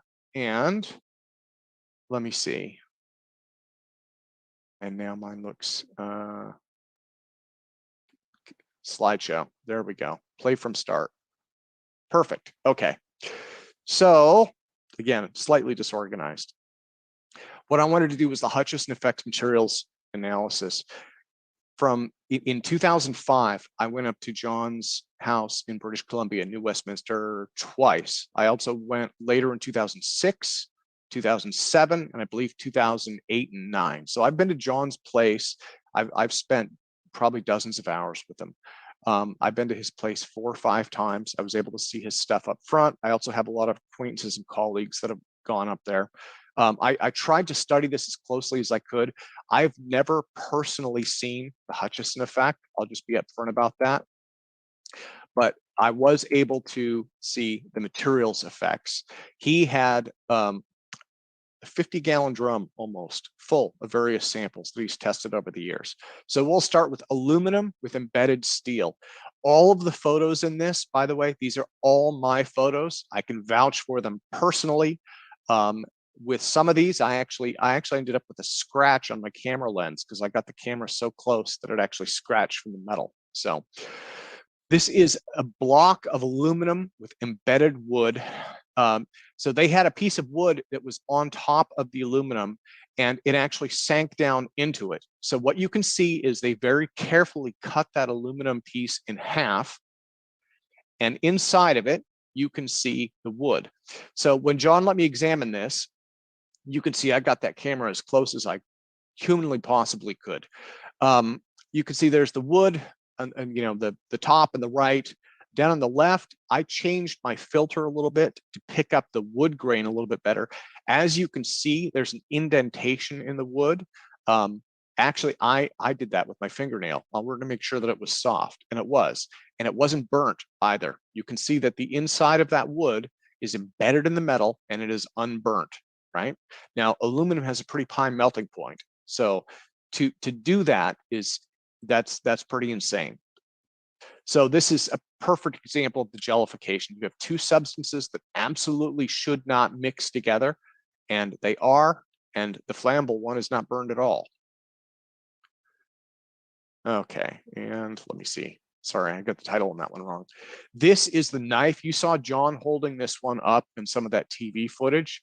Again, he hung on to this. I got to examine this very carefully. This is another block of aluminum with an incredibly high melting point, and you have a piece of steel that is completely melted into it. Again, it's that gellification effect. So here are a few different close-up shots. I was trying to kind of show you guys how this looked. Again, what they did here was they used a high-speed saw to cut this in half, and they were able to get mostly right down the edge of the knife. So they cut this, but that's why it looks the way it does. This sank in and jellified, and they literally just sawed the thing in half, and that's kind of what it looks like on the interior. You can see that there's no scorching. There doesn't look to be any heat marks at all. That's very common with his stuff. You'll get lots of jellification and deformation, but you don't get heat marks. There's no like, you don't see any rainbow patterns on the steel or the aluminum. Nothing to indicate that it's been, you know, heated or cooled or treated in any way. Okay, here are a few more of the knife. These are just kind of close-up shots of it. This is very solidly embedded in there. We tried to pry it out. It won't fall out. They're not welded together. They're jellified together. Okay, so aluminum bar, jellification, separation. I wanted to show you this one. These are probably out of order a little bit. This is the end of a solid aluminum beam. This is what it looks like after the Hutchison effect. So this beam, again, I held this. This is heavy. This was, I believe, about 3 inches wide by 2 inches tall. This is not a little toy, right? This was basically structural beam, and as you can see, it has jellified, and you can see that the jellified part almost looks like putty, and I'll show you why in just a moment. Okay, and here are some close-ups of the end, and again, you can see that it's jellified, and this is why it looks like it's been pulled apart, because if you look, if you made something out of Play-Doh, you would expect it to look like that.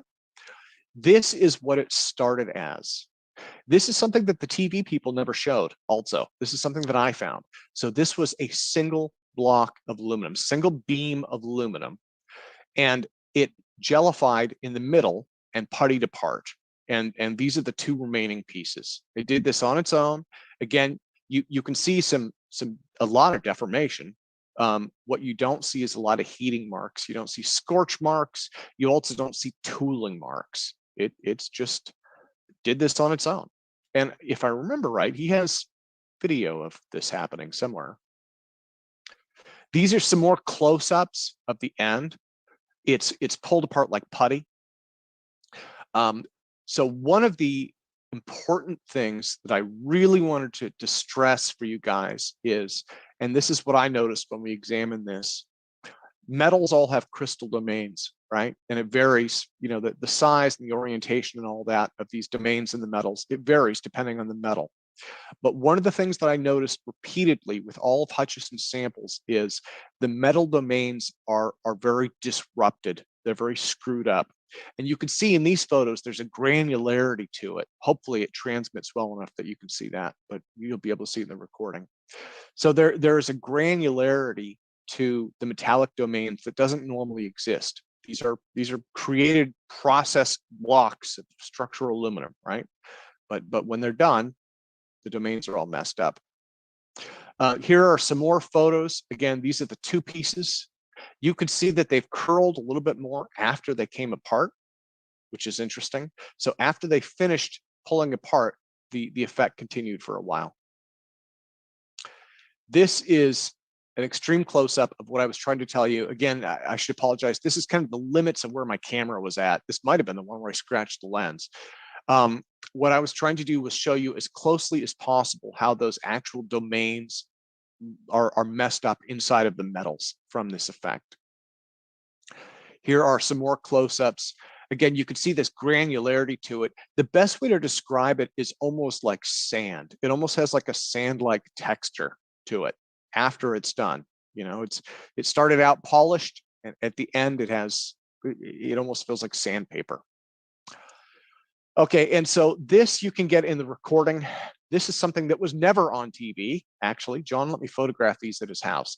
George Hathaway did spectrographic analysis on these samples. So this is the virgin material. This is what it started as. They took a block of that, they took a sample from that block and tested it. And George found some trace materials there, right? So, and again, you guys can catch this in replay. And I actually have photos of these. Yeah, the photos are linked there, I believe. Yep, they are. Yeah, they're in the Flickr albums. Okay, so this is the affected area. Now, one of the things that you'll notice is, so the aluminum, the ALK, was that potassium? Something. The trace amounts of that have declined substantially, and you have much higher trace amounts of other materials in that affected area. So again, I'm going to back up there. That's what it looked like originally, right? And that's what it looked like after the Hutchison effect changed it. So there was an actual spectrographic change. There was a change in trace elements in this, as well as the domain disruption. Okay, so now I want to go to a steel block. This is one that he let me, again, this was just one of his many samples. You can see that, again, there's a lot of domain disruption here. In this one, it kind of powdered and fell apart into 3 different sections. And I tried to get some close-ups of it. If you'll notice, the granularity is a little bit different in the metallic domains. And I thought that that was interesting. Steel, aluminum, and brass, they have different, they tend to disrupt a little bit differently, I guess. That's the best way to put it. And so in this case, again, this kind of spontaneously fell apart on its own. If I remember right, they did capture this one on film. Okay, so that was pretty straightforward. Oops.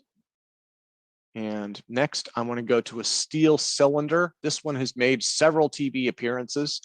Again, if I remember right, this originally was part of an axle, but I could be mistaken. This is if I remember right, a high carbon stainless steel. And you can see lots of erosion. You can see also a little bit of what looks like rust on it. Now, this sample has been around, and John lives near the ocean, so there's the salt air. So it's possible that this corrosion happened after the fact. He let me photograph this. I mean, we're talking 15, 20 years after they actually filmed it. So, but that is what it looked like. And there are 2 halves to this cylinder, and that's important. That's very important to mention. So the reason I mention that is Again, on TV, they would show you the materials disruption.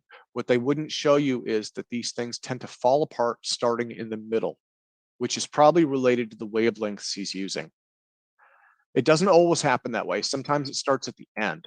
But one of the things that I found from Hutchison's materials, from talking with him, is if he takes a block of aluminum out there, it will start to disrupt in the middle. It's some kind of a waveform reinforcement. And that's something that none of the media people who talked to him ever captured. So again, that's our stainless steel, high carbon steel. There it is, Hutchison stainless steel. Okay. And I don't have the original sample assay for that, but this is what it looked like after the fact. It's saying, oh, no obvious change between, you know, the main body and the affected end.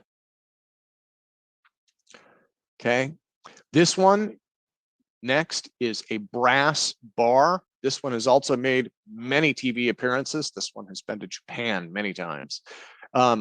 So brass, you can see the domain disruption appears to be minimal, but the actual sample itself looks, I mean, it's completely trashed. It looks like it's been cut with an axe or something, but it hasn't.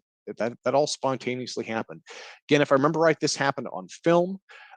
If you'll notice, I mentioned that this effect tends to start in the middle.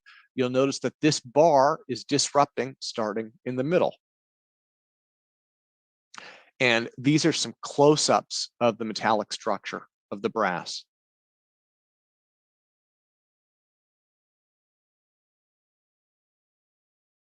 And you can see there's not really any heat indicators there. Doesn't look like it's been burned or scorched or blackened.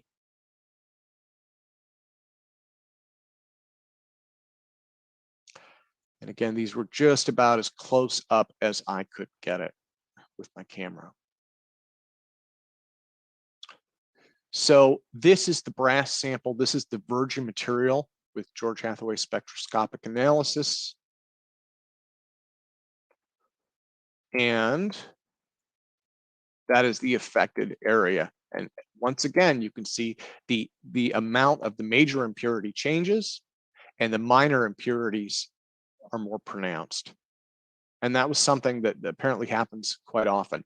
So one of the notes that I should make in this is some people have suggested that maybe there's some kind of nuclear transmutation going on inside of Hutchison samples. That has been one of the suggestions. Another suggestion, and I think George may have made this, is that natural impurities in these materials migrate either towards or away from the site of the effect. So when the material jellifies, the impurities congeal, right? Almost like surface tension on water. And so that's another theory. So either there's transmutation happening, right, which conventional science would say is unlikely, especially at those power levels, or alternatively, you have impurities naturally migrating within a jellified substance, the same way that you would have like DNA segments move in agar when they do a DNA test. Okay, so this is another one. They had a penny on top of a block. It sank into the block when it started to jellify, and it sank in. They had it near the middle, and that's where it started to crack at as well. So again, you can see there's not really any indications of tool work or heating going on there.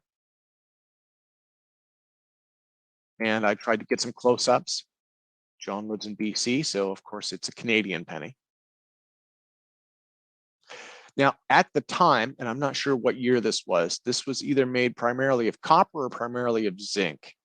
And it's always going to be a mixture of those two. So you've got copper and zinc mixed in with aluminum, and you can see that the aluminum is in fact adhering to the penny. So you've got two completely separate materials that appear to be bonded to each other. Oops, okay. This isn't particularly notable. This was on the back of that sample. This is the stamp of the manufacturer. John showed this to me, so I wanted to capture it. So basically, whoever manufactured this bar basically put that stamp into it, and that's their trademark. And I think it also shows the purity level or something like that of the material, shows the material type.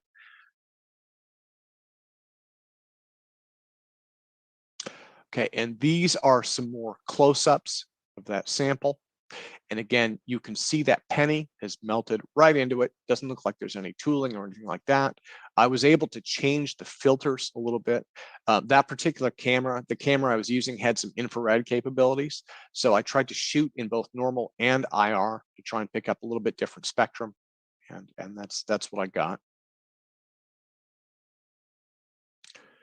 Okay, and again, a few more shots. I should apologize for having to turn these on edge. They were originally right-sized. You can kind of see from a distance what that looks like. Again, the effect started in the middle of these bars in every single instance. And I find that particularly interesting, right? Especially for people who say, oh, well, it's a hoax, it's this, it's that, it's the other thing. Well, it is interesting to find these notable pieces that no one has reported on. And one of the things that's important is the Hutchison effect either starts at the end or in the middle. And when it comes to these blocks, it seems like it always starts in the middle. And that's almost regardless of the material. The brass started in the middle, you have aluminum starting in the middle, and that round cylinder piece that I showed you, that started in the middle as well. So, okay, so now we have aluminum bar jellification and partial separation. This is kind of a repeat of what you've seen before. This is a separate aluminum bar, except in this case, you can see that the jellification started, it began to spontaneously pull apart and then stopped. Now, what is interesting in this, you may ask yourself, well, okay, are they pulling these apart? Does it turn into a jelly and then him and George touch it? They don't touch it, actually. I've seen clips where these effects happen. You may have as well on TV. This effect will start to happen. It will lift off the table and pull itself apart. So this is not something that they're creating by pulling it apart like putty. It is doing that on its own without any assistance. Again, this is very similar to the other sample that pulled apart completely. This one has only done it partially. You can see significant disruption to those little crystalline metallic domains.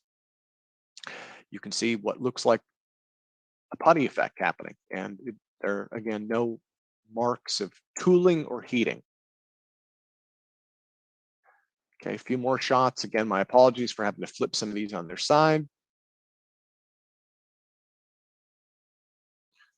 Okay, and actually that's my last slide. That's it for that screen share. So let me see. I'll end my slideshow there. So one of the things I should show you, since I showed you all those photos, you guys can get all of these on Flickr. This is where I loaded these. They've been hiding there for several years. You can see only 68 views since 2012 when I put them up. These are all of the spectrographic analysis that George Hathaway did. Oops. And these are the actual metal samples. This may be interesting for you because there are a lot more than I put in this slideshow. Here, I will maximize this so you guys can see.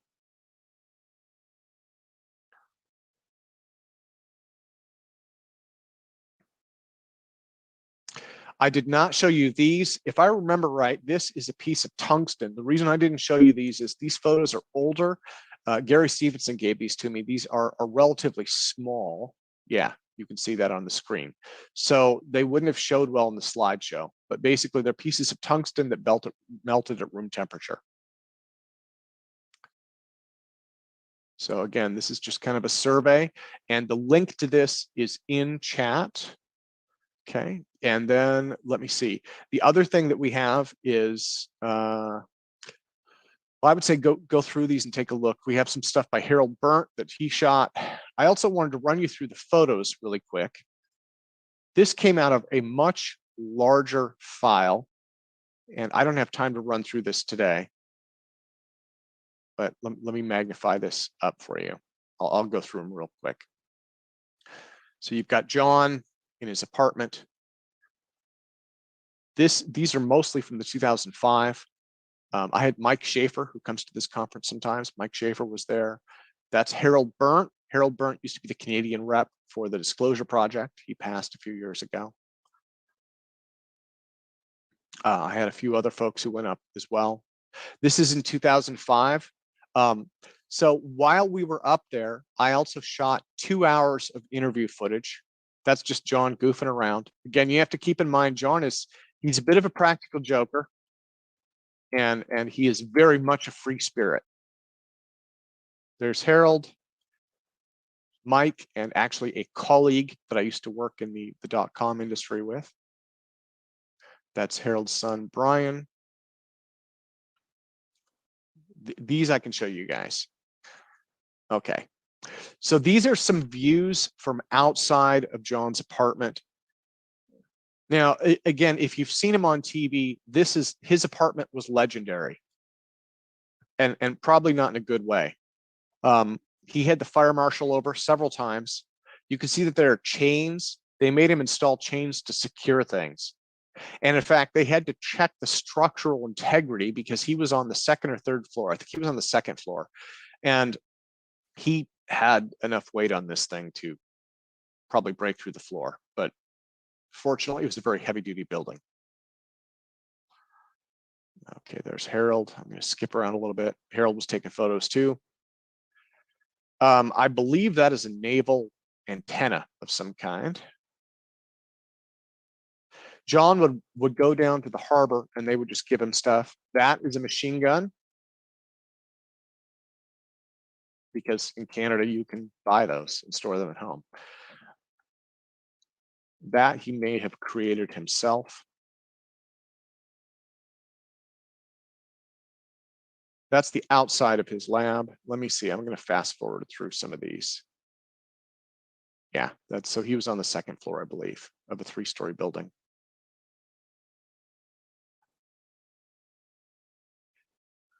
I have a lot of repetitive shots in here. It was, at the time, I didn't know I was going to go back up. It was a 2.5-hour drive from Seattle. So actually, I'll start at the beginning here. So that was John's legendary door. His door was on several TV shows as well. You can see his CIA sticker there. I believe John Alexander, as well as some other folks from the CIA, actually showed up. So I think John was not with them, but he was with SRI. This is just some of the equipment.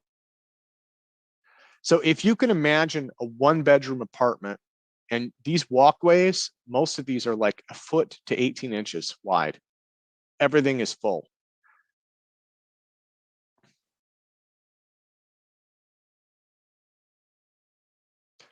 A lot of this is just surplus naval equipment.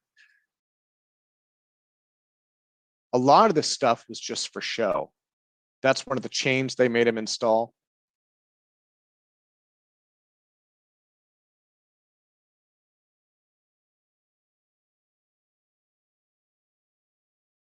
Now, most of these photos, I should just mention this, most of these are shot in night mode. His lighting really sucked. When he had TV crews come over, the TV crews would bring their own lighting and set it up and trip over each other. And I mean, again, 18-inch walkway is insane. When I did my interview with him, he actually kind of kneeled down and I was like at this weird angle. And then I had the camera in IR mode. And so you can see these are some of the shots. He talked to me for like an hour that way. He had like a cot that was in a corner that was like under a machine that he slept on. So that, if I remember right, that's an old naval compass. Most of this stuff didn't actually do anything. Most of the stuff in John's apartment didn't do anything. What it did do is, if the Hutchison effect is some kind of an electrostatic effect, the big thing to keep in mind is his apartment complicates the area because it re-radiates everything.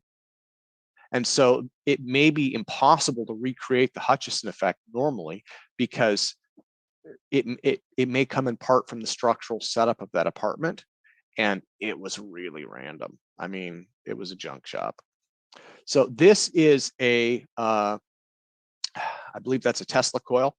I believe John made one of these. That may be the one that he made. Let me see. There's the compass. There's the Tesla coil. Sorry, I'm losing my spot. That is some broadcast equipment. That's a sideways shot, but you can see the chains securing things. In that case, the chains are securing it to a table that is near the floor. Top of the compass, broadcast equipment, broadcast equipment. I wasn't able to shoot everything. I mean, his apartment was pretty insane. And again, just, you know, more toys. And those are the samples. Let me see. I think that was pretty much everything I had for John. Yeah. Yep, that was it. So those are my photos. So yeah, I would say, guys, if you want to watch the whole thing, I'll just pop it up real quick and show you what I have. I should apologize for not being super structured. I've done presentations in the past where I run through them and they're a little bit more coherent than this. I'm just going to show you. This is a half-an-hour interview. I believe I shot 2 of these. I'm not sure if they're both up online. That's Gary Stevenson, who you all know very well.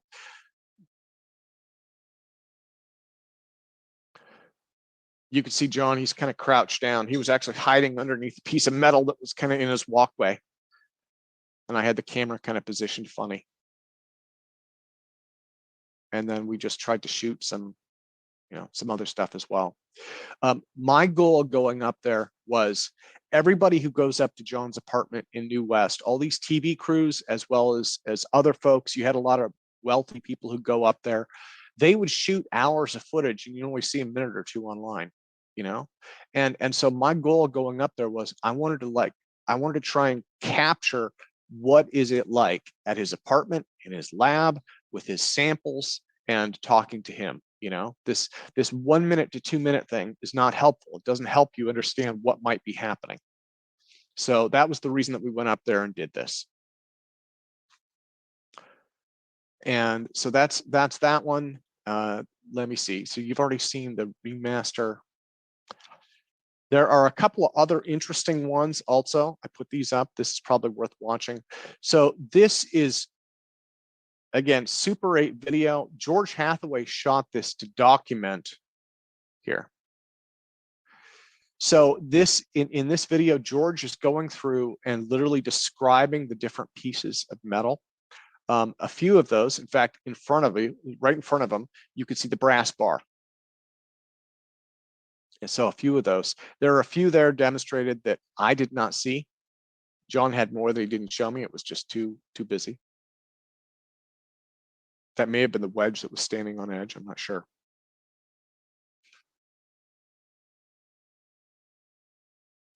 So George goes through and describes all of those.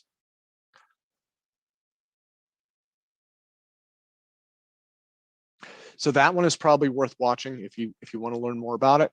And there was, let me see. I have John Hutchison describing it too, but I am not sure where it is.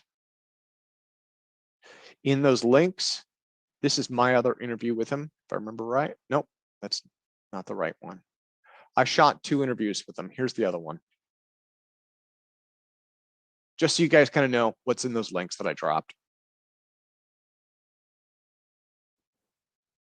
And again, this is just talking with John.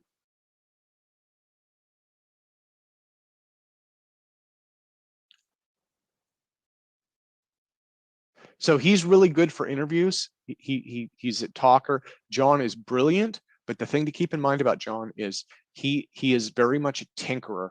He is not a physicist. And so the physics that he knows comes mostly from other people who have investigated the effect. John's focus has really been on creating it and experimenting with it. And my impression is that it doesn't happen that often for him, right?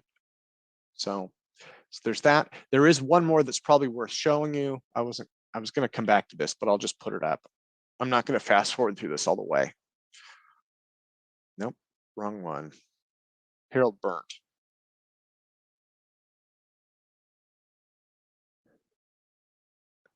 This is mostly sound. I'm not even sure if you'll see it. Harold Burnt was at John's house. Again, Harold lived about 20 miles from John. He hung out with John quite often for a period of time. Harold was at John's house filming. And if I remember right, yeah, there you go. There you go. That's the effect. So what's important to notice here, this one never made it on TV. He sent this to me. Here, let me see if I'll back it up. Harold was filming. John was experimenting with his effect. Now, what I need to explain is the equipment that's moving there is chained in place, floor to ceiling chains, right? The structural supports. The effect is happening from that tube, that light tube, that cathode ray tube or whatever. They were experimenting with that to see if anything would happen, and they're running different voltages into it. Those equipment racks, you can see they're still vibrating. That's, if I remember right, that's something like 3,000 pounds of equipment. That's like 1.5 tons of equipment. So what Harold actually called me he was so excited. He actually called me and said, "Tim, you're never going to believe what happened." And I was like, "Okay, what?" He goes, "Well," he described the situation. He said, "We're testing this tiny little light. John has this thing hooked up to it. And, you know, this was one of the last times that John did this because the city officials actually got upset with him. They had asked him not to experiment with the Hutchison effect because it was pissing off his neighbors. And he decided to test it just to kind of see what was going on. And they ended up with that. And it shook the racks and in turn shook the whole building. So, okay. So let me remove the spotlight. That was just about half an hour. I hope that was okay. So I'm happy to do Q&A on this. And I will unspotlight myself. And I'll just answer Q&A as well as I can. Okay, Michael, go for it, sir. Oops, he just disappeared. So. Oh, there we go. So that was very interesting. So I especially enjoyed the last part because it seemed to suggest the source of what we might be observing there. It appeared what he was playing with there is what's called a klystron. You ever heard of that? Yeah, I believe so. Microwave oven? Yeah, and now that was later. I'm not sure.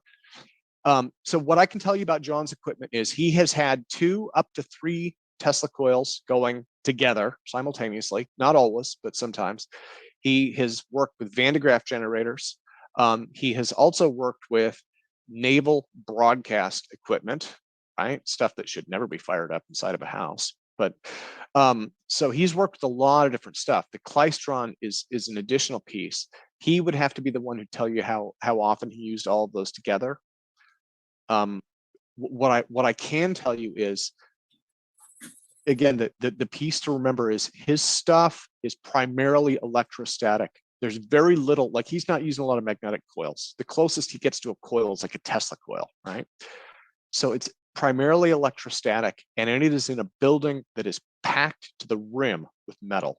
So whatever kind of field effect he's creating is incredibly complex because it's all re-radiating. So when you say static, you're not saying he's applying direct current. It looked to me like he was using AC.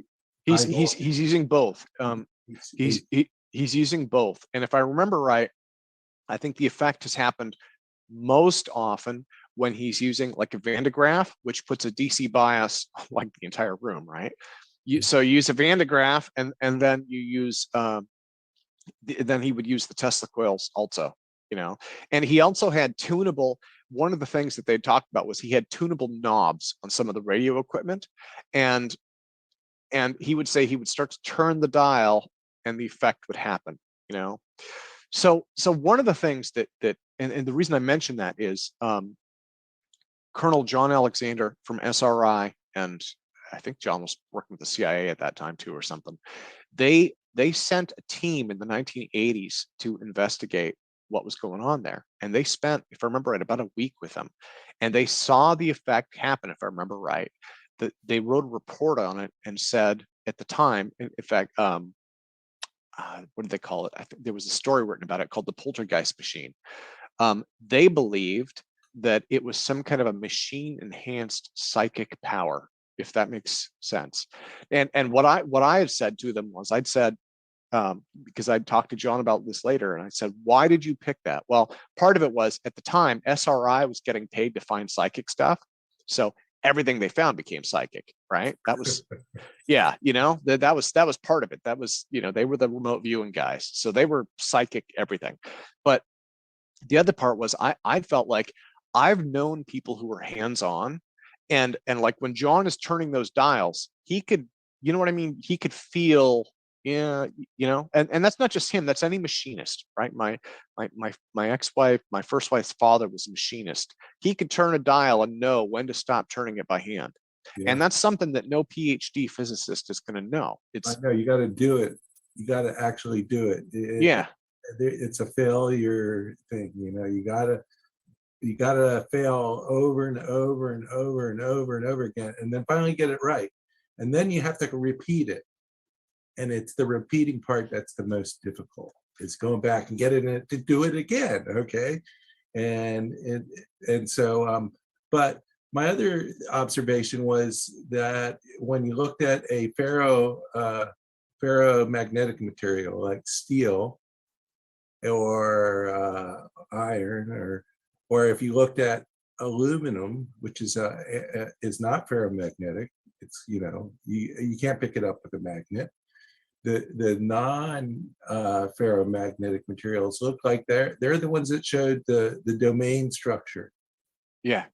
The ones that the ferromagnetic materials, they were amorphous, and when you looked up close, it looked almost like it had melted at the molecular level.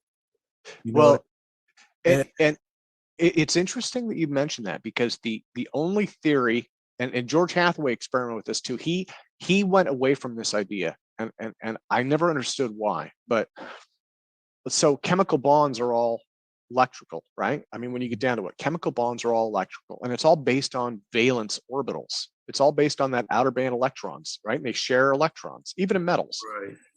And my thought was, just like a microwave oven, if you have enough frequencies and resonances and it's random, you might be able to bump those valence electrons out of position, and you would permanently bump them, right? Because, you know, so the orbital might be here, but you're shifting that orbital over here. It can't bond chemically, so you might have a solid that would turn into a jelly. So I'm curious if they weighed these objects before and after the Hutchinson effect, and was there any effect on the weight? So the reason I'm asking that is, it almost appears like for the example where you before and after with the aluminum bar, you have a higher concentration of the dopants after. It's almost like the aluminum is disappearing somewhere. It's possible away, but I would think that would show up in the weight of the thing after. So do you know if there was any before and after measurement of the material weights? That I don't know about. I don't want to monopolize my time. So okay. Well, yeah. Let me go to Aiden. Did you have something? Because I'm getting some echo. Aiden, did you have something? Yeah, a couple. Did that in one of the photos with the aluminum and the bar? It looked like there were the little dots. So did you see any of the photos that that correlate to Bob Greenier's presentation and the EVOs?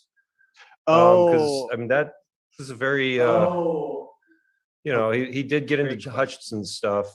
And then the other thing was like circa 2013-14, there was a Hutchison video of like a bar on paper towel, and then it just goes and it disappears and shrinks, and I mean, it's jellifying, but I can't find it anymore. So yeah, those are my questions. Okay, sorry, I'm gonna mute you out temporarily because I was just getting really bad echo. So yeah, oops, sorry about that. In terms of, let me see. I didn't see the more recent video, the 2014 one. I haven't seen that at all, so I can't speak to that. The paper towel that you mentioned. And sorry, what was the first question again? I just blanked out. EVOs, Bob Greenyer's EVOs, and it briefly in one of the slides where you're doing a close-up of either like the wood or the aluminum with a knife in it, you could see these little, I mean, it looks like there were little dots or trails or something going through the metal, which would be a second data point for Greenyer's presentation and hypothesis, or it, so.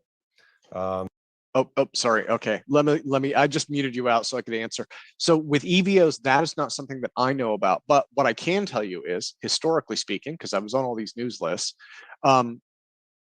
so not Bob Greenyer, I think he came later, but Ken Shoulders and John Hutchison were like best friends. These guys emailed each other 4 or 5 times a day for like years. I mean, so Ken Shoulders and John Hutchison, so you might ask John about that, and John would probably say yes. He could probably give you a ton of information on EVOs, because he was really close with Ken Shoulders. So I hope that answers the. Let me go to Charles. Charles, go for it, sir. Sure. Yeah, thanks. I'm a big fan of John Hutchison. I've tried to convince him the Graviflyer is the Hutchison Effect, but he's not convinced yet.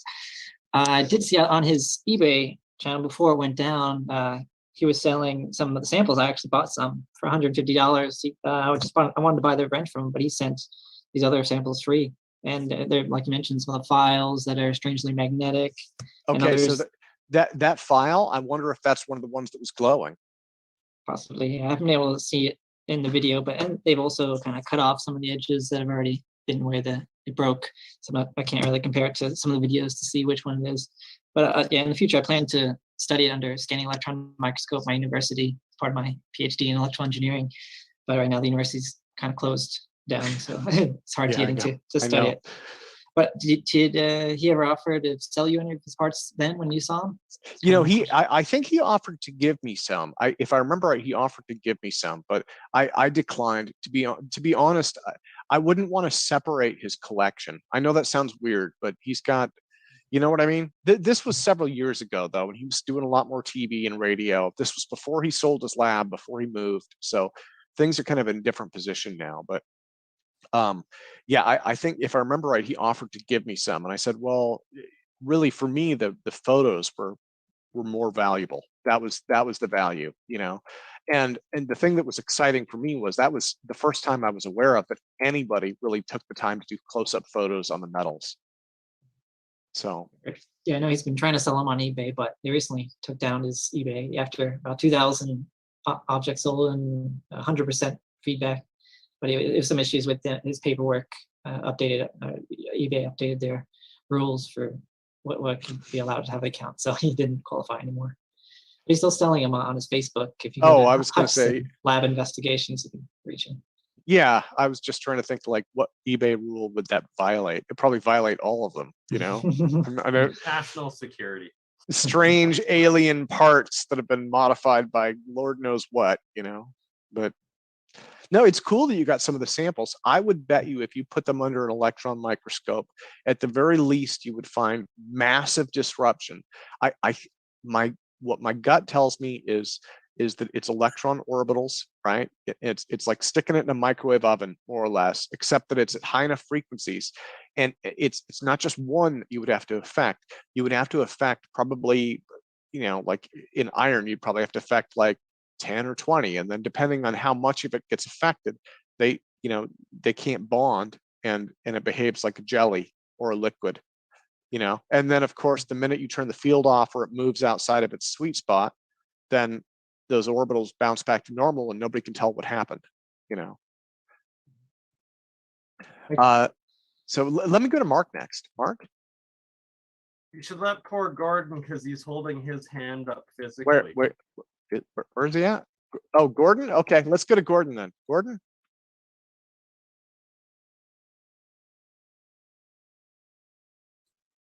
That's better. Unmute myself. Hi, Tim. Okay. Yeah, You kind of touched on what I was going to ask with a comment you made there. My sort of knowledge area is materials sciences and stuff like that. One of the things that immediately struck me looking at the images was there seems to be some sort of potential induced form of non-Newtonian rheological behavior. In other words, what you're doing is changing a solid into a different format with some sort of phase shift that's induced, and then it goes back to being that solid in a different format, and then the whole structure of the thing has been interfered with and messed about with to appear then in the state that it appears. And you might even find that the whole sort of metallurgy of the thing has actually even changed if you were to I would look at imagine, it. yeah.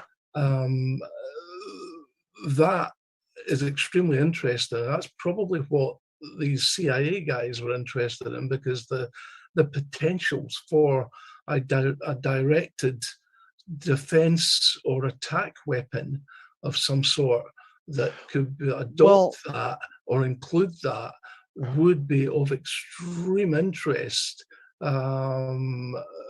to military side, I would have thought. I think, yeah, I would agree with that. I think what's more interesting is if you could imagine being able to weld metals with no welds. Yeah. Right. Or construct an airframe out of one solid piece of metal, right? By just bending it and shaping it, you know? And so yeah, I think, I mean, that was kind of where I ended up, was if it was the electron orbitals, and you could basically, it was like you were simulating different materials, and maybe you could be simulating materials that never even existed, you know, simulating new substances, right? Because if you can make iron behave like it's half this or half that or something like that, then it's something new. So yeah, you can do that with products at the moment. A product that I had a lot of experience in optics, and one of the products I've been involved with in the last few years and no longer involved with it is a contact lens. You stick it in your eye. Inside that contact lens is a material substance that's semi-solid. And then what happens is when your heat of the body actually hits it, eye movement and pressure actually uses that non-Newtonian rheological principle to actually change it into a dry eye drop, which is then fed into your eye. Oh, there you go. That's very similar to the sort of metamorphosis change that's happening in these images you actually got there. Well, the other thing that is interesting, I think is very notable, is so when I got into John's work seems to be very closely related to the Philadelphia experiment, the way it was reported, right?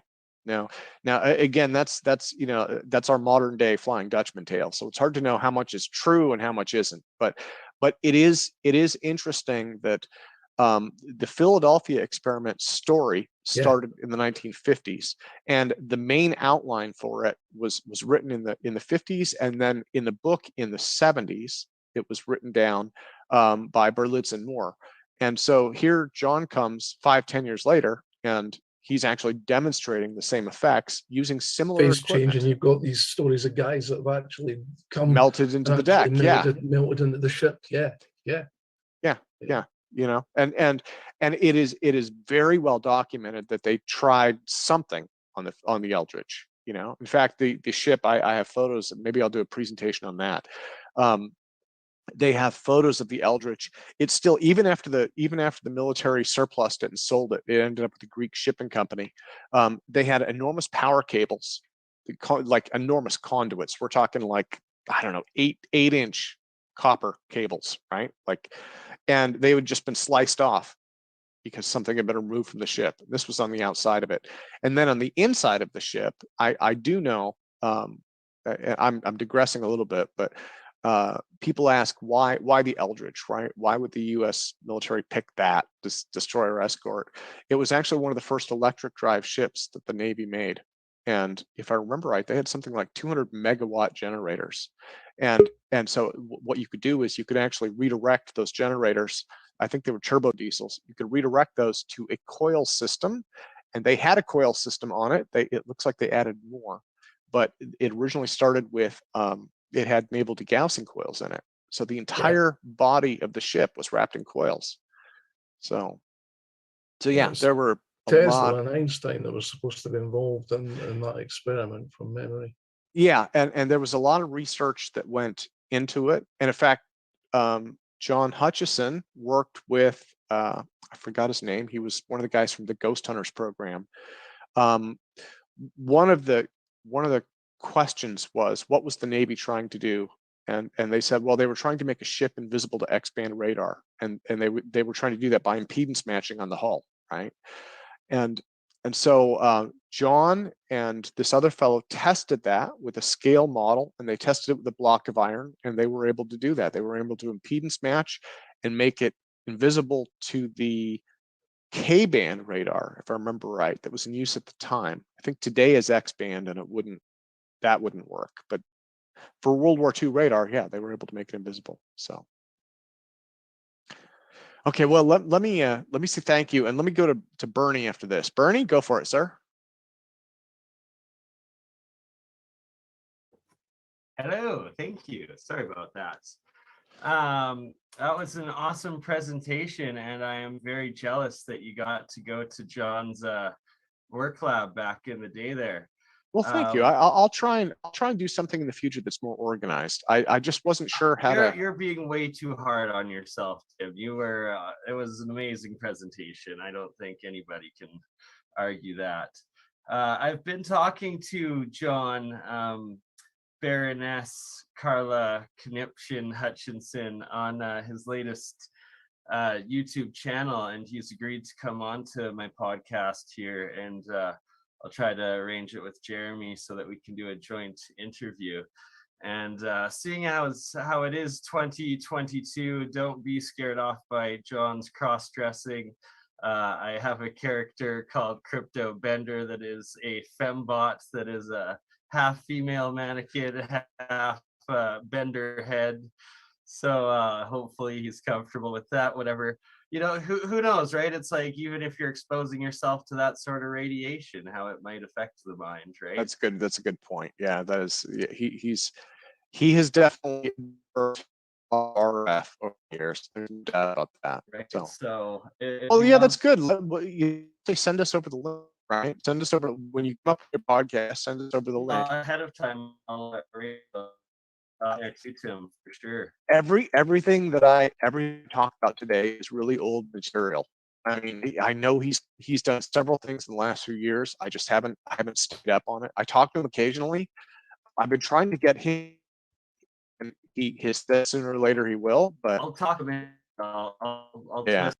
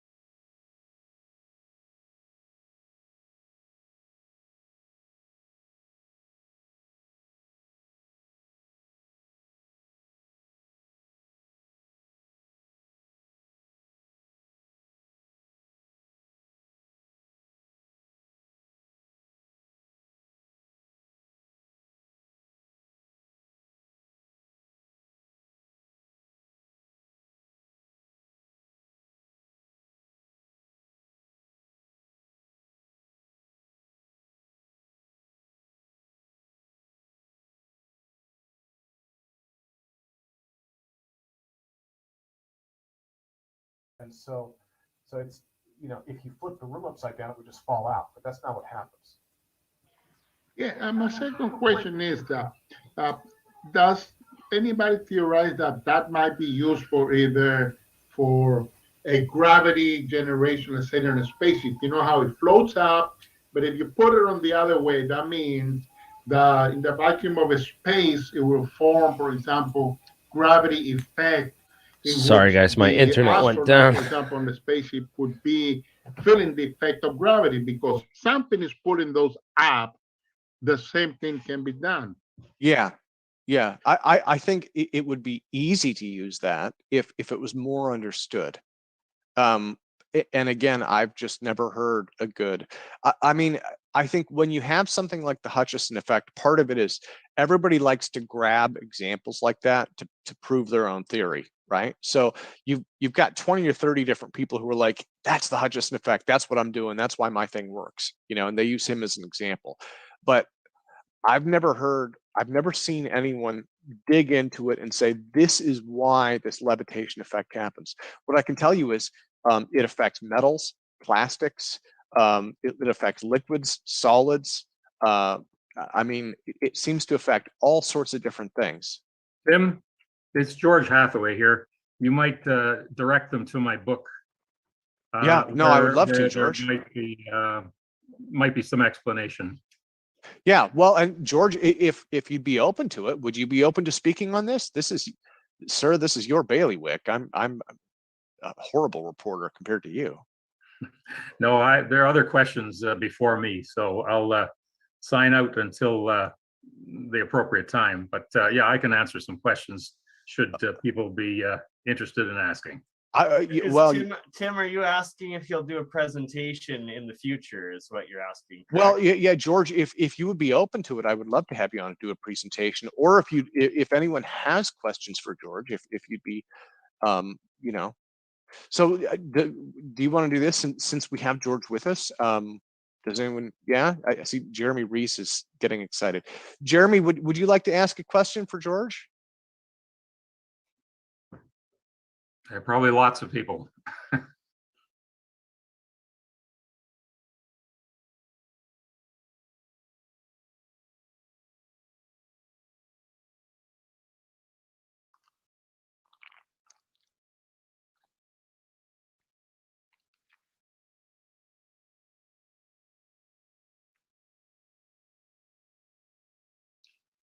Are you asking me what metals he used?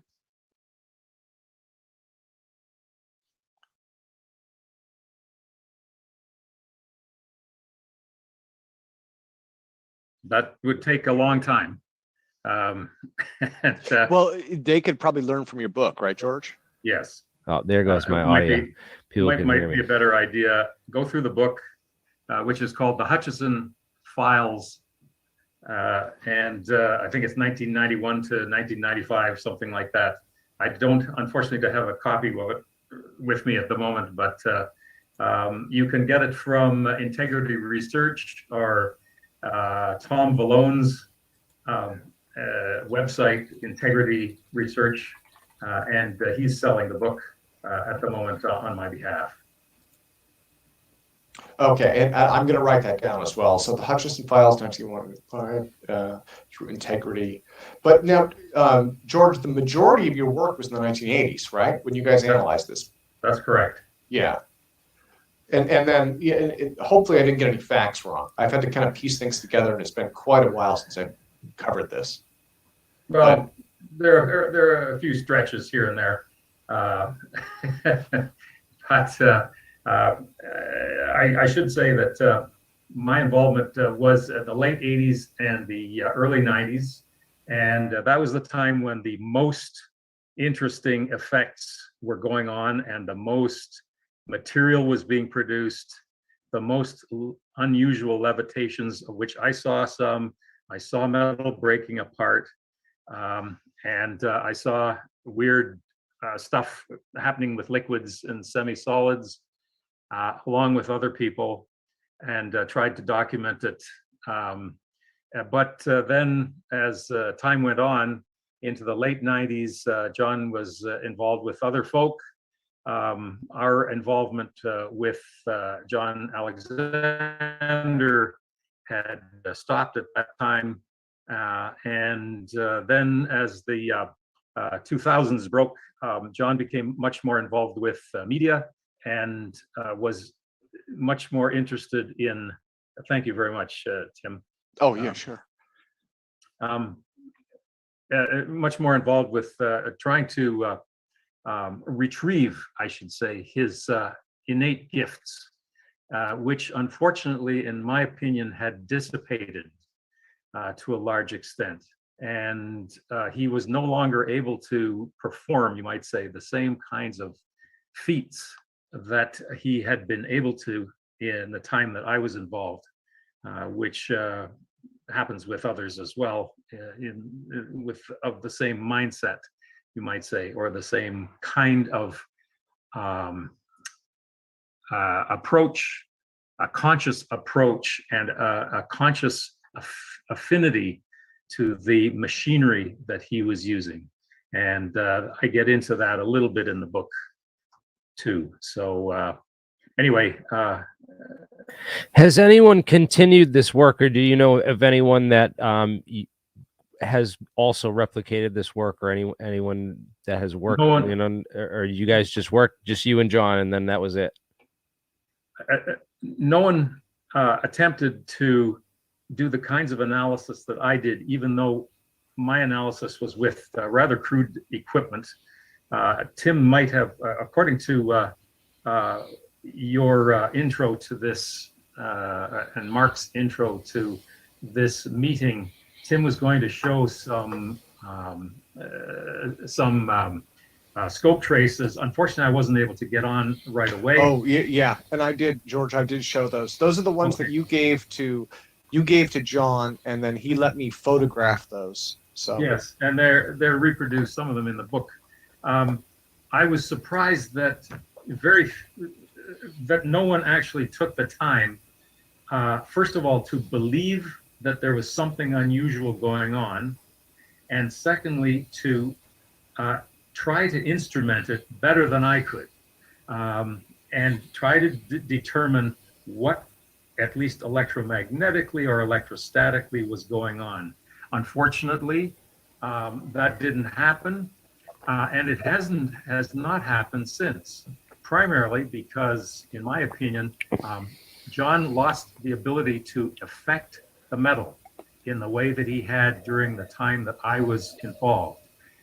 There were some minor effects, as Tim has shown in some of the presentations tonight, after the 2000, the late 1990s.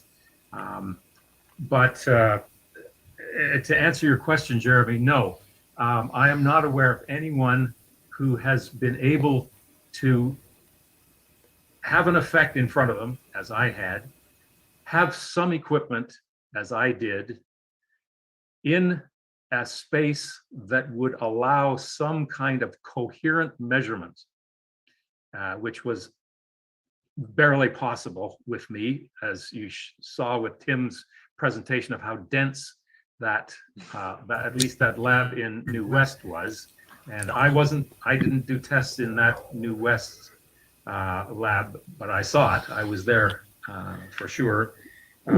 So sadly, no one has picked this up, and I'm afraid to say that the likelihood of someone actually being able to test and measure what John was able to produce has basically vanishingly small. So one more question. I thought in some of the older videos, it said that people from the U.S. Navy sent some scientists there to observe the work and take note of it at some point. When did that occur, and any details about that? And did things stop working mysteriously after they visited the lab? Or you may be referring to what Tim presented with Colonel Alexander. I'm not sure whether that is what you're referring to. I am not aware that there was a specific U.S. Navy deposition. There certainly was that John Alexander put together a team from Los Alamos, and that was the team that came up under my supervision and my associate Alex Pizarro, who were working with John, and we had arranged with John Hutchison. We had arranged with John Alexander to come up and try to figure out with some of their equipment, which was very minimal, because most of them didn't believe that they were going to see anything unusual. So they only brought the most, not primitive, but the minimalist equipment. Okay. And that was in the early 90s, as far as I recall. Most unfortunately, due to John's mental state at the time, he was so concerned that he wanted to show, he wanted to make a positive show, you might say, that the only thing unusual that happened was that a transformer blew up and a few things fell over way at the back of this this large warehouse that we had arranged for these demonstrations to take place. The folk from Los Alamos, two of them were believers, including John Alexander, that there was something unusual that had happened. And the remainder of them were either neutral or one was highly skeptical. And the one that was highly skeptical was a physicist who John Alexander had arranged to come. And this physicist put the kibosh on it, said, "This is total crap. We didn't see anything that John and George had claimed that we would see, and therefore we should give up." And unfortunately, although John Alexander wanted to pursue it more, we were not able to continue with that contingent from Los Alamos. Other folk had come up from time to time, as Tim has talked about. They saw this or that very minimal activity, nothing like what Alex Pizarro, myself, and a couple of others, as I mentioned in the book, actually saw with their own eyes and touched the material, gave John pristine material to put into the field and have it destroy itself or lift up. So unfortunately, I guess the long-winded answer to your question is the group from the US, the Los Alamos group, went away essentially empty-handed. Now, Georgie, if it's okay to ask, do you subscribe, because from what you're saying tonight, it sounds like when you say he's lost the effect, do you subscribe to this idea that John has some kind of a psychic connection to it? Yes, that is the only remaining reasonable, given what I know about electromagnetism, which is a fair amount, but I'm an electrical engineer, and I've studied really wild electrical and electromagnetic effects in my past, and I've also studied the effects that the mind can have, if you might say, or the consciousness can have on materials, not John's, but others, that as if I have 5 possible explanations, 4 of which are so-called electromagnetic, one of which I'll remind you in the book was by Tom Bearden. He claimed that he figured out what was going on, and I don't subscribe to that. But if you give me 5 possibilities, one of which was some kind of consciousness connection, which was amplified perhaps by the electrostatic fields or something like that, I'm not saying that is it. I'm saying that is the most reasonable one that fits all the parameters that I'm aware of. And therefore, if you are not in, the John Hutchison, are not in the mindset that has produced these kinds of effects in the past, they won't occur, no matter what kind of material, no matter what kind of fields you concoct, Tesla or Van de Graaff or KU band or whatever.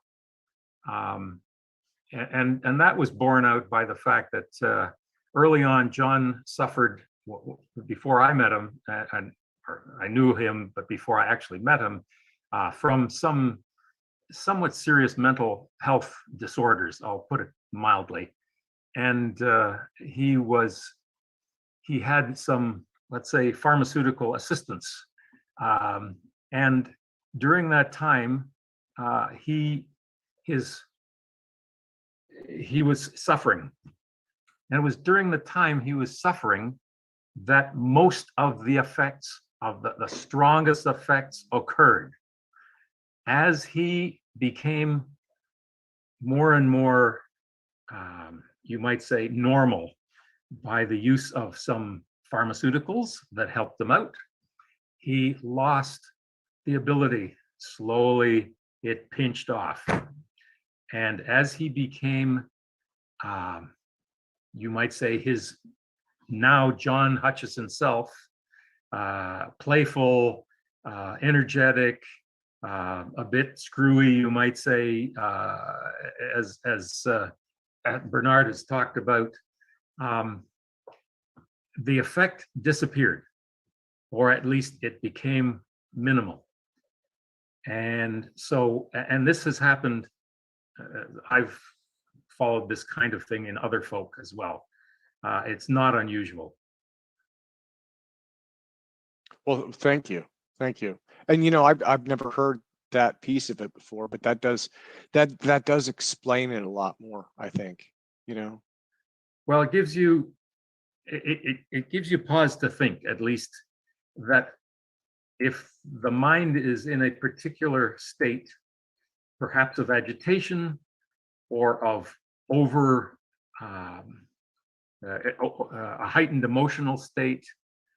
You've heard where, I mean, it's well documented, for instance, that someone who is very slight of build, perhaps a woman who sees their child about to be run over by a car, can lift the car up with one arm and exhibit extreme feats of what you'd consider unusual capability in a super agitated state.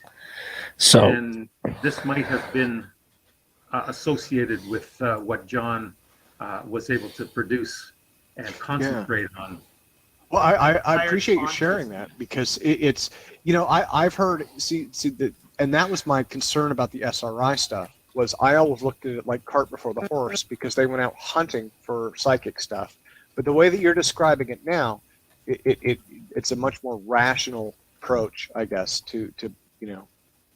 Yeah. Yeah. I guess I'm just even more confused, because it's like I'm asking for some keys, like I was expecting like a frequency range, or you know, a certain voltage, or some, you know, some limit that you have, the energy that you have to pump into a certain amount of vacuum space to get this type of effect, or you know, the right frequency for a metal. But it's like you're telling us that the secret to this is to take drugs and change your mind state and use telekinesis, and it's just no. What I'll answer your first question. I was with John long enough that he went through about 4 or 5 different iterations of his setup. He started with Tesla coil A and Van de Graaff B and a medium wave oscillator C, and the next, and stuff happened. Then he moved to, he removed one piece and he put another in, a specially wound coil.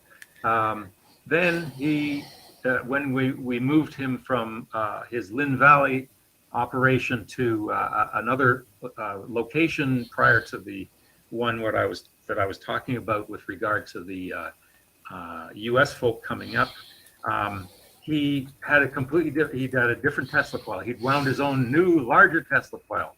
He had a different, he actually got rid of the Van de Graaff. He used a different kind of AC RF device. He still got the same wonderful activity.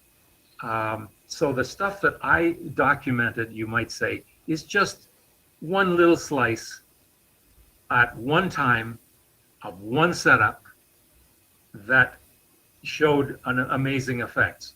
Then he would change it and do something else, and he would get the same effect. Of course, it would take a long time, maybe 6 hours, as he was adjusting, as Tim was saying, you know, adjusting this and that.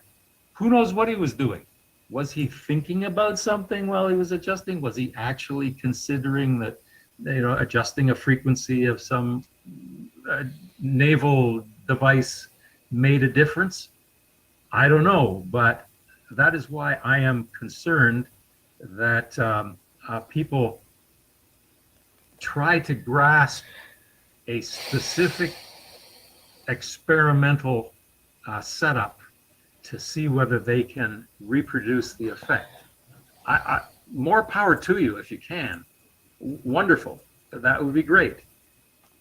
My concern is that so many people have tried this, and I know since 1997 or so and the early 2000s, 3 or 4 folk that I know have tried to set up the same kind of thing that they saw in one instance of what John set up, and failed completely.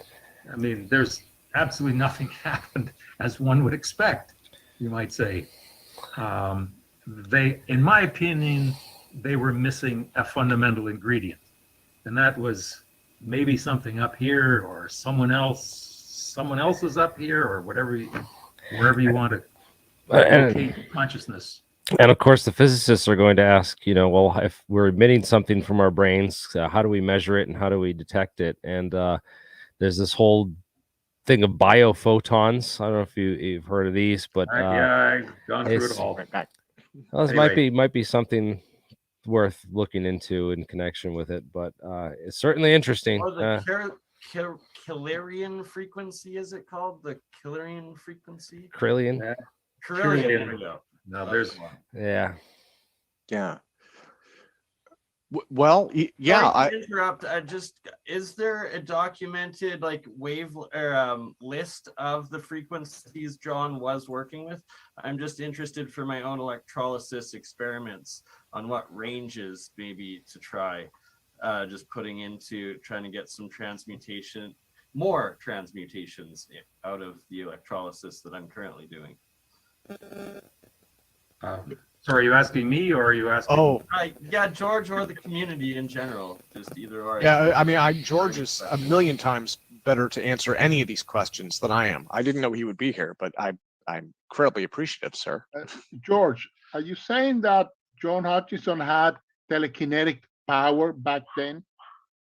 I don't know.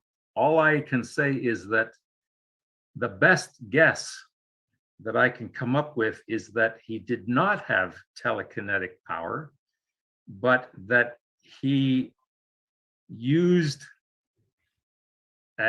electromagnetic fields of some sort to amplify or ride on to do what he did.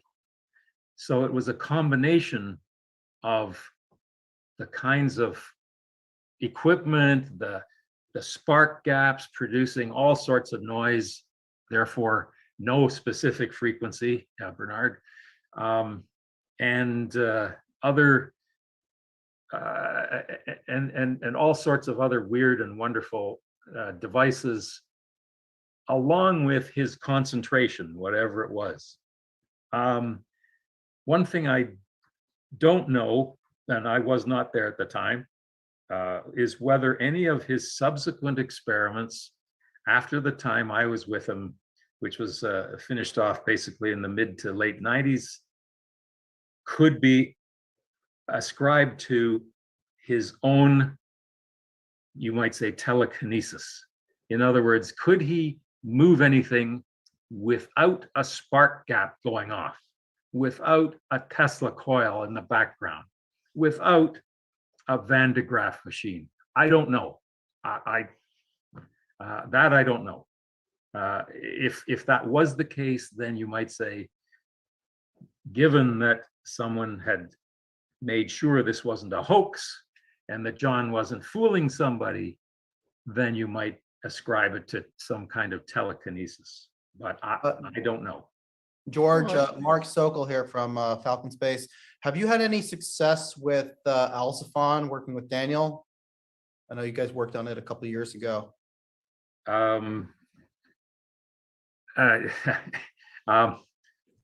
Is this the space to answer that question, Tim? You might want to moderate. Sure. No, George, I honestly, I can't feel thank you time. enough for joining us. So yeah, I would say go for it. Whatever you want to speak on, sir.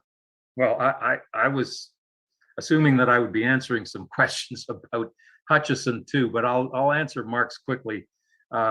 We've had some unusual effects, let's say, but that was quite a few years ago when we had a sample that was dancing around inside an EPR tube at liquid helium temperatures, and so it gave us hope that at least at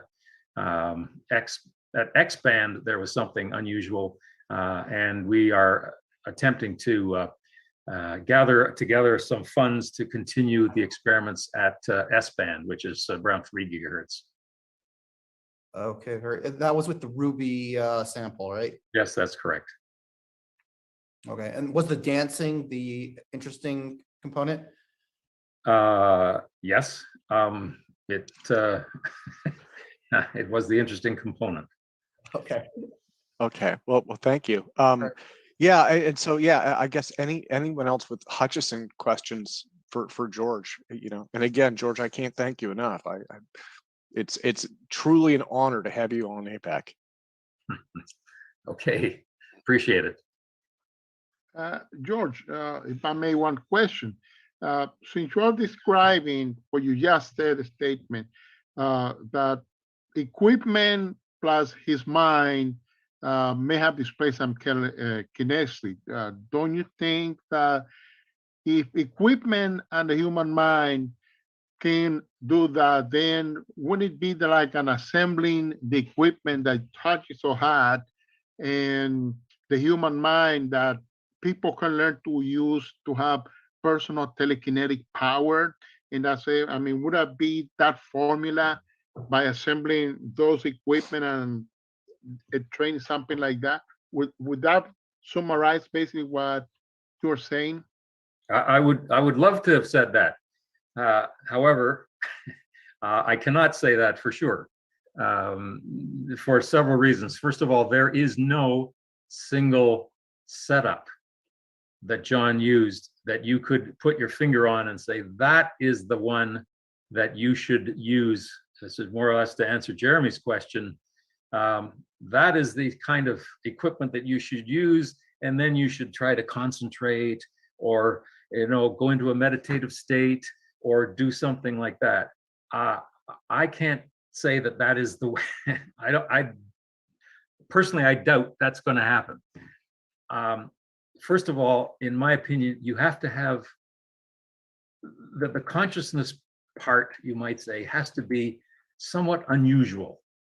So the average type person like me, who has, I would say, an average brain, I guess, and an average outlook on life, compared to John when I knew him, there was stability and astability. I would be the stable one. John, you might say, would be unstable at the time.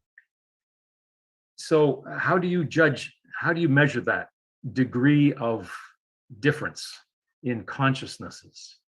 Can you simulate that? Can you come up with some meditative state or something of that nature? I don't know.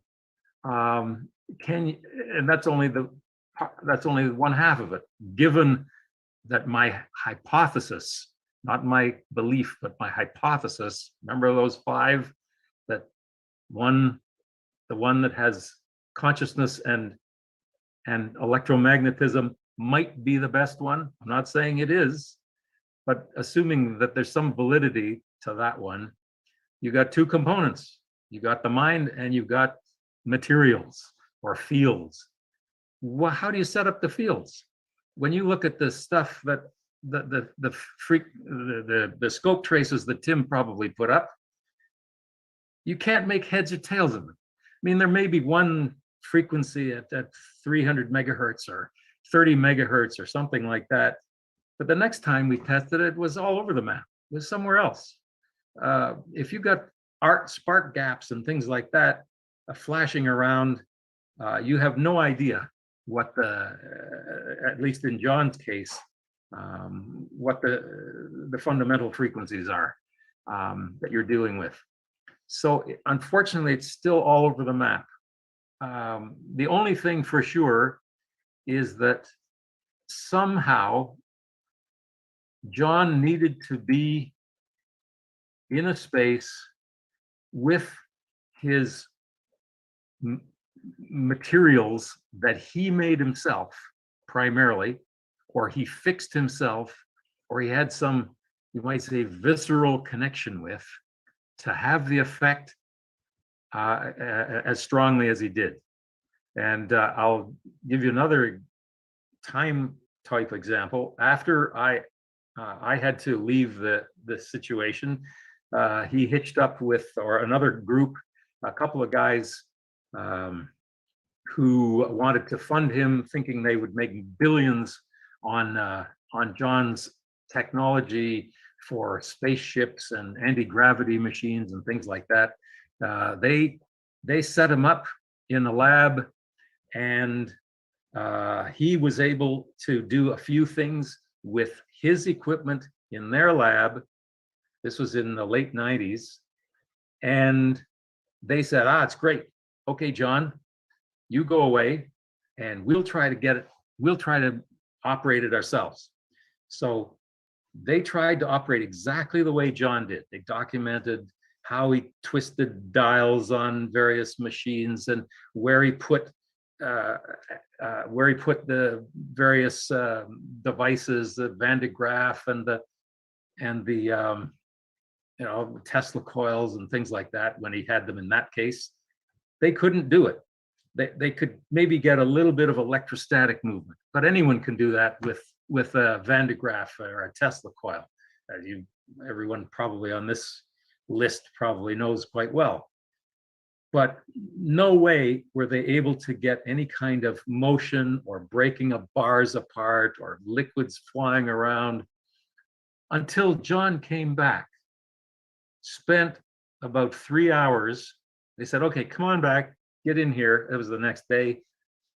They hadn't touched the material. John started to fiddle, exactly the same setup. And suddenly things started to go. Not as much as when we were there with him, but he was starting to break metal apart and that kind of stuff. So in my opinion, it was, that was another sort of confirmation that John needed to be an integral part of this system for things to happen. I don't know how. I'm just postulating that it might be a consciousness thing, or so I don't know, but or maybe he just was so attuned, like that lathe operator, whoever said before, that he could set whatever material, whatever machinery that was put before him into a particular state and stuff would happen. That I find hard to believe. I believe, at least hypothesize, that it happened, it had to be part of him, as opposed to what he could fiddle with, or in addition to, I should say, what he could fiddle with. So unfortunately, what I've been talking about just now breaks open all of this discussion about frequencies wavelengths and materials and types of Van de Graaff machines and all that material. It expands it into a real miasma of possibilities. George, can I quickly ask you as an example kind of what people are saying, like John's psychic ability more? For instance, when I was first experimenting with electrolysis, I just had a D battery hooked up to a little saltwater solution with 2 coils. The battery had been dead for a few days. And then I walked in with my friend and I looked at it. I'm like, it's going to start bubbling. And lo and behold, the SOB started bubbling and we were like, whoa, it actually happened. So is that sort of the example you'd kind of give in relation to John and his experiments? Well, if you were able to do that under what might be considered control conditions, in other words, repeat it, have someone document it, someone independently, you can't independently try it because if you're a fundamental part of it, you can't have someone else. The Schrodinger effect, you, correct? then you might have something. You might be able to claim that there's some some interaction between you and the experiment. I'll contrast that to John. Almost every time he was approaching and fiddling with his equipment, something unusual happened. As opposed to, in your case, once something happened. I'm not denying or downplaying what you're saying, but compared to John, John had this ability to eventually have something happen. Sometimes it took an hour, sometimes it took half an hour, sometimes more often it took about 6 hours while we stood around waiting, and he would be testing things with his fluorescent bulb, and he'd be moving things a little bit here and there, and then he'd go back and fiddle with some tuner on a piece of surplus equipment. And Alex and I would be saying, okay, John, any idea when things might happen? Oh yeah, it's almost any time now. And 2 hours later, yep, something happened. I see how you're saying it's so hard to reproduce John's controlled experiments. Yeah. Do you think, George, do you think it might, would you describe him as being in like a dissociative state when he did these things? Hard to say. I wouldn't say it was dissociative. He was with you. I mean, he would answer questions. He would be focused on the machine, on the equipment, but he would know you're in the background. And he'd say, "How you doing, guys? You know, it's maybe taking a little longer than I thought." He usually has his headphones on, and he's listening to the static from. He was almost consciously within the entire room. You're saying, like. Yeah, he been knew, able to he hear knew you because his headphones were on, yet he knew you guys were like coming up to ask him a question, sort of thing. Yeah, I don't know whether you call that. I don't think that's dissociative, but yeah, Higher because he was aware. dimensional consciousness, almost. he was. You might say hyper aware. He certainly was hyper aware of his apparatus. He knew because he'd built it, he'd put it together, and it was something. You know, so part of him. But he knew that you were there. He knew that the Los Alamos guys were there. He was trying desperately to show them something. Unfortunately, it was too desperate, and Tim didn't work out. Yeah. Tim, Harold, yes.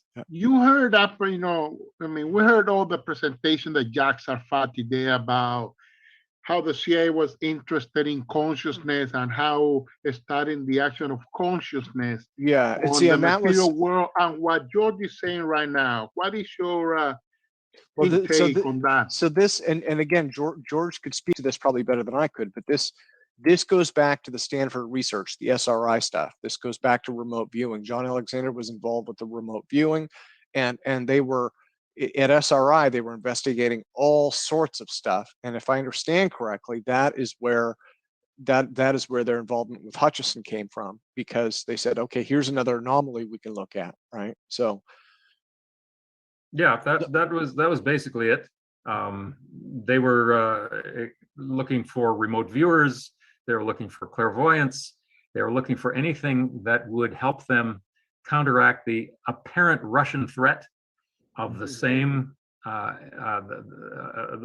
the same kinds of things, and this was part of their mandate. And when they heard about, well, I'd known John separately, and when I told him, and my friend Alex Pizarro, actually it was Alex, told him through a when they were both at a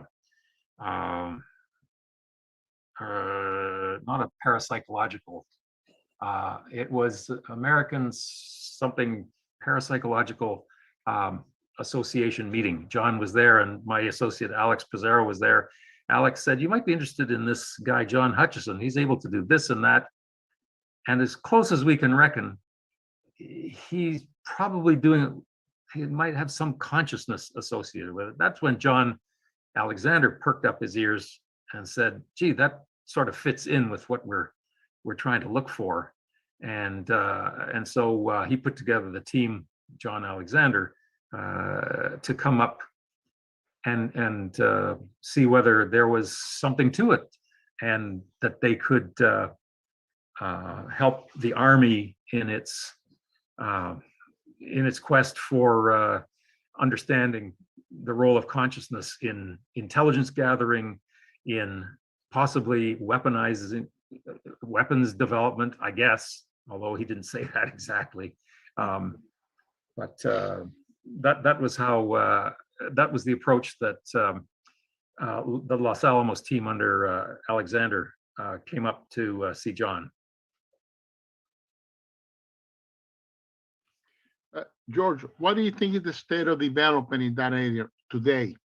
Does it continue, or it stop, or it may be some black box project, one of the black projects? What is it? Once again, how much time do you have? And this might not be the best place to talk about that. Oh, okay. Summarize it. Well, yes or no? that would be up. Yeah, that would be up to George. We have all the time to listen to these legends and stories. Well, and you know what we probably should do is just kind of we'll just call this open discussion, but yeah, we'll just kind of let it roll from here. Well, but let me do some questions. Actually, Charlie had a question, so let me go to Charlie next, who's been very patiently waiting. Thank you. Hey, George Hathaway. Yeah, I'm also an electrical engineer, so I'm very interested in Hutchison Effect. But he recently said in some videos from John Hutchison that he does not believe his psychic ability is affecting the materials. So I'm wondering what gave you the idea that it was his psychic ability, and where else have you seen that in effect, creating the Hutchison similar effects?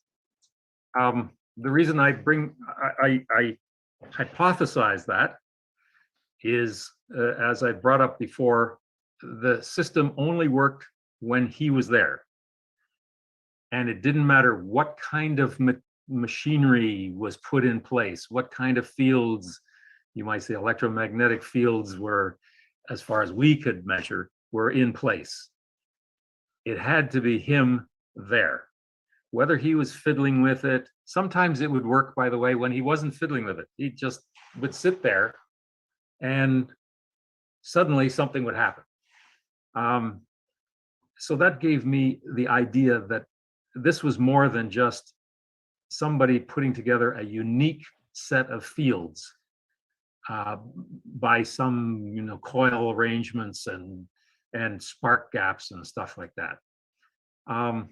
And I had studied and continue to study folk that have abilities. The easiest example is spoon bending. We'll call it, just think about spoon bending for an example. People I've seen can hold up a spoon and you rub it a little bit, then you hold it up, and on the count of three, Jack Houck, who actually saw John Hutchison do his thing, would have a party, and people would get all worked up and get excited, and then he'd say, okay, everyone, now everyone's up in a state of heightened activity. On the count of three, your spoon is going to bend, and one or two people out of a room of 30 would see this thing bend, including John Alexander, by the way, who did it himself. So that's a minor example of a sort of confirmation that there's something weird going on between matter and consciousness, in my opinion. So it didn't bother me too much to go out on a limb as an electrical engineer and say, we're missing something here that John Hutchison and others have demonstrated. I don't know whether that's answering your question, but maybe partially. Yeah, that helps. Thank you. Yeah, thank you, Charlie. Let me see. Well, does anyone else have questions? Oh, Nils, go for it, sir. All right. Yeah, I really love the answers from George here, and that actually answered my question 100% exactly to the point, because I read years ago that Hutchinson was able to produce these mysterious effects, but it was only when he was in the room. When he walked out of the room, things stopped working. So I concluded even years ago that this must have been some poltergeist effect from his subconscious. He probably wasn't even aware of it himself, that he was actually, or his subconscious was actually doing it. But now that I heard George address this, I am very happy and very pleased to confirm my suspicion about this. And this actually relates back to Charles and the Graviflyer again. Perhaps there is some subconscious effect here with the Russian guy, where he has some effect on this device levitating from the ground. If there's no real physics or real electromagnetic phenomena going on, what do you think, or what does the community think? I could, Niels, I'm going to drift from your question just for a second to address something that Charles brought up that I forgot. Charles said that John Hutchison now and has claimed for some time that he doesn't think his mind has anything to do with it. It was all the apparatus. That is a recent admission by John. During the time I was with him, he didn't know. He was ambivalent. He thought, yeah, that it might be. So as time has gone on, in my opinion, he has gone away from, I don't know, maybe I had something to do with it, to, nah, I don't think I had anything to do with it. I don't know why, but that's maybe an approach to answer Charles' question. With regard to Nils' concern about other folk suggesting or the possibility of people's minds having to do with the levitation of little craft and things like that, it seems to be unusual. That's really, I can't answer that because I have not been there. I don't know under what conditions, controlled conditions, these other phenomena have manifested themselves that you're talking about, that is certainly on all over the internet. I don't have a coherent response to that. Maybe someone else does. Right, but the principle of the scientific method is repeatability. So if you have an experiment and you can't repeat it, or nobody else can repeat it, you got to start asking the questions, well, maybe there's some conscious or poltergeist effect going on here. At the moment, that's right. Yeah. That's So a you're saying the possibility. key is to always have several video cameras running at all times to capture everything to document it then. Right, but you got to repeat it. That's the big one. If you can't repeat it, you got to ask some serious questions. Yeah. George, do you think, that Hutchinson, John, have changed to say, no, his mind has nothing to do, is after taking so many chemicals to straighten up his mind, and now he cannot reproduce the effect anymore? Is that possible? Or to add in, could it be like a fear of like the word psychic being like a like bias blocky. compared to consciousness, right? That he's trying to move away from the word like it being a psychic ability compared to a scientific understanding of conscious, right? Where psychic is like the fringe science, and he's trying to move away from that. Yes. John, when I first met him, he was not immersed in a milieu of you might say modern science. He had Tesla was one of his gods, as well as Marconi and the early pioneers, and he did not at the time have a strong opinion about him being a scientist or John Hutchison being someone who can contribute to science. As time went on and scientists became aware, true and false scientists became aware of what John was doing, he said to himself, gee, science, I should be talking science, not psychics. I should be trying to portray myself as a scientist, which he was. I mean, he was exploring, he was experimenting, he was doing science, you might say, not in the way normally we consider, but he was doing science. And so it may be that as he wanted to portray himself as a scientist and talk the language of science to the best of his ability, he became less and less conversant, you might say, with the possibility of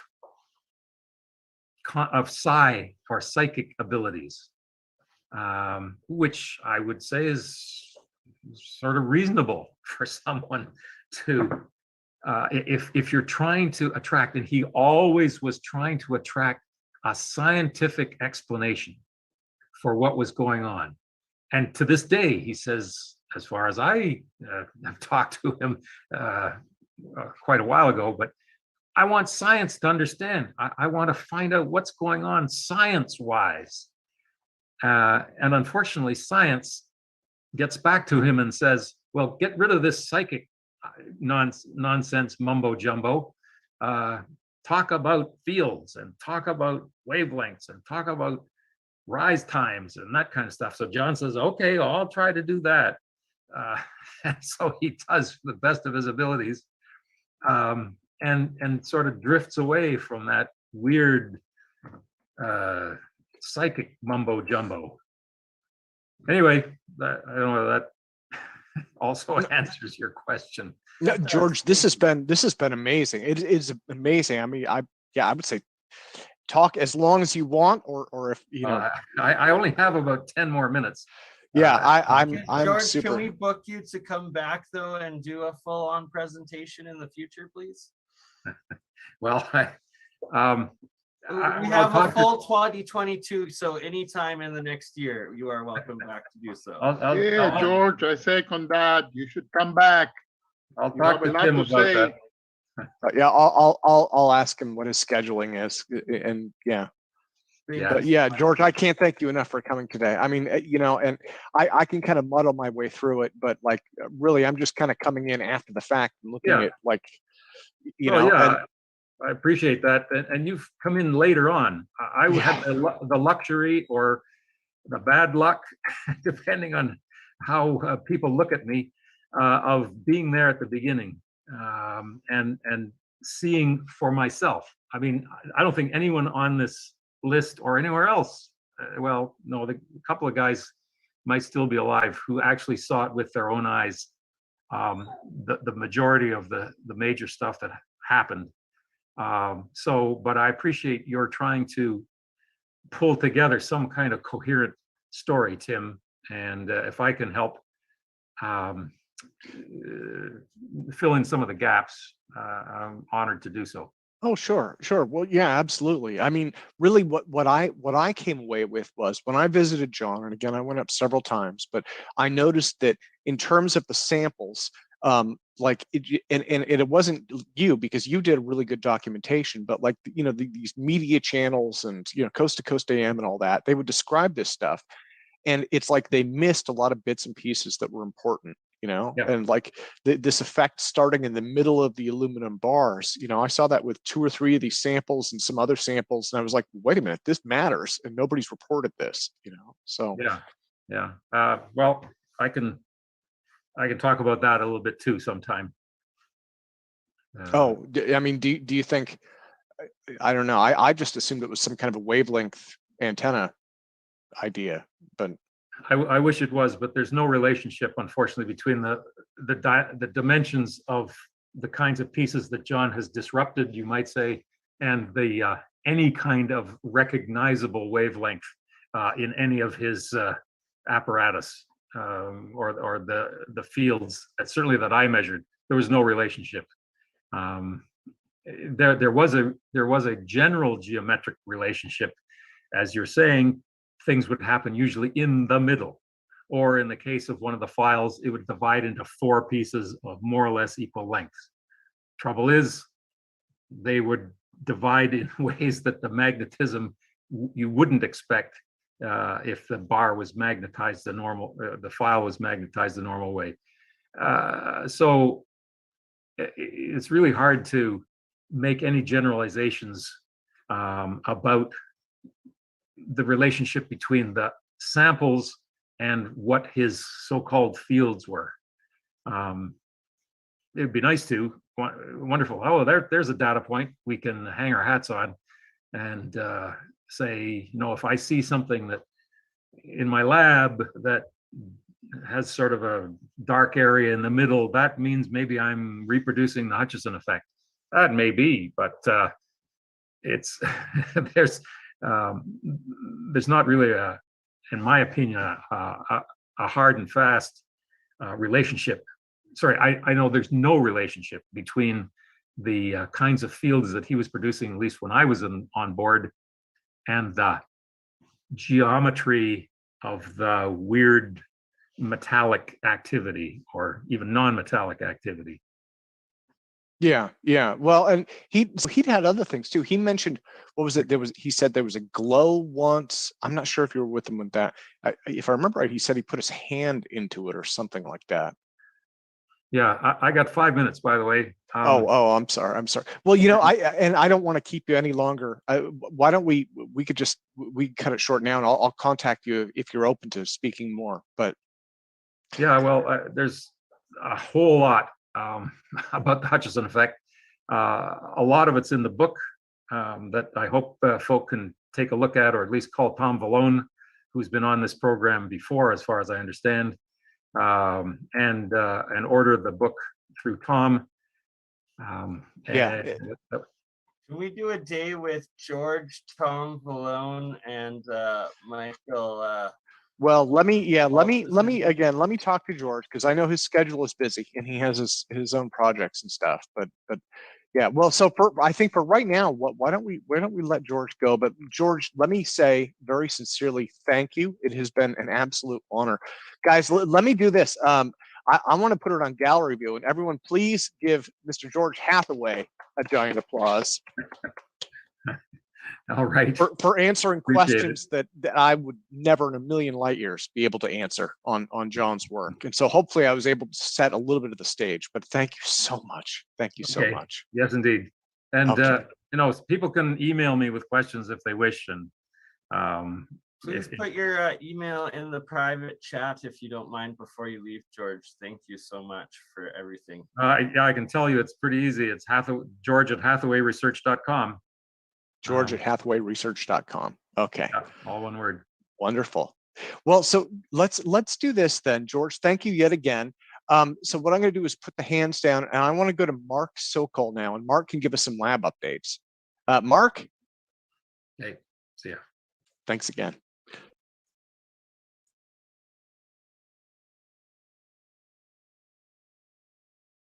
And let me see.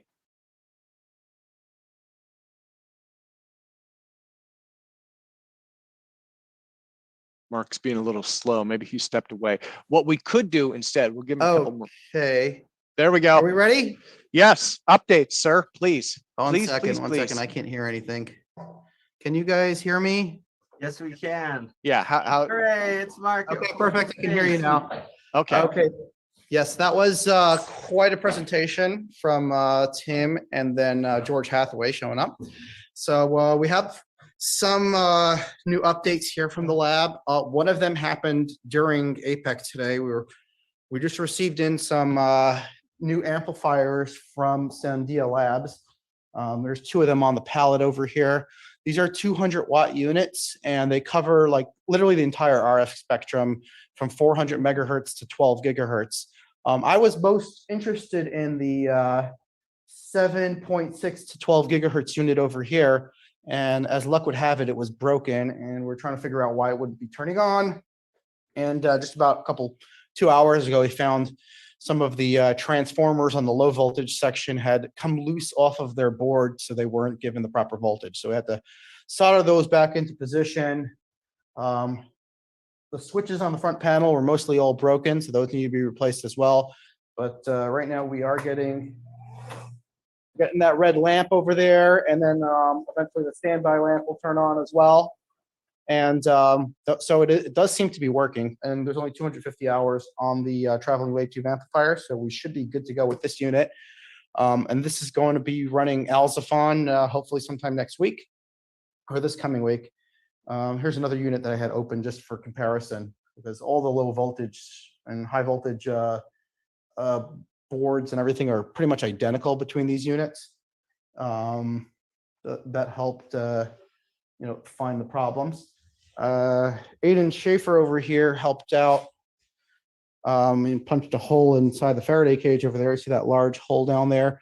That's where we're going to be feeding in waveguide for our higher power experiments. So the amplifiers can sit outside. We also got a new computer for the lab. This is for getting in all the data and signals and all that kind of stuff. It's all going to be fed into a lab. This computer with LabVIEW on it. There's also live video feeds that are going in over here. So all the information is going to be plastered along these 2 screens as we're running experiments. What else we have going on over here? Aiden Schaefer has his Manellis device, which he's going to give us a little rundown on. Yeah, so I started working on the original part, or what Mark 1 is up here, and these are some of the coils which are similar to here. This does have the conditioned ferrite. Can you just give a rundown what the Manellis device is? It generates it's using the Aharonov-Bohm physics. So in the conditioned ferrite, which I haven't gotten. What does it do with the Aharonov-Bohm physics? Thermoelectric conversion is what Bingo. Dr. Ahern has seen, but Mark doesn't have a full grasp of the physics, which is partially in the ferrite. Let me get the viewing film out. Coils upon coils upon coils. So although that looks pretty dirty, this is preconditioned ferrite, and then I've got to finish getting this coil. I'm not happy with this one, but little by little I'll probably make another one. And then you hit it with high strength or high voltage, and then it's been reported that it'll start getting a circulating oscillation within the ferrite. I'm not happy with building on the square and the round, so I switched over to the round. And then you get the oscillation in the ferrite. What happens next? Well, then it starts, after a while, the oscillation starts, the circuit's tuned and it kicks out every voltage spikes over 180 volts into the system. So it's the original inventor modified the Bedini schoolgirl circuit and turned it into a solid state device. So anyway, this is Mark II. I still have to finish doing some this is my second attempt at it. It's more of a test bed. And then here's the start of a magnetic component. So I still have to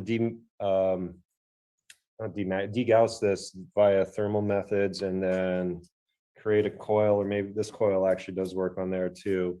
And then whack and get the exotic state of matter going on in the ferrite. So this one's allowing me to work on the round. You know, working on the round is helping me to work through the squirrel's nest of the Manila circuit, because I have the original technician's report of it from 2012 by Graham Gunderson. So thank you, Dr. Vallone, for keying me in. But eventually, you know, nobody else in the group is working on pulling in the vacuum. So this system does do that. I've found that in 2011 in the Tesla Tech conference, there was a Kohler, or there was a German guy back in the 30s by the name of Kohler that had a similar circuit. So over the last, I don't know, well, from the 30s and then Arthur Manellis, you know, there have been a couple people that have been able to have a circulating circuit that produces more electricity, or it changes the domain and is able to pull in electricity from around. So thermal energy. And what part of the circuit is the one that cools down? It's within the ferrite, or actually the ferrite being the center disk over there, right? Right. Yeah, or over there. But the Dr. Ahern, when he was monitoring Arthur Manellis's device, they had a whole bunch of thermal couples spread out in the trunk where he had his system set up, and as it ran longer, it became cooler within the trunk. So trunk of the vehicle, that is. Yes. Okay. And then the car, you know, after, you know, without being plugged into the grid, it was an electric car, and they had it under monitoring. And when they plugged or started the monitoring process, the battery was at 69%, and they came back a couple days later, and the battery was up at 83% without Arthur coming in. And you can look on the Tesla Tech conference. I'm sure Steve Elsick will put it out on YouTube eventually, or you can look through Dr. Vallone or approach me, and I'll be happy to talk about it. So just making gradual progress, yes. But the real physics is working with the ferrite and improving this. And then once I get this whacked, it'll have that exotic state of matter in it, and that's what's doing the work. So, or the conversion. The work, yes. So here, that gives you pretty much a rundown on what's going on. These two units on the bench, we still haven't powered them up yet. Also, for those of you who don't know, we used to be a hybrid battery shop, and some friends of mine are taking over that business. So there's a lot of free space over here. They moved it over to another building. There's enough space in here to play tennis probably right now. So we're clearing out the lab for larger and better things. Also, I got hit by the COVID, and that knocked me out for a couple of days, and just still recovering from that. But this is basically what we have going on over here. We just managed to get this running just about an hour or two ago. And I'm waiting for one waveguide piece to give us a twist, because right now it's at the wrong plane. And then we'll be able to hook it up inside the Faraday cage and see what happens with Alzafon. We did run Alzafon at 20 watts. That's 20 watts traveling wave tube amplifier. And we measured about 1 watt of power being received in a little saltwater test article inside of the waveguide. And when we tested that using the aluminum samples, there was a little bit of a wiggle on the scale. We're using an analog scale this time and just putting a camera on that so we can see what's going on. That's why we're upgrading to LabVIEW and all these other software and hardware upgrades so we can get much more accurate views on what's going on. But that's basically what's happening here at the lab. Oh, one other thing. This is the gyroscope contraption. Mike Gamble, if you're watching, there's 2 of these that are completely built, and they have 2 servos on each unit.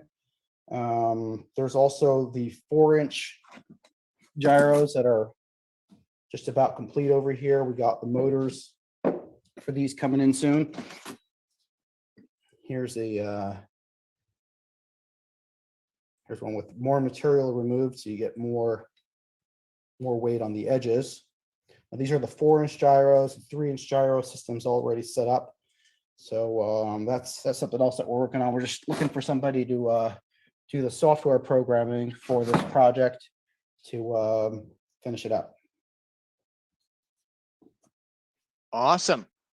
So Mark, that's it for the update then? Pretty much, yeah. I think Jeremiah might have some stuff to update. Let me see. Jeremiah, are you with us? He might not be. He's not here. Nope. Mr. Reese is, but not Jeremiah Pop. Well, so I think if that's it, let's go to open discussion then. Yeah. So that'll make it official. We'll go to open discussion, and so yeah, you guys don't need to raise your hands for questions. Just anybody who wants to talk, jump in. Try not to try not to step on each other's toes. Well, Tim, you hit a home run by picking John Hutchison Effect. That's a great way to open the year. Thank you. You know, I was really nervous though, and the reason is I don't know nearly as much about it as George does. So when George appeared, I got really excited because I was like, oh my God. I mean, he worked with John closely for years. He was there at the beginning, you know. For me, I came in much later, and I didn't realize how much psychological stuff was involved with that. So that helps put that in context, I think, you know?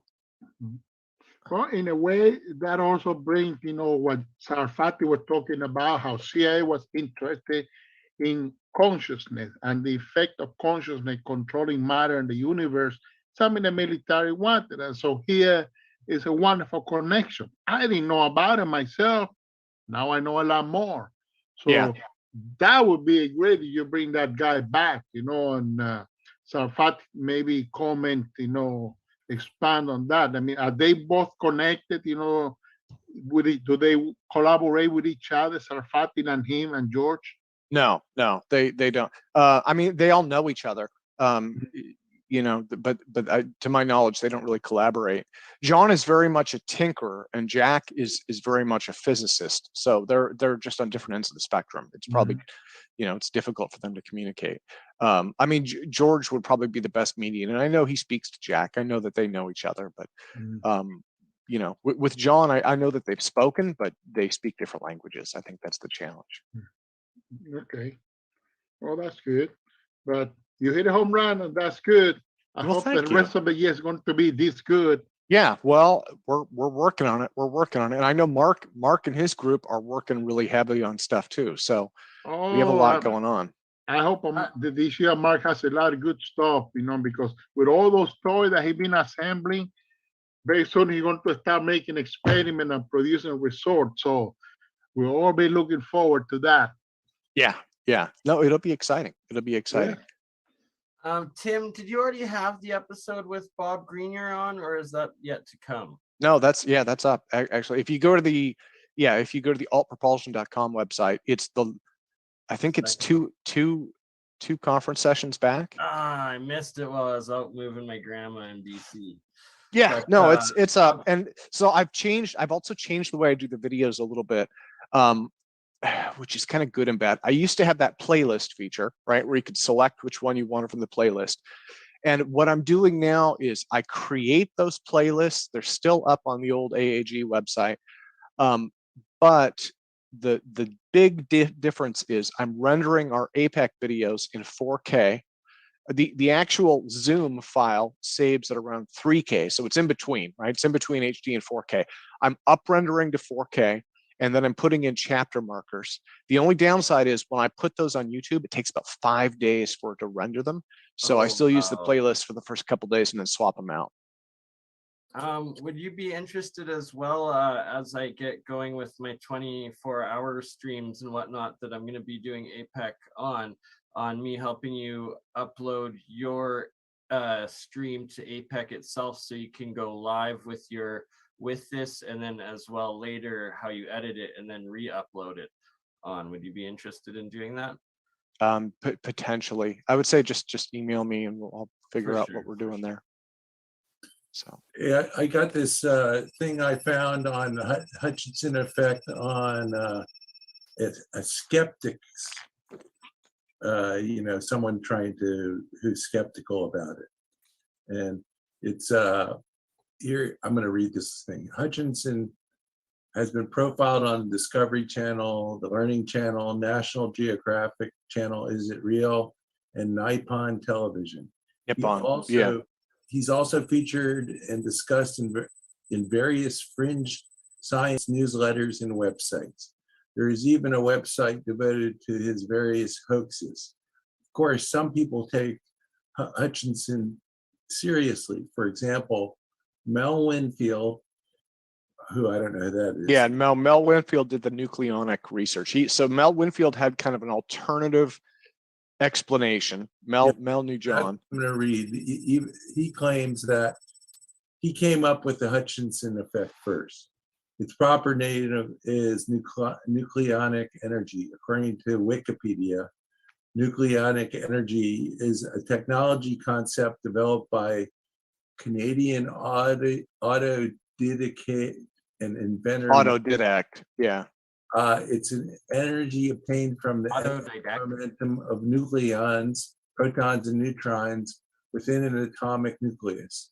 Whereas gravity dictates the spin axis of nucleons are oriented towards the center of the Earth, nucleonic energy allows for the axis to be reversed or directed in any desired direction in order to produce all forms of motion.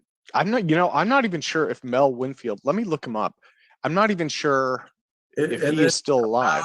Allows the Magnus effect to take effect on the nucleon, presumably cause levitation.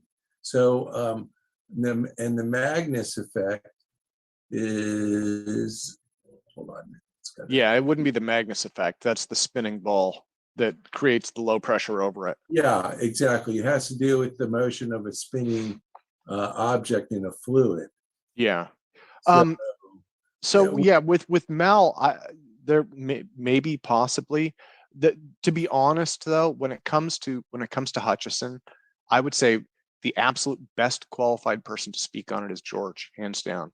George probably knows more about it. In fact, George definitely knows more about it than John does.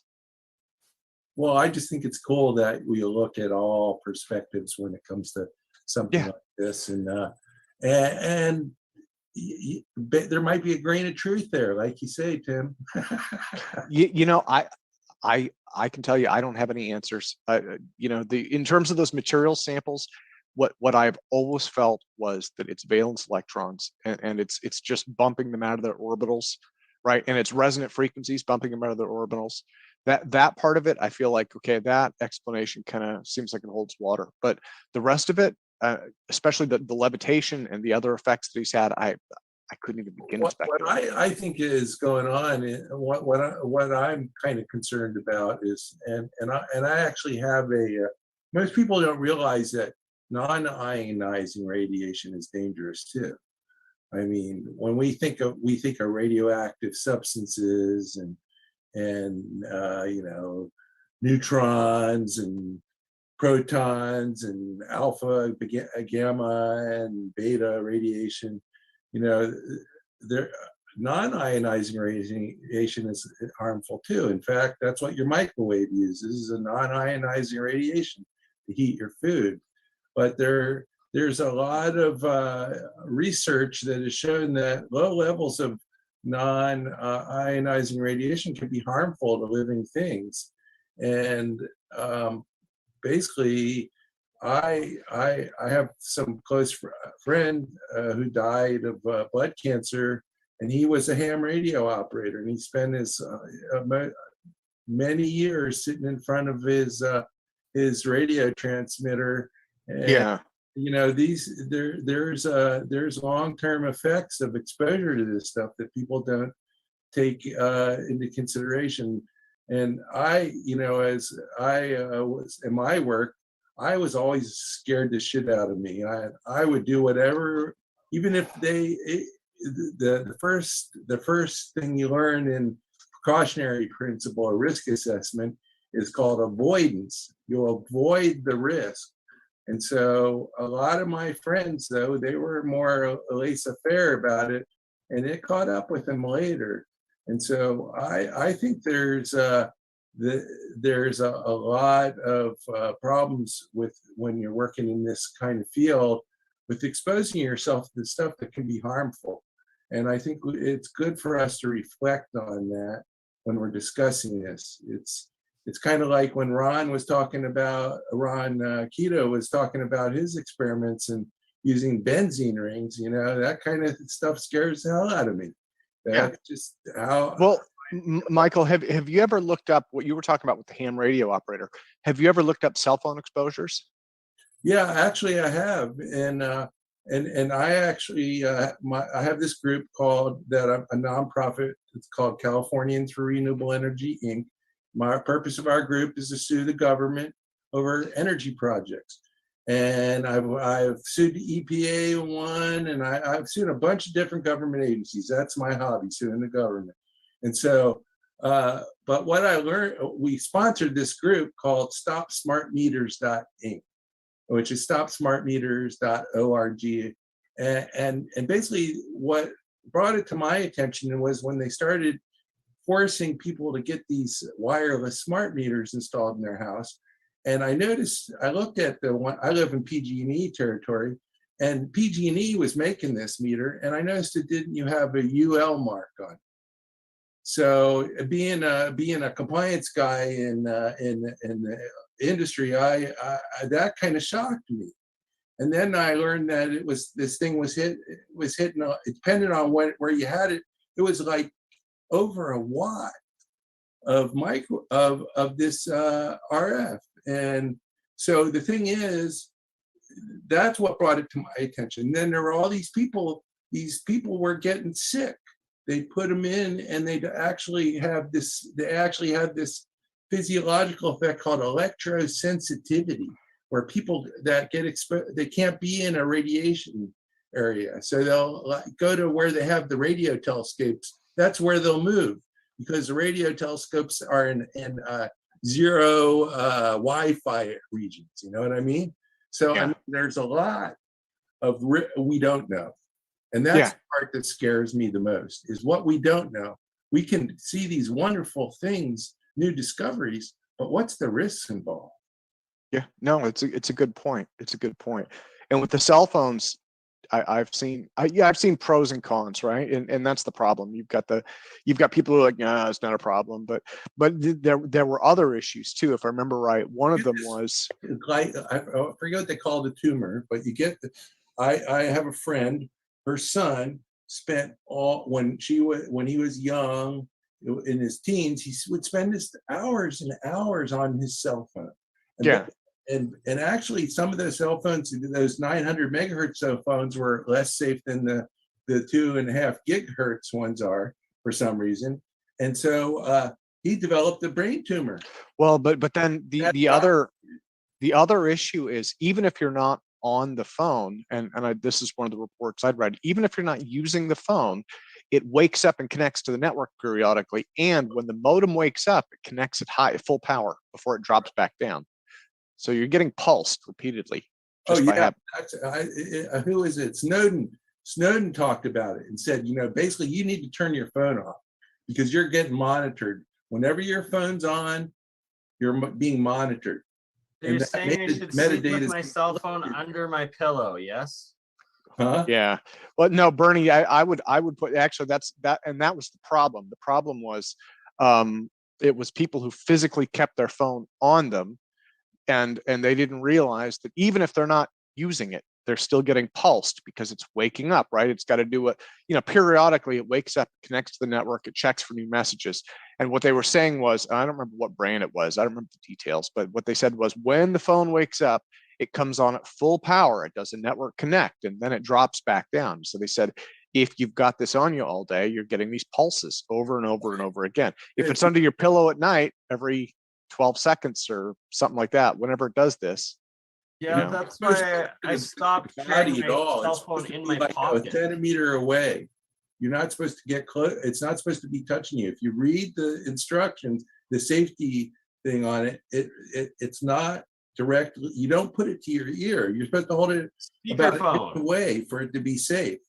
Yeah. You gotta talk like way away from it. There's the speakerphone, and then the Bluetooth. But then Bluetooth, is that just as bad? Even more waves going into you? Like the other thing you can do, what I did when I was a Lyft driver, is I had a headset like you have there, and I'd plug the jack into, with just one ear headset, and that way I could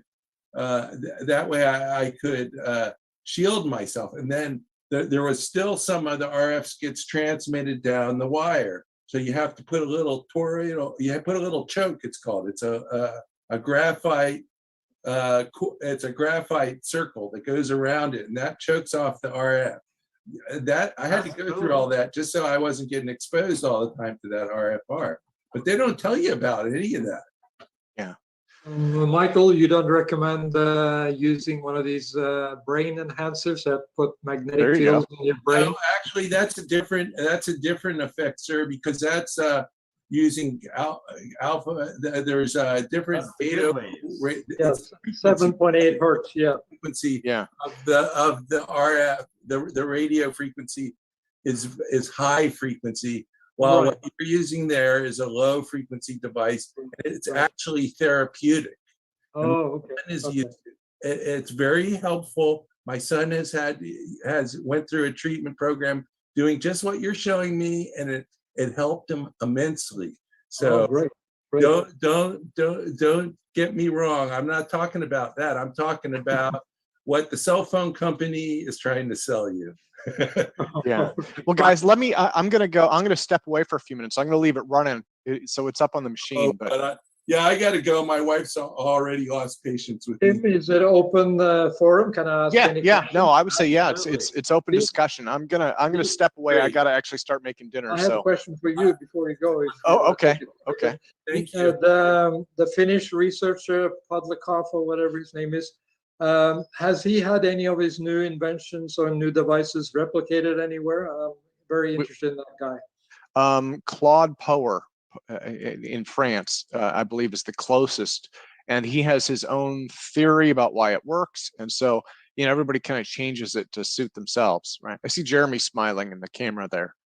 Jeremy, do you have some Claude Power or Podlikov ideas?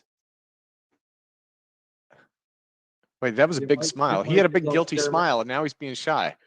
Jeremy, your mic is off. I saw a flash. Oh, okay. Well, Jeremy, do you have? No, he's unmuted. I just saw this big smile. I'm like, he's got something. He's clearly not done. No, someone was taking my picture, and there was a flash in the background you didn't see.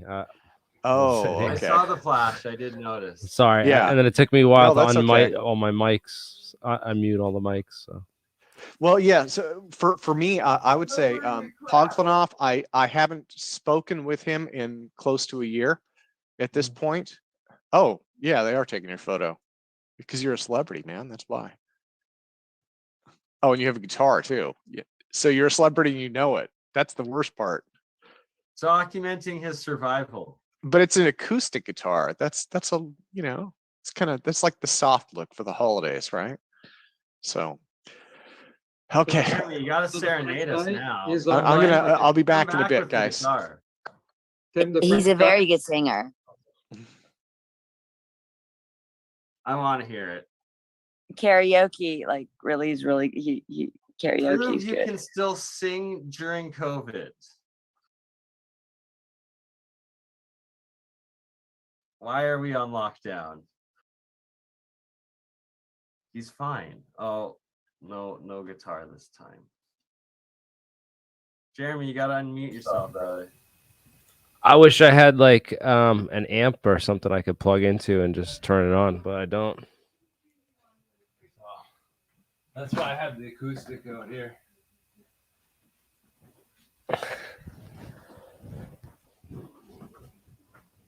But yeah, I didn't mean to steal the show. I wanted to talk about Cloud. I was interested in talking about Claude Poher and Podklitnov and play some Bad Brains. You're a science experiment of the week. You're surviving. You're proving why are we all locked down?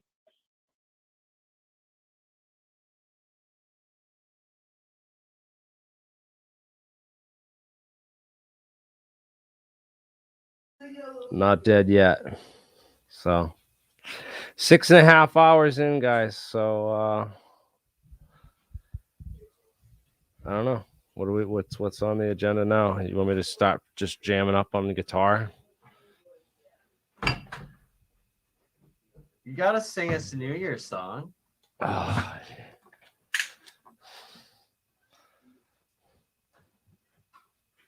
All right. Let me think. What can we do? I survived the bioweapon 2022.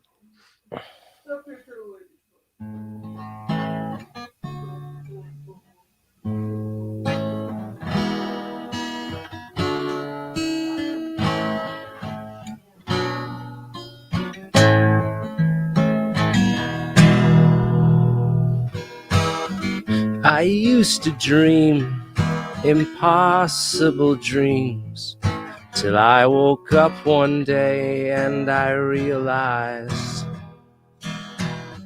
my dreams were dead, replaced instead with a lifetime of failures and of compromise. Oh, but I see things that aren't real. Was it a super virus to kill all of humankind? No, is it a super virus to kill all of humankind from just a strain that another psychopath designed? Oh, but I lie awake. I lie awake. I sit here in the atmosphere and dream of my escape. Discover anti-gravity in a craft that levitates before I die here on this planet of the apes. Oh, that's it, man. That's all I got. I can't remember all the words, but I actually should sit down and write like a whole bunch more verses to that one because it would be cool. That was absolutely amazing, by the way. I loved it.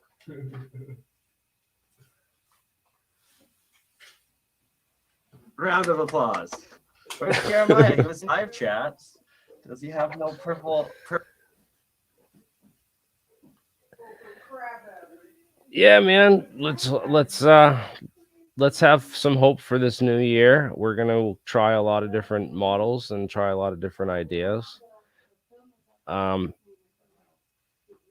Michael, thank you for that tip on the new search term, which is correlated materials, strongly correlated materials,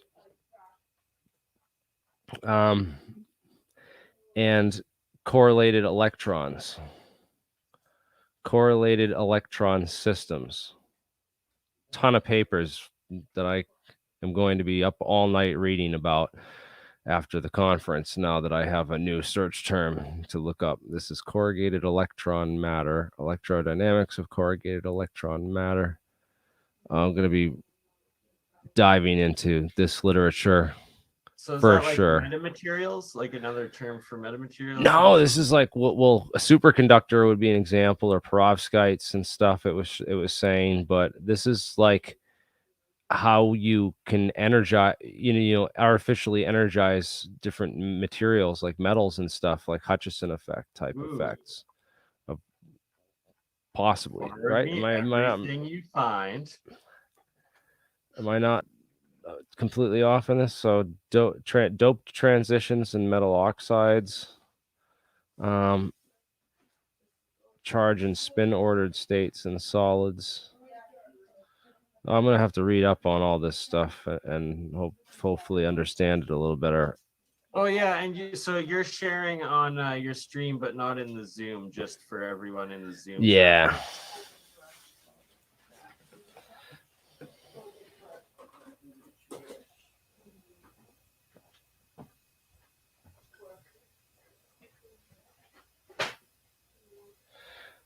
Tons and tons of awesome reading material there for sure. All right, I'm just gonna end the stream there on that song, and we'll go to just private chat and hang out behind the scenes on the Zoom call. So Good call. Happy 2022. yeah, that was an epic APEC to start the year. I think I have more questions than answers from most of it, but yeah, like let's go into. I would love to see some more experimental replications. And what's up? No, like, has anybody else replicated this technology? Jeremiah was saying that a German lab and also Russians were able to replicate some of this stuff. And I would like some more information on those studies and to know more about this. So, for next time, yeah, I'm going to be studying how to unlock my mind powers and my psychic mind powers so I can You bend gotta believe spoons. in quantum entanglement. The fundamental thing, like you have to believe in quantum entanglement. That's the key. That's the key. That's the I'll key. start be There's bending no way, spoons in no like- time. I can't wait. Did you end the live stream? Yeah, it's over.